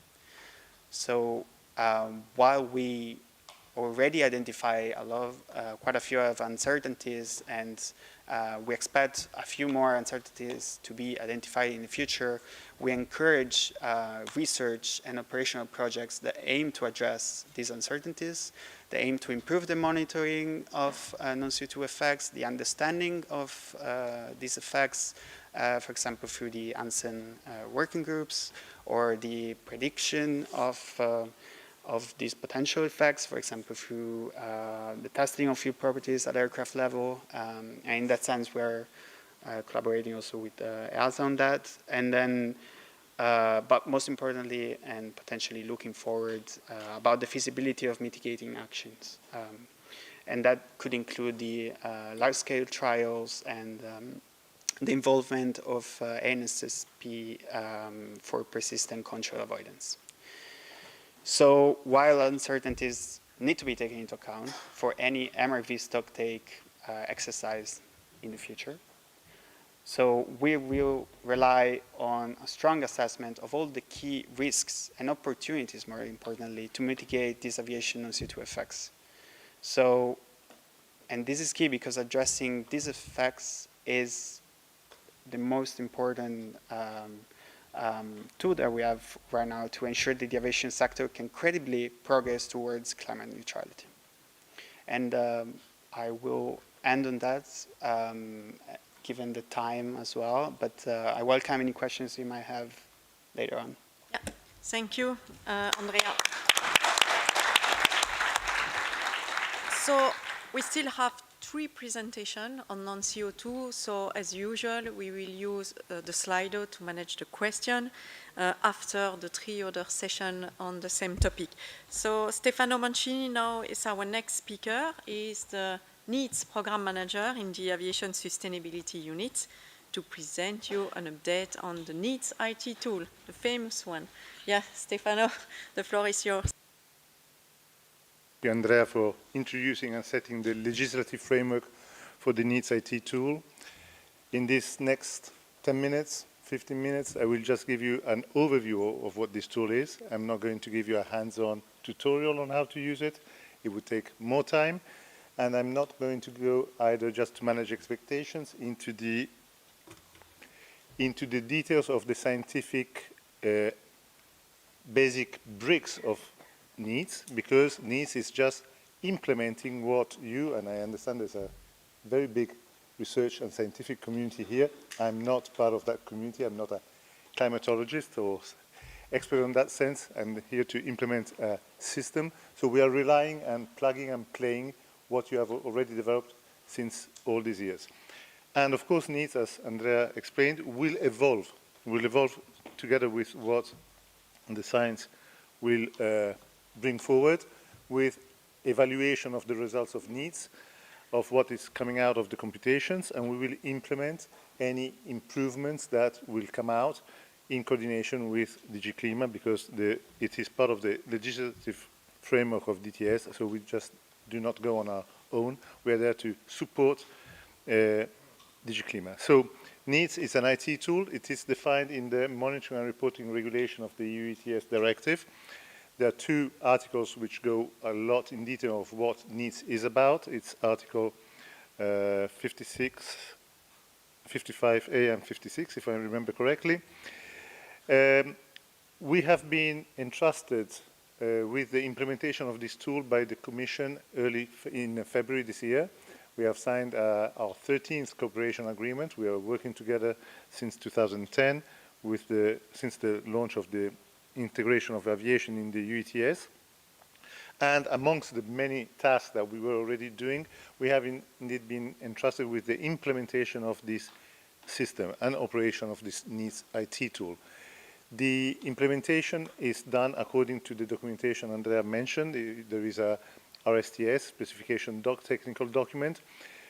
Of course, the devil is in the details. When you start implementing, then you start coming to points where you have to ask yourself some questions and find the answers. And this sometimes has caused some time to get the correct answer out of it. What we are delivering, at the end, NEETS is, from a conceptual point of view, very simple. There is traffic information with trajectories, with complementary information on each flight, fuel properties, weather information, the numerical weather prediction, NWP, which comes from DWD.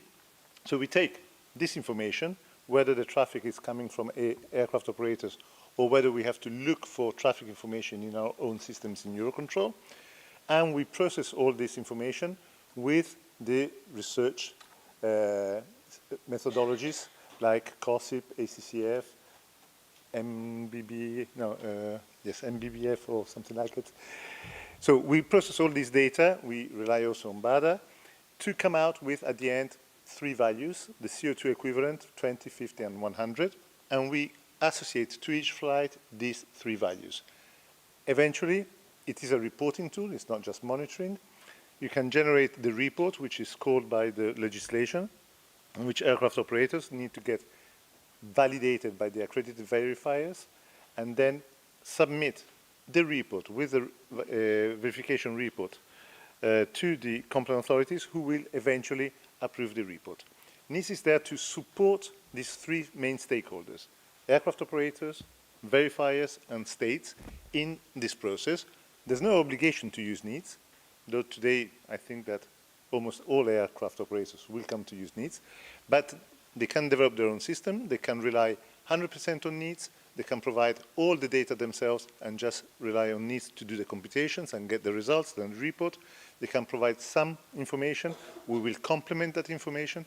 They can say, we don't have, we rely on all traffic information from EUROCONTROL in NEETS. So this is more or less a simple plug-and-play system from traffic, weather information, fueling properties information into calculations and back with 3 numbers and a report on an annual basis. Now, NEETS exists. It's there since beginning of end of September. This is the dashboard of the first version. There are some functionalities which were there. There are some salient elements which we would like to bring to your attention. First of all, the security to access NEETS. So you need to have an account in our Azure platform to get access to NEETS. Just if you already have an account for our SharePoint and Teams platforms, you need a new one for the Azure platform. So through this account, you can access NEETS. In NEETS, we control access of the users. So we are delegating to the entities, end user entities, the right to manage the users and who has access to the data of the aircraft operator and who has not the right. So there is a dashboard where some AO representatives are able to do all this. Of course, there are 2 entities which manage these rights. It's mainly the aircraft operator and the verifier. So for the time being, only users approved by aircraft operators and verifiers are able to access NEETS. And the aircraft operator will be able to choose which is the verifier for a given year who is allowed to see all the data of that aircraft operator. So you can log in. So there is also a 2-factor authentication process through which every time you log into NEETS, you will have to validate your identity, like you do with many other platforms. You start with your login, and then you'll get a code with an authenticator. You have to put in your code in the system. So the principle is that we are putting high level of security on who is able to access the data. And today, as I said, it's only AOs, aircraft operators. Verifiers, we're working on opening the access also to them, and eventually the states which have access to the system. It was clearly said by Andrea what is the purpose of the IT tool. Is hard-coded in the MRR regulation, and for the time being it's these 3 worlds. So what data can an aircraft operator upload? We have here the list of fields, of data elements that an aircraft operator can provide. These are what we call the primary data. In bold, if you can see it, are the items which are mandatory. So if an operator uploads data, they must upload the fields which are here in bold. The flight trajectory, in itself, it's not mandatory. So the aircraft operator is not obliged to provide a flight the trajectory of the flight with points every 1 minute, in principle. But if he does provide a trajectory, he must indicate whether the trajectory is coming from actual data, like the QAR systems of the aircraft, or for planned data, operational flight planning systems. And he has to provide for each trajectory point at least the date time, lat, long, and flight level. These are the minimum data requirements when you're providing a trajectory.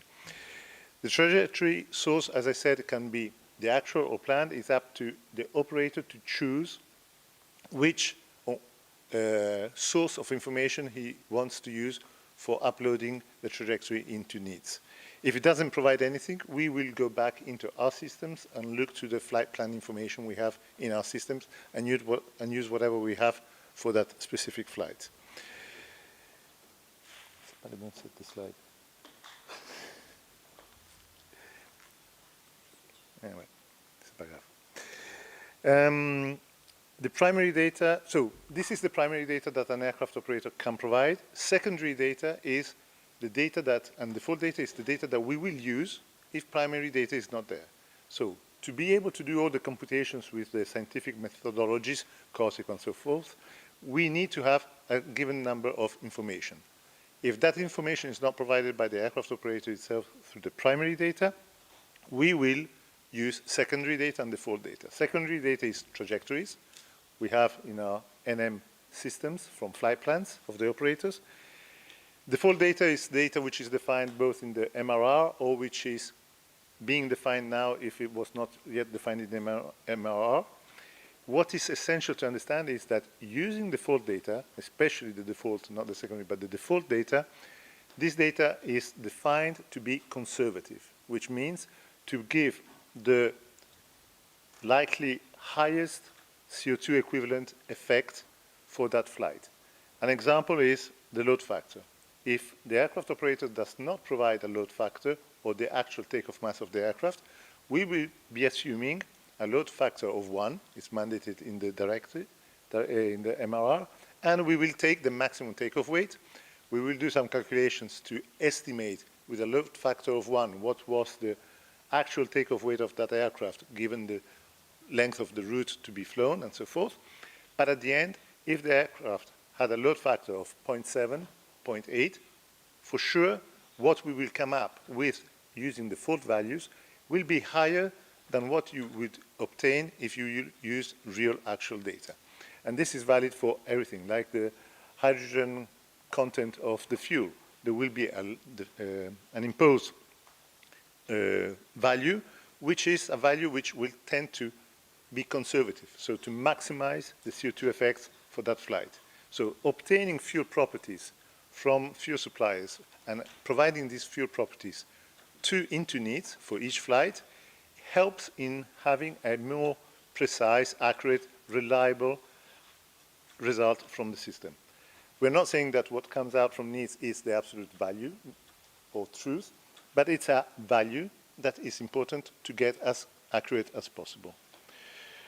We have, in the system, the flight uploading is already there.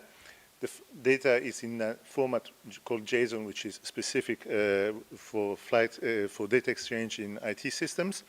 It's checked. If the flight data is valid, you will get an information. If it's not valid, you will get information on the errors. What is important is that in a flight data, in one file, you can include as many flights and trajectories as you want. It could be a very long file. You don't need to upload one file per flight. So it's multi-comprehensive. So the first version was out. We're working on a second version, which we are planning. It was planned for end of November. We are striving to get there. This second version is going one step further than just managing the users and uploading data. The second version will include the calculation with the first version of PyNeeds. PyNeeds is the kernel of the calculation of all the aviation effects. The results which are coming out will be as is draft. They will not be yet final. There are things that need to be completed, like some default values to be computed. We will only have method C of the MRR, not yet method D. So it's a way to provide users the capability to understand that it's moving, here's how you use, and get acquainted with it. With the third release, we will be completing the whole system. We have been listening to users. We have been in contact with the aircraft operators. And indeed, one of the first things was, well, this JSON file for some of them was really a nightmare. So they asked us to go back to some more structured, easy to use file structure, which CSV. We produce a CSV to JSON converter. It's implemented and deployed since end of October, to the happiness of many aircraft operators, as we heard back. And as any new system, we are learning. We have many minds behind. We are thinking how it can be used. It's new, but we still need to peaufiner it, to refine it as we go forward, because as we deploy new functionalities, we get feedbacks, we take them into account, and we try to improve it to make it as simply as usable as possible. We have a version 1.x, which is close to be released. This is the first version where aircraft operators will start seeing the details of their flights. So in a flight data file that they upload, there can be 1, 10, 100, thousands of flights. And in the flight list view, which is under development, and here is just a view from the test, they will see the list of their flights. They will be able to sort them, filter them, and do many things. They will also be able, at a certain point, to start modifying properties for this flight, saying, for instance, that it is a confidential flight. This is important for data published on the public website. They will be able to, in future, to exclude the flight because they say, well, I've uploaded it, but eventually this flight is a exempted flight under DTS, so it should not be included in my report, and so forth. Next versions after this is to add to these flights uploaded by the aircraft operators, the flights we have in our system, they have not uploaded, so that they say, well, actually, this indeed are my flights, I'm still missing this. I take them from EUROCONTROL, so it's no primary data, it's pure secondary data and default data. I merge them so that I have my complete set of flights to be processed and the report to be submitted to the verifier. We have been in consultation with AOs and in trainings. We have given webinars, question and answer sessions. We are coming back again next week at the Aviation Carbon 2025 conference in Heathrow. We are present in the deep dive in the first morning at 9 o'clock, and we have a breakfast hands-on session on Wednesday morning. And last but not least, it's the NEATS user group. It's a SharePoint. You have all the details there. You will find plenty of information on how to use NEATS, on new things coming up, on webinars coming up, guidance material, explanations, frequently asked questions.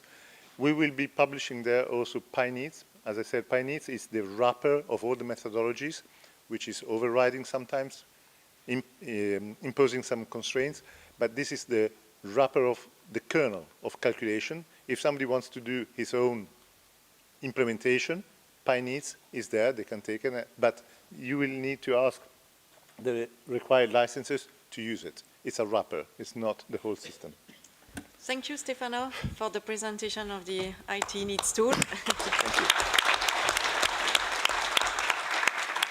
And now we switch to the next presentation from Mark Stetler from the Imperial College London for a presentation of PyContrails, a Python library, open source for contrails. So Mark, the floor is yours. Thank you, Marilyn. Thank you to the organizers for the invitation to come and speak. So I'll be talking to you as myself, obviously, but I'm a professor at Imperial College London, but also science director of contrails.org, who are the main organization responsible for maintaining PyContrails. So over the last couple of days, we've heard about contrails contributing to the climate effects of aviation. The best estimates are that the warming effect of contrails is roughly equal to the warming effect from CO2 emitted by aviation. And the CO2 that's emitted by aviation has been there for decades, since the beginning of aviation. And the warming effect of that is equivalent to the warming effect that we get from contrails, which are very short-lived. So we've been working on this in a sort of research, in academia, and our research has shown that in principle, if we can forecast where contrails are going to form, these are very thin regions of the atmosphere, and if we can forecast them, we could avoid flying through them and avoid making contrails. The challenge, of course, is that the reality is much more difficult than it is to write a scientific paper. So that's where contrails.org comes in. We set up contrails.org as a non-profit applied research organization to enable the development and deployment of large-scale contrail management systems to reduce aviation's climate warming impact. And we see our sort of 4 key areas of our work. Firstly, in science, to continue to de-risk contrail science. We've heard a lot about uncertainties. Secondly, to develop tools. Thirdly, to validate operationally whether it's feasible to avoid contrails in practice. And finally, to transfer that knowledge across the industry, across different stakeholders. The vision is that intelligent route planning and management eliminates contrail or climate warming from contrails with near zero cost. So compared to other mitigation options for aviation, we think that the cost of mitigating contrails is far lower than, for example, other options that were discussed earlier today. So PyContrails is a Python library for modeling contrails and other aviation climate impacts. There'll be many of you in this room who have come across it, but equally there'll be many of you in this room who maybe have never heard of it. So it was first released in March 2023, and the latest update was on the 4th of November this year. Critically, it has an open source license. So the code is fully transparent. We have versions, we have a changelog. There's documentation, including guides, tutorials, Python notebooks, and explanations. We have opportunities for people to contribute to the development of the codes and contribute to new codes hosted within PyContrails. We have a discussion board where issues are reported. And finally, the license is permissive. So it's a permissive free software license, so any organization can come along, use PyContrails for their own purpose. So PyContrails itself includes code, data libs, which enable you to access other external data sources, notebooks, data sets, and tutorials. And we bring in a whole load of external data, which we process within PyContrails or with the codes in PyContrails. So that includes flight data, weather data, engine data and aircraft data, satellite data, which is remote sensing data of, for example, observations of contrails, weather balloon data, and ground camera data. And then there's a number of interfaces by which we make that data that we can process with codes in PyContrails available. So we have an API, which is split into 3. So we have a research API, which allows people to run flight trajectories and estimate climate effects due to contrails from those individual trajectories. We have a forecast API, which is more geared towards providing gridded estimates of contrail impacts to be used in flight planning. And then there's an ADS-B API, which allows access to ADS-B data that we have purchased. Then there's friendlier interfaces, such as the map, so map.contrails.org. And up until a few minutes ago, that website was down because of the Cloudflare issues affecting the World Wide Web today. But I think it's just back online. And then we have an interface that's more geared towards flight planners, so nav.contrails.org, which which is used by flight planners to look at where contrail areas are being forecasted. So this is a video of the map which is showing over southern Europe, contrails over time, each here represented by an orange or a blue line that you can see. Orange when the contrail is warming and blue when the contrail is cooling. And here's an example of from nav.contrails.org, which is the sort of forecast flight planning tool, visualization tool, looking at where these contrail polygons are over the North Atlantic yesterday. So within PyContrails, we have support for aircraft performance and emissions modeling. So that includes parsing of flight trajectory data, accessing airport data. In terms of aircraft performance, we have support for BARDA and for the Pulse-Schumann model. For emissions, we support the extraction of data from the Engine Emissions Data Bank, for the Boeing Fuel Flow Method 2, for the T4T2 method to estimate NVPM emissions, for the MEME method to estimate NVPM emissions, and we have forthcoming support for the estimation of volatile particulate matter. So those are particles that are coming from organics, maybe from lubrication oil, and sulfur and organics from unburned fuel. And in terms of weather data, we have support for ECMWF, both the forecast and reanalysis, for NOAA GFS, and forthcoming support for extracting DWD and Météo France data. And in terms of contrail models, we have codes to calculate basic Schmidt-Appelman criterion, code for COSIP, which is originally developed by Professor Ulrich Schumann at DLR. We've translated that trajectory, the original COSIP, into a grid version. We have support for ACCFs and also for AppChem, developed at MIT, an alternative, higher resolution contrail model. And there's a range of other tools, including a dry advection model. So most people will know PyContrails because of COSIP. And so on the left-hand side is an image of a flight trajectory passing through the graph. And over time, it's going through waypoints, and those waypoints are, at those waypoints, that flight is either forming a contrail or not. In this case, we see some warming segments and some cooling segments represented by red and blue, respectively. And as you can see, the COSIP is simulating that contrail throughout its lifetime. So you're just starting to see it, those segments sort of break up and disappear.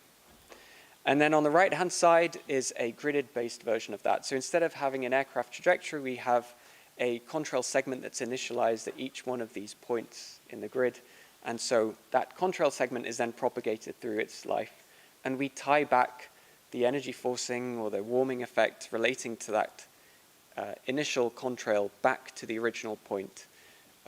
And so that gives us a more sort of familiar gridded-based estimate of which regions will be more warming and which regions will be less warming. In terms of weather data, we can start to compare contrail simulations using different sources of weather data. So on the left-hand side, we have an example just of 1 hour at flight level 350 using DWD icon, and on the right-hand side, it's ECMWF HRES. And so you can see from these two weather models, these two numerical weather prediction models, that the general structure is roughly right, but actually it's interesting that in a couple of places, the sign of whether the radiator forcing due to contrails is warming or cooling can be different, even though the sort of shape of these areas is very similar. And another thing to note is that while the sort of large-scale shape is very similar, the fine structure can be quite different. So the fine structure in some of these areas, you'll notice, is a little bit different, even though the kind of blobs are roughly in the right place. So how do we start to verify, validate, evaluate these models? Well, we need to use observations, but I think it's important to keep in mind that our observations are also limited, right? So we often think about models being limited and subject to uncertainty. Well, that's also true of observations. And so there's this quote here from Werner Heisenberg, who was talking about the much more difficult process of measuring fundamental particles, but the same also applies for contrails. What we observe is not nature in itself, but nature exposed to our method of questioning. If we think about a contrail observation, that can be a measurement of a contrail's existence or measurement of its properties, or the contrail forming potential or the atmospheric conditions that may give rise to a contrail. So you could think about that as in terms of in situ measurements. Here's some example data from EUROCONTROL, the EUROCONTROL project, which has humidity sensors on aircraft, and comparing that against forecasts. But you can also use satellites looking down. These images on the right-hand side are from geostationary satellites detecting contrails in those images and comparing that to an advected flight trajectory. So in PyControls, we have support for geostationary satellites, GOES and Himawari, which produce these stunning images on the right-hand side. This is in the visible. This is when we convert that to ASH, and then this is when we're trying to detect contrail segments. By the way, you can also go and play with this, as Rüdiger so eloquently said yesterday. You can go and have a look for yourself at Google Contrails Explorer if you want to explore these different data sets. We also have support in PyControls for low Earth orbit satellite imagery, so that's from Landsat and Sentinel-2, and also where that intersects with the EUROCONTROL data. So you can start to see whether what we can observe in these very high resolution images is corresponding to what we're measuring with the humidity sensors on EUROCONTROL. So on the left-hand side on the top here is a very pixelated image of a contrail from GOES, a geostationary satellite. And on the right-hand side is the equivalent contrail in Landsat. And you can see far more structure in the low Earth orbit satellite. So you might be asking, why don't we use them all of the time? Well, they don't have perfect coverage. There's a limited revisit time, so we can't use them all of the time, but it's important to understand the strengths and weaknesses of these two. And then we also have ground-based cameras. So support for using global meteor network cameras. In the video on the right-hand side, you can see contrails being formed in real time, and we have the ADS-B data, so we know which aircraft formed that contrail, and we also therefore know which altitude that aircraft was flying at, and we can then project the observed contrail forming region based on the observations from those cameras. But satellites and ground cameras see different things. So on the left-hand side, taking a geostationary satellite image, and you'll just about see a black rectangle. What we're looking at is contrails detected from geostationary satellites, which we can see as those red streaks. But when we look from the ground, actually, those contrails aren't optically thick enough to be able to see in the camera. So understanding where and when these measurements agree, what their strengths and weaknesses are, and how we can utilize them together is something we want to support. And finally, we have support for in situ measurements. So that's radiosondes from the GRON network, measuring humidity in the atmosphere, and the EUROCONTROL data sets. And what this video on the right-hand side is showing EUROCONTROL data from the aircraft. So it's either ice supersaturated, in which case it's red, or not ice supersaturated, in which case it's blue, and comparing that against the weather forecast for that flight as well. And more observations are coming. So we see more studies looking at observed radiator forcing, and also the use of satellite-based and ground-based LiDAR, which will also be important to build up this picture of observations of contrails, so we can continue to improve models, but also have confidence that actions that are taken to mitigate contrails in trials are effective and having the benefits that they are supposed to be having. So in summary, the open source approach with PyControls has accelerated research in academia, industry, and policy, and collaborations across those different silos sometimes. Models and observations will continue to be developed, so please do get in touch with ideas and contributions. And I think this is really important, that standardization in models and observations, even though we're not saying that these are the best and these need to be frozen and set in stone, but standardization of approaches can improve the rigor of ongoing and future contrail mitigation trials. Thank you for listening. Thank you, Mark. You are impressive for the timing. Thank you. And then I would like to call our last speaker, Nicolas Meyer from Estuaire, co-founder and CEO, to present some sensitivities around non-CO2 modeling. So, yes, Nicolas, the floor is yours. Oui, ça c'est pour les slides, and you have the microphone. Yeah, good. No, thanks, Marilyn, and thanks, Robin, for the invite. Estuaire is a European startup based in Paris, and so we focus on the climate impact of aviation, and especially on non-CO2 modeling. And today, the scope of my work will be about sensitivities around non-CO2 modeling from a needs perspective. So it's actually a good follow-up to the calls from, to the presentation from Andrea and others today. So quick summary of where are we from a regulatory perspective. So NEETS was released a month ago and is part of a bigger effort from the EU to monitor non-CO2 emissions. So we have a V1 that is live today that enables aircraft operators to report their input data. And the V2 is coming fast and will enable them to actually run computations. So this first release of NEETS is actually kicking off a data collection effort. And so this is an extract from the collection guidance document for aircraft operators, listing a little bit the different types of information that airlines need to report. So you have flight information, flight trajectory data, aircraft properties, fuel properties, and you always have primary data that the airline can report or secondary data that is already present in NEETS and also include default values. Basically based on the inputs that the airline will report, and we'll see it in a concrete case, the non-CO2 emissions that will be computed will vary, based especially on the way that PyContrails, that is kind of the underlying scientific model, one of the underlying scientific models being used in NEETS is basically assessing emissions. So you see here an overview, a quick example of the NEETS platform. But let's jump into a concrete example and a quick sensitivity analysis for one given flight. So here you can see a flight departing Helsinki to Amsterdam. So it's a flight that was operated over the summer period. Actually, usually in summer months, you have lower contrail impact, but you'll see that this flight actually generated contrails based on the COSIP model.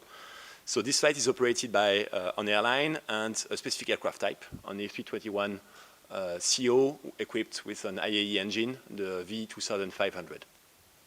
So it's departing from Helsinki, going through all of the different waypoints. And actually, when you look at the flight profile, it's flying at flight level 360, or at least it is planned to fly at the flight level 360. So for this specific flight, this airline can actually report different data. So fuel composition, flight trajectory, aircraft mass, engine configuration. If the airline doesn't have access to these data, it can also pick to use the default values. So for fuel composition, what is actually going to matter is the aromatic content, and I will come back to this in a minute. For flight trajectory, you can actually report the actual flight trajectory or the planned trajectory. For the mass as well, you default to the higher maximum takeoff weight of the aircraft. And for the engine configuration, some specific engine IDs will be actually used by NEETS if you decide not to report the actual engine on the aircraft. So, as Andrea mentioned, all of these default values are meant to be conservative. And we'll see that this is the case for most cases. So zooming on each of the different inputs, so let's go into the fuel composition. So the fuel composition, and especially aromatics, will affect, as part of PyContrails, the non-volatile particulate matter emissions. In the current versions of PyContrails, and you will see that this will change, the ICE activation process is actually based on a number of non-volatile particulate matters emissions in the exhaust of the engine. These soot are directly linked to the fuel properties. So if you decide to report the actual aromatic content of your fuel, basically you will have a direct link with the hydrogen content of the fuel and the carbon content of the fuel. In PyControls, more aromatics means more carbon, which means higher NVPM emissions. And in the current version of PyControls, this NVPM will lead to a higher number of ice crystals, smaller ones, that will sediment actually slower and will lead to a longer control lifetime. So let's look at these concrete flights. So on the left, you have the actual fuel properties with, here in this case, 18% aromatics in the fuel outbound of Helsinki, and on the right, the default fuel values with a 25% aromatics. So you see that NEETs will actually give you a lower control impact if you decide to report your actual fuel values in this case. So more aromatics, more carbon, higher NVPM emissions, more ice crystals, and thus higher control lifetime and impact. Second input parameter, the flight trajectory. So if you look at the flight trajectory, the airline can actually report to two types of trajectories, either the original flight plan or the actual flight trajectory out of quick access recorder data or ADSB.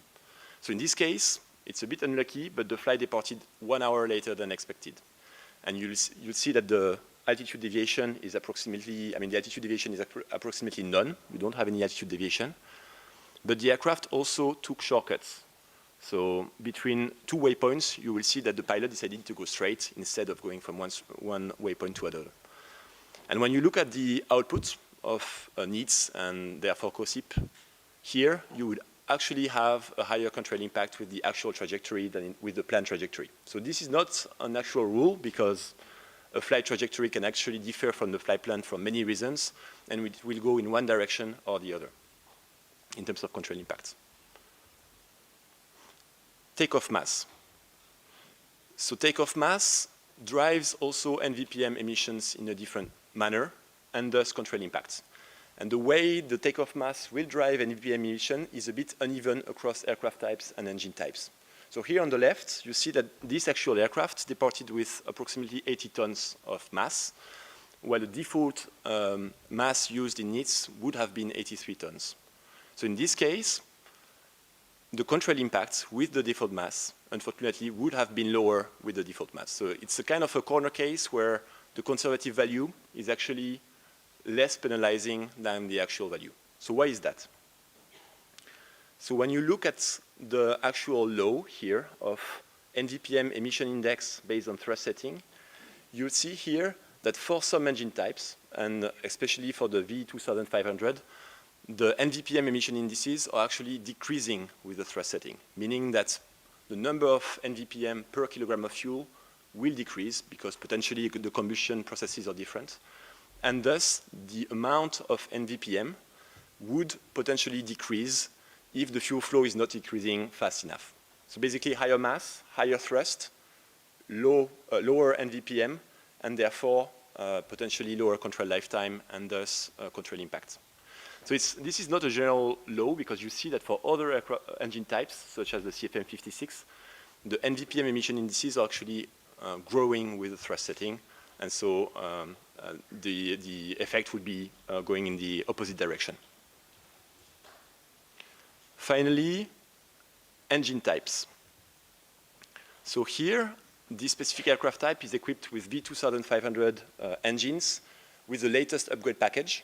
And so the actual UID of this engine would have been the following one. I'm not trying to, I won't spell this whole identification number.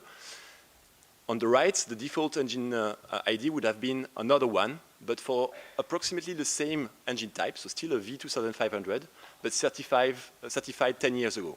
So for this specific UID, the ICAO EDB doesn't have any NVPM emissions, and thus the modeling of NVPM emissions will change as well.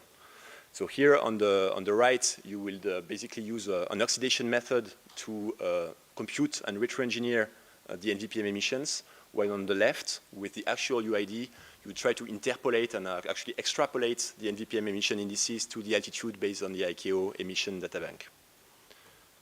When looking at the NVPM number, you see here that basically on the right, the NVPM emissions are far lower compared to the actual NVPM emissions of the actual engines. So here it's not a question of one engine is worse than the other or whatever, it's just a question of modeling.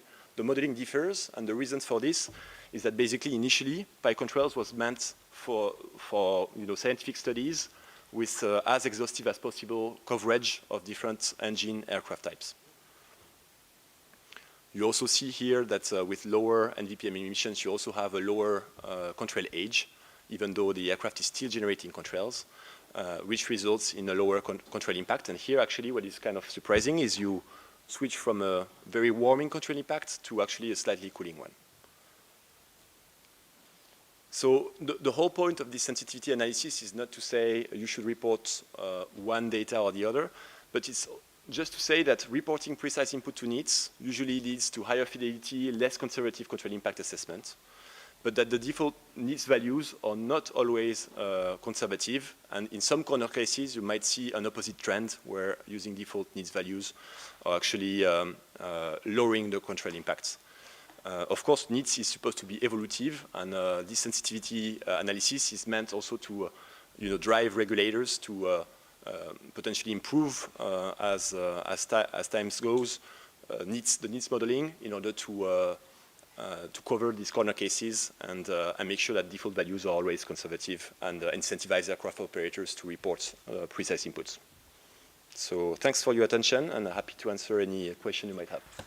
Thank you, Nicolas.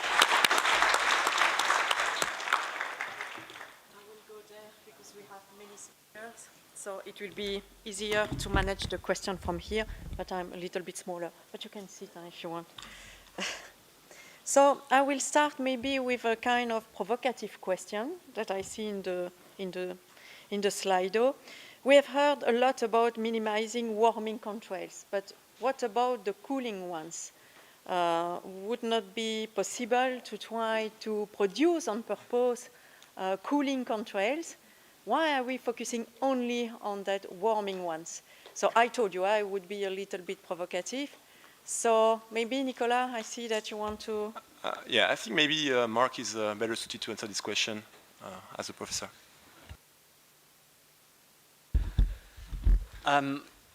So I think there's sufficient challenges to avoiding the warming contrails. There are operational feasibility challenges. We are more confident on the science about nighttime contrails being warming. Those nighttime times are also typically less busy, so there's an opportunity in terms of avoiding those most warming contrails that we're more confident about. I think we need to focus on doing that and overcoming the challenges before we think about making more contrails. That's my view. Thank you, Mark.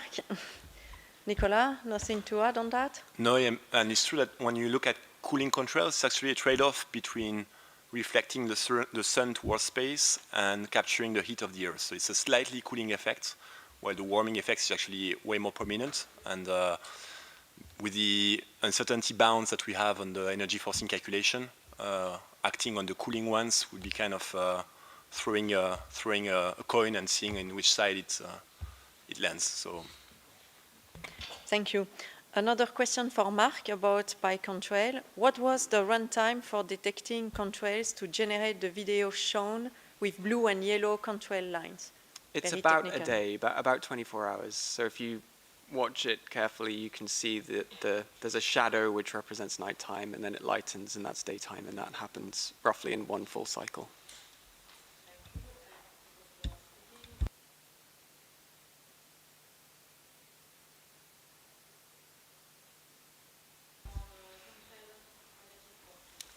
It does. I think this question is probably referring to the recent paper from Andreas Petzold's group about the formation of contrails within existing cirrus clouds. So I think that's really an interesting paper, very interesting finding, and we're still digesting the implications of that. But yes, COSIP does include the presence of other clouds in the radiative forcing calculations. Thank you, Mark.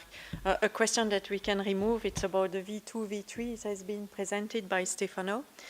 The one now, it's, is there a realistic chance that primary data from the MRV will be made available for scientific studies? I'm going to watch to Stefano, or yes, to Andrea maybe. Yeah. Sure, I can start. So primary data and the MRV in itself is made to be confidential, so the aircraft operators can provide the data in a confidential way.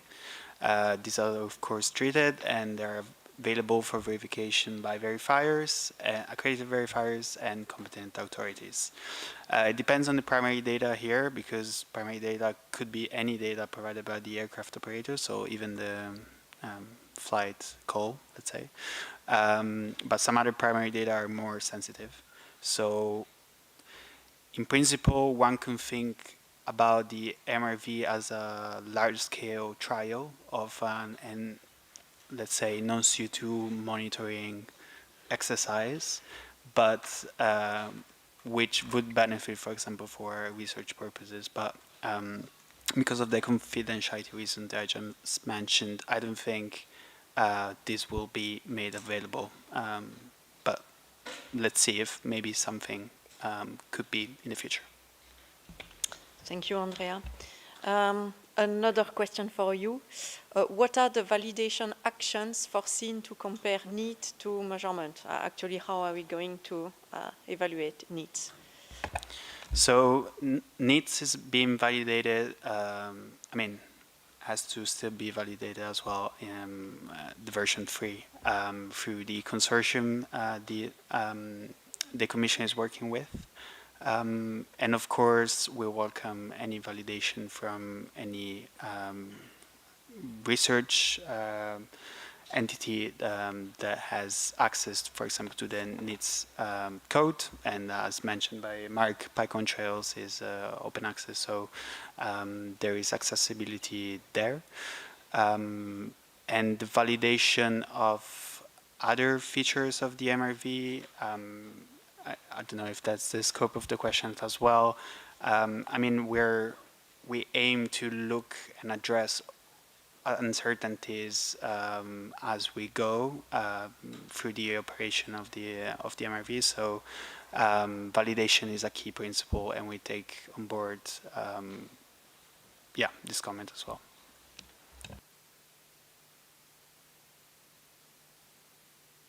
Estuaire. So does it mean for airlines that they could play with the tool and choose either the default values or not further benefit? Well, I think it wouldn't be in the spirit of the regulation. So I don't think that most airlines would try to do such a thing. And I guess on the needs side, if you see that an airline is kind of picking for a specific flight some default values, and for another flight from the same aircraft, the actual information and primary data, can also pinpoint who is playing with the tool or not. But I would say that's also why we are kind of putting a finger at some specific corner cases, so that the next evolution of the tool will handle these default values to make them even more conservative than what they are today. Yeah, thank you. Marilyn, if I may just Yes. come back on that one. Yeah. Yes and no, because the regulation, the airlines have to submit a monitoring plan where they have to explain how they monitor and do the calculations. So if the monitoring plan, they have decided to use primary data, moving to secondary or default data means it's a data gap in a way, and there are limits to that. So there is a slight incentive, but not really. Thank you for the clarification, Stefano. Another question for you. To what extent needs is based on PyContrails? We are using PyContrails. For the time being, we have implemented not the very latest version of November.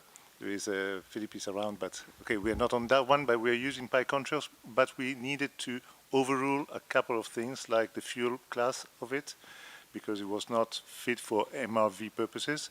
So this is done, but we are using PyContrails, try to minimize any changes to it. Thank you, Stefano. Now, I was looking if Philippe Very was there, actually, but I don't. where are you? But maybe you can complement, because he is the one doing the development of needs, actually. No, completely. PyNeeds is based on PyControl, meaning that the low-level computation are actively done by PyControl. So we are encapsulating, and as Stefano mentioned, we are parameterizing, I would say, some computation in PyControl, but fundamentally, the computation is done by PyControls in PyNeeds, absolutely. Thank you, Philippe. How should aircraft operators report the fuel properties if these values aren't available to them? Andrea, yeah, for you. Yeah, it's a good question because, of course, now we have the knowledge gap that fuel properties are not actually tested at the aircraft level. And, of course, in an ideal world, we would like that to happen, but that will require some progress from aviation fuel suppliers, aircraft operator sides, and let's not get into that. But in the short term, we have a flexibility mechanism for 2025, 2026, in which the fuel properties will we will accept as primary data fuel properties reported by each by aviation fuel suppliers supplying fuels to each airport. So basically, the fuel properties recorded in a year at a specific airport will correspond to the fuel properties that will be used by all flights departing from that airport in that year. We are going to take the maximum values of the fuel properties reported with some flexibility on that, because we are discussing with DigiMove as well, and we aim to kind of bridge the reporting exercise of RefuelEU and the MRV non-CO2, so to facilitate this exercise and to make it automatic, let's say, so that aircraft operators will receive a value that could that they could use in their reporting exercise. Thank you, Andrea. Another question for Mark about PyControls. Are there plans to take into account the interaction of control effect with the atmosphere? Yeah, it's a very good question. So one of the criticisms of COSIP is that it's what's called an offline model. So it takes the weather data as input. So a control is formed, and that's done so without the interaction in terms of humidity with the atmosphere. So there have been some studies that have been done before to quantify the effect, to estimate the effect that would have. So those put the uncertainty in a region of, say, plus or minus 10% roughly. But we have just secured a project funded by the ATI in the UK to develop a sort of hybrid approach to running COSIP in a with an interaction in terms of humidity with the atmosphere. So yes, that won't be an immediate thing coming next year necessarily, but yes, that is a plan for future developments of COSIP. Thank you, Mark. I was trying to avoid a question that I clearly don't understand. Can we please avoid the CO2 scenario? That already I'm a little bit lost. And as one industry, align on how to measure the impact of controls and not have many methodologies. This one I can understand. You know, there are too many methodologies everywhere, but I'm not sure I understand the question. I'm looking to the speaker if one can answer something. Yes, Nicolas? No, I guess in the CO2 scenarios, a lot of entities are kind of developing CO2 scenario evolution throughout the years, and then nobody speaks the same language. And I guess this question is about, are we doing the same with contrails with plenty of different models, where in the end we don't speak the same language? But I would say that, I mean, the MRV and NEETS is also there to bring such consistency between non-CO2 emission calculations and bring the people to speak the same language. But yeah, that's my understanding. I don't know if the person who asked the question wants to explain, but you know, ETS is working on both CO2 and non-CO2. So for me, it's why it's a little bit complex to understand how we could avoid to speak completely about CO2. But maybe I just didn't understand the question. It's why I was trying to avoid it. This one is very easy to answer, and it will be for me. For Eurocontrol, will the presentation of today and yesterday be shared? Yes, as I explained this morning, the presentation of yesterday were already available. Also, the recording of yesterday is available. And concerning today, all the presentations are also on the website already now. So if you go to the website, you can have access to the slides, and the recording will be also available, I suppose, tomorrow or maybe tonight. I don't know exactly when. So thank you very much to the speaker for this very interesting non-CO2 discussion. And yes, so a round of applause for you.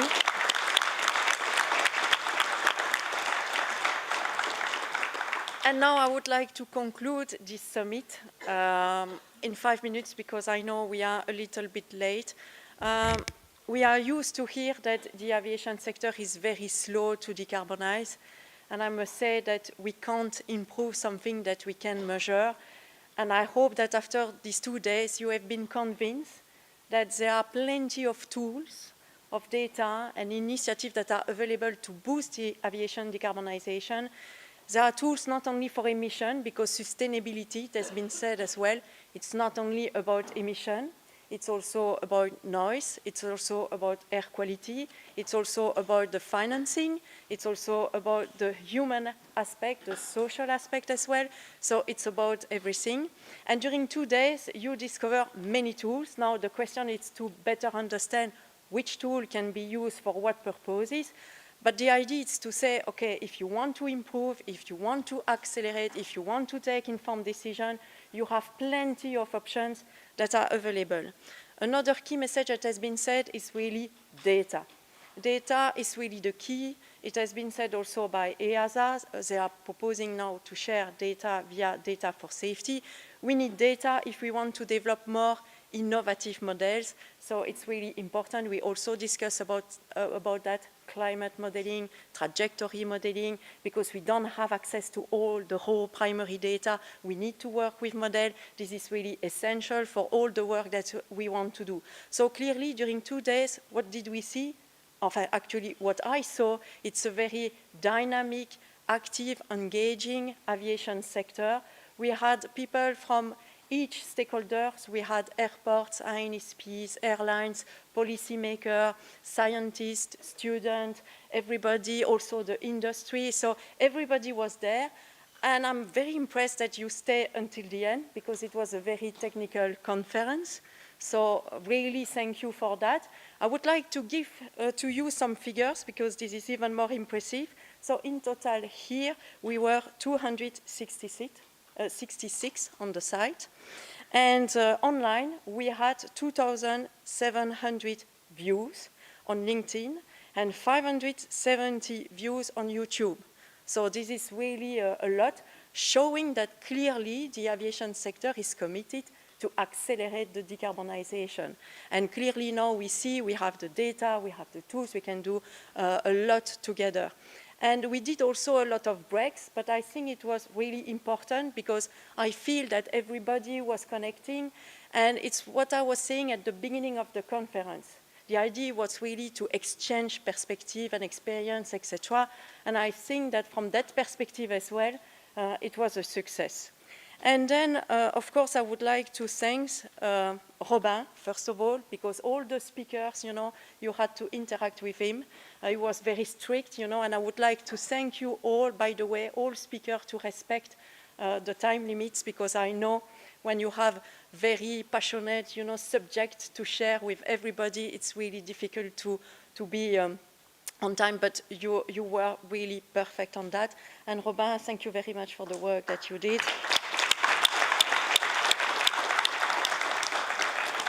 Because actually I was doing the easy part, me. So Robin, no, thank you very much. I would like also to thank my team, the Aviation Sustainability Unit, because you did marvelous presentation, and the work is really appreciated. So thank you for that. I would like also to thank, I said it already, all our speakers, but also all the exhibitors. Thank you very much for giving this energy for 2 days. Of course, I would like also to thank the team behind the screen there, you know, doing a marvelous job for the IT preparation, for the logistic, but also for the nice catering. But now I have just a little bit bad news to share with you. Apparently, there is a kind of queue for the taxi. And so if you have a Uber application, it might be recommended to use Uber and not to ask for a taxi at the reception. So this is a little bit the negative note of that. So I wish you all the best. I hope you did enjoy this summit. On our side, I think we really enjoy it. So again, thank you very much to all for coming, for watching us online, and I hope to see you at another sustainability event. Thank you very much.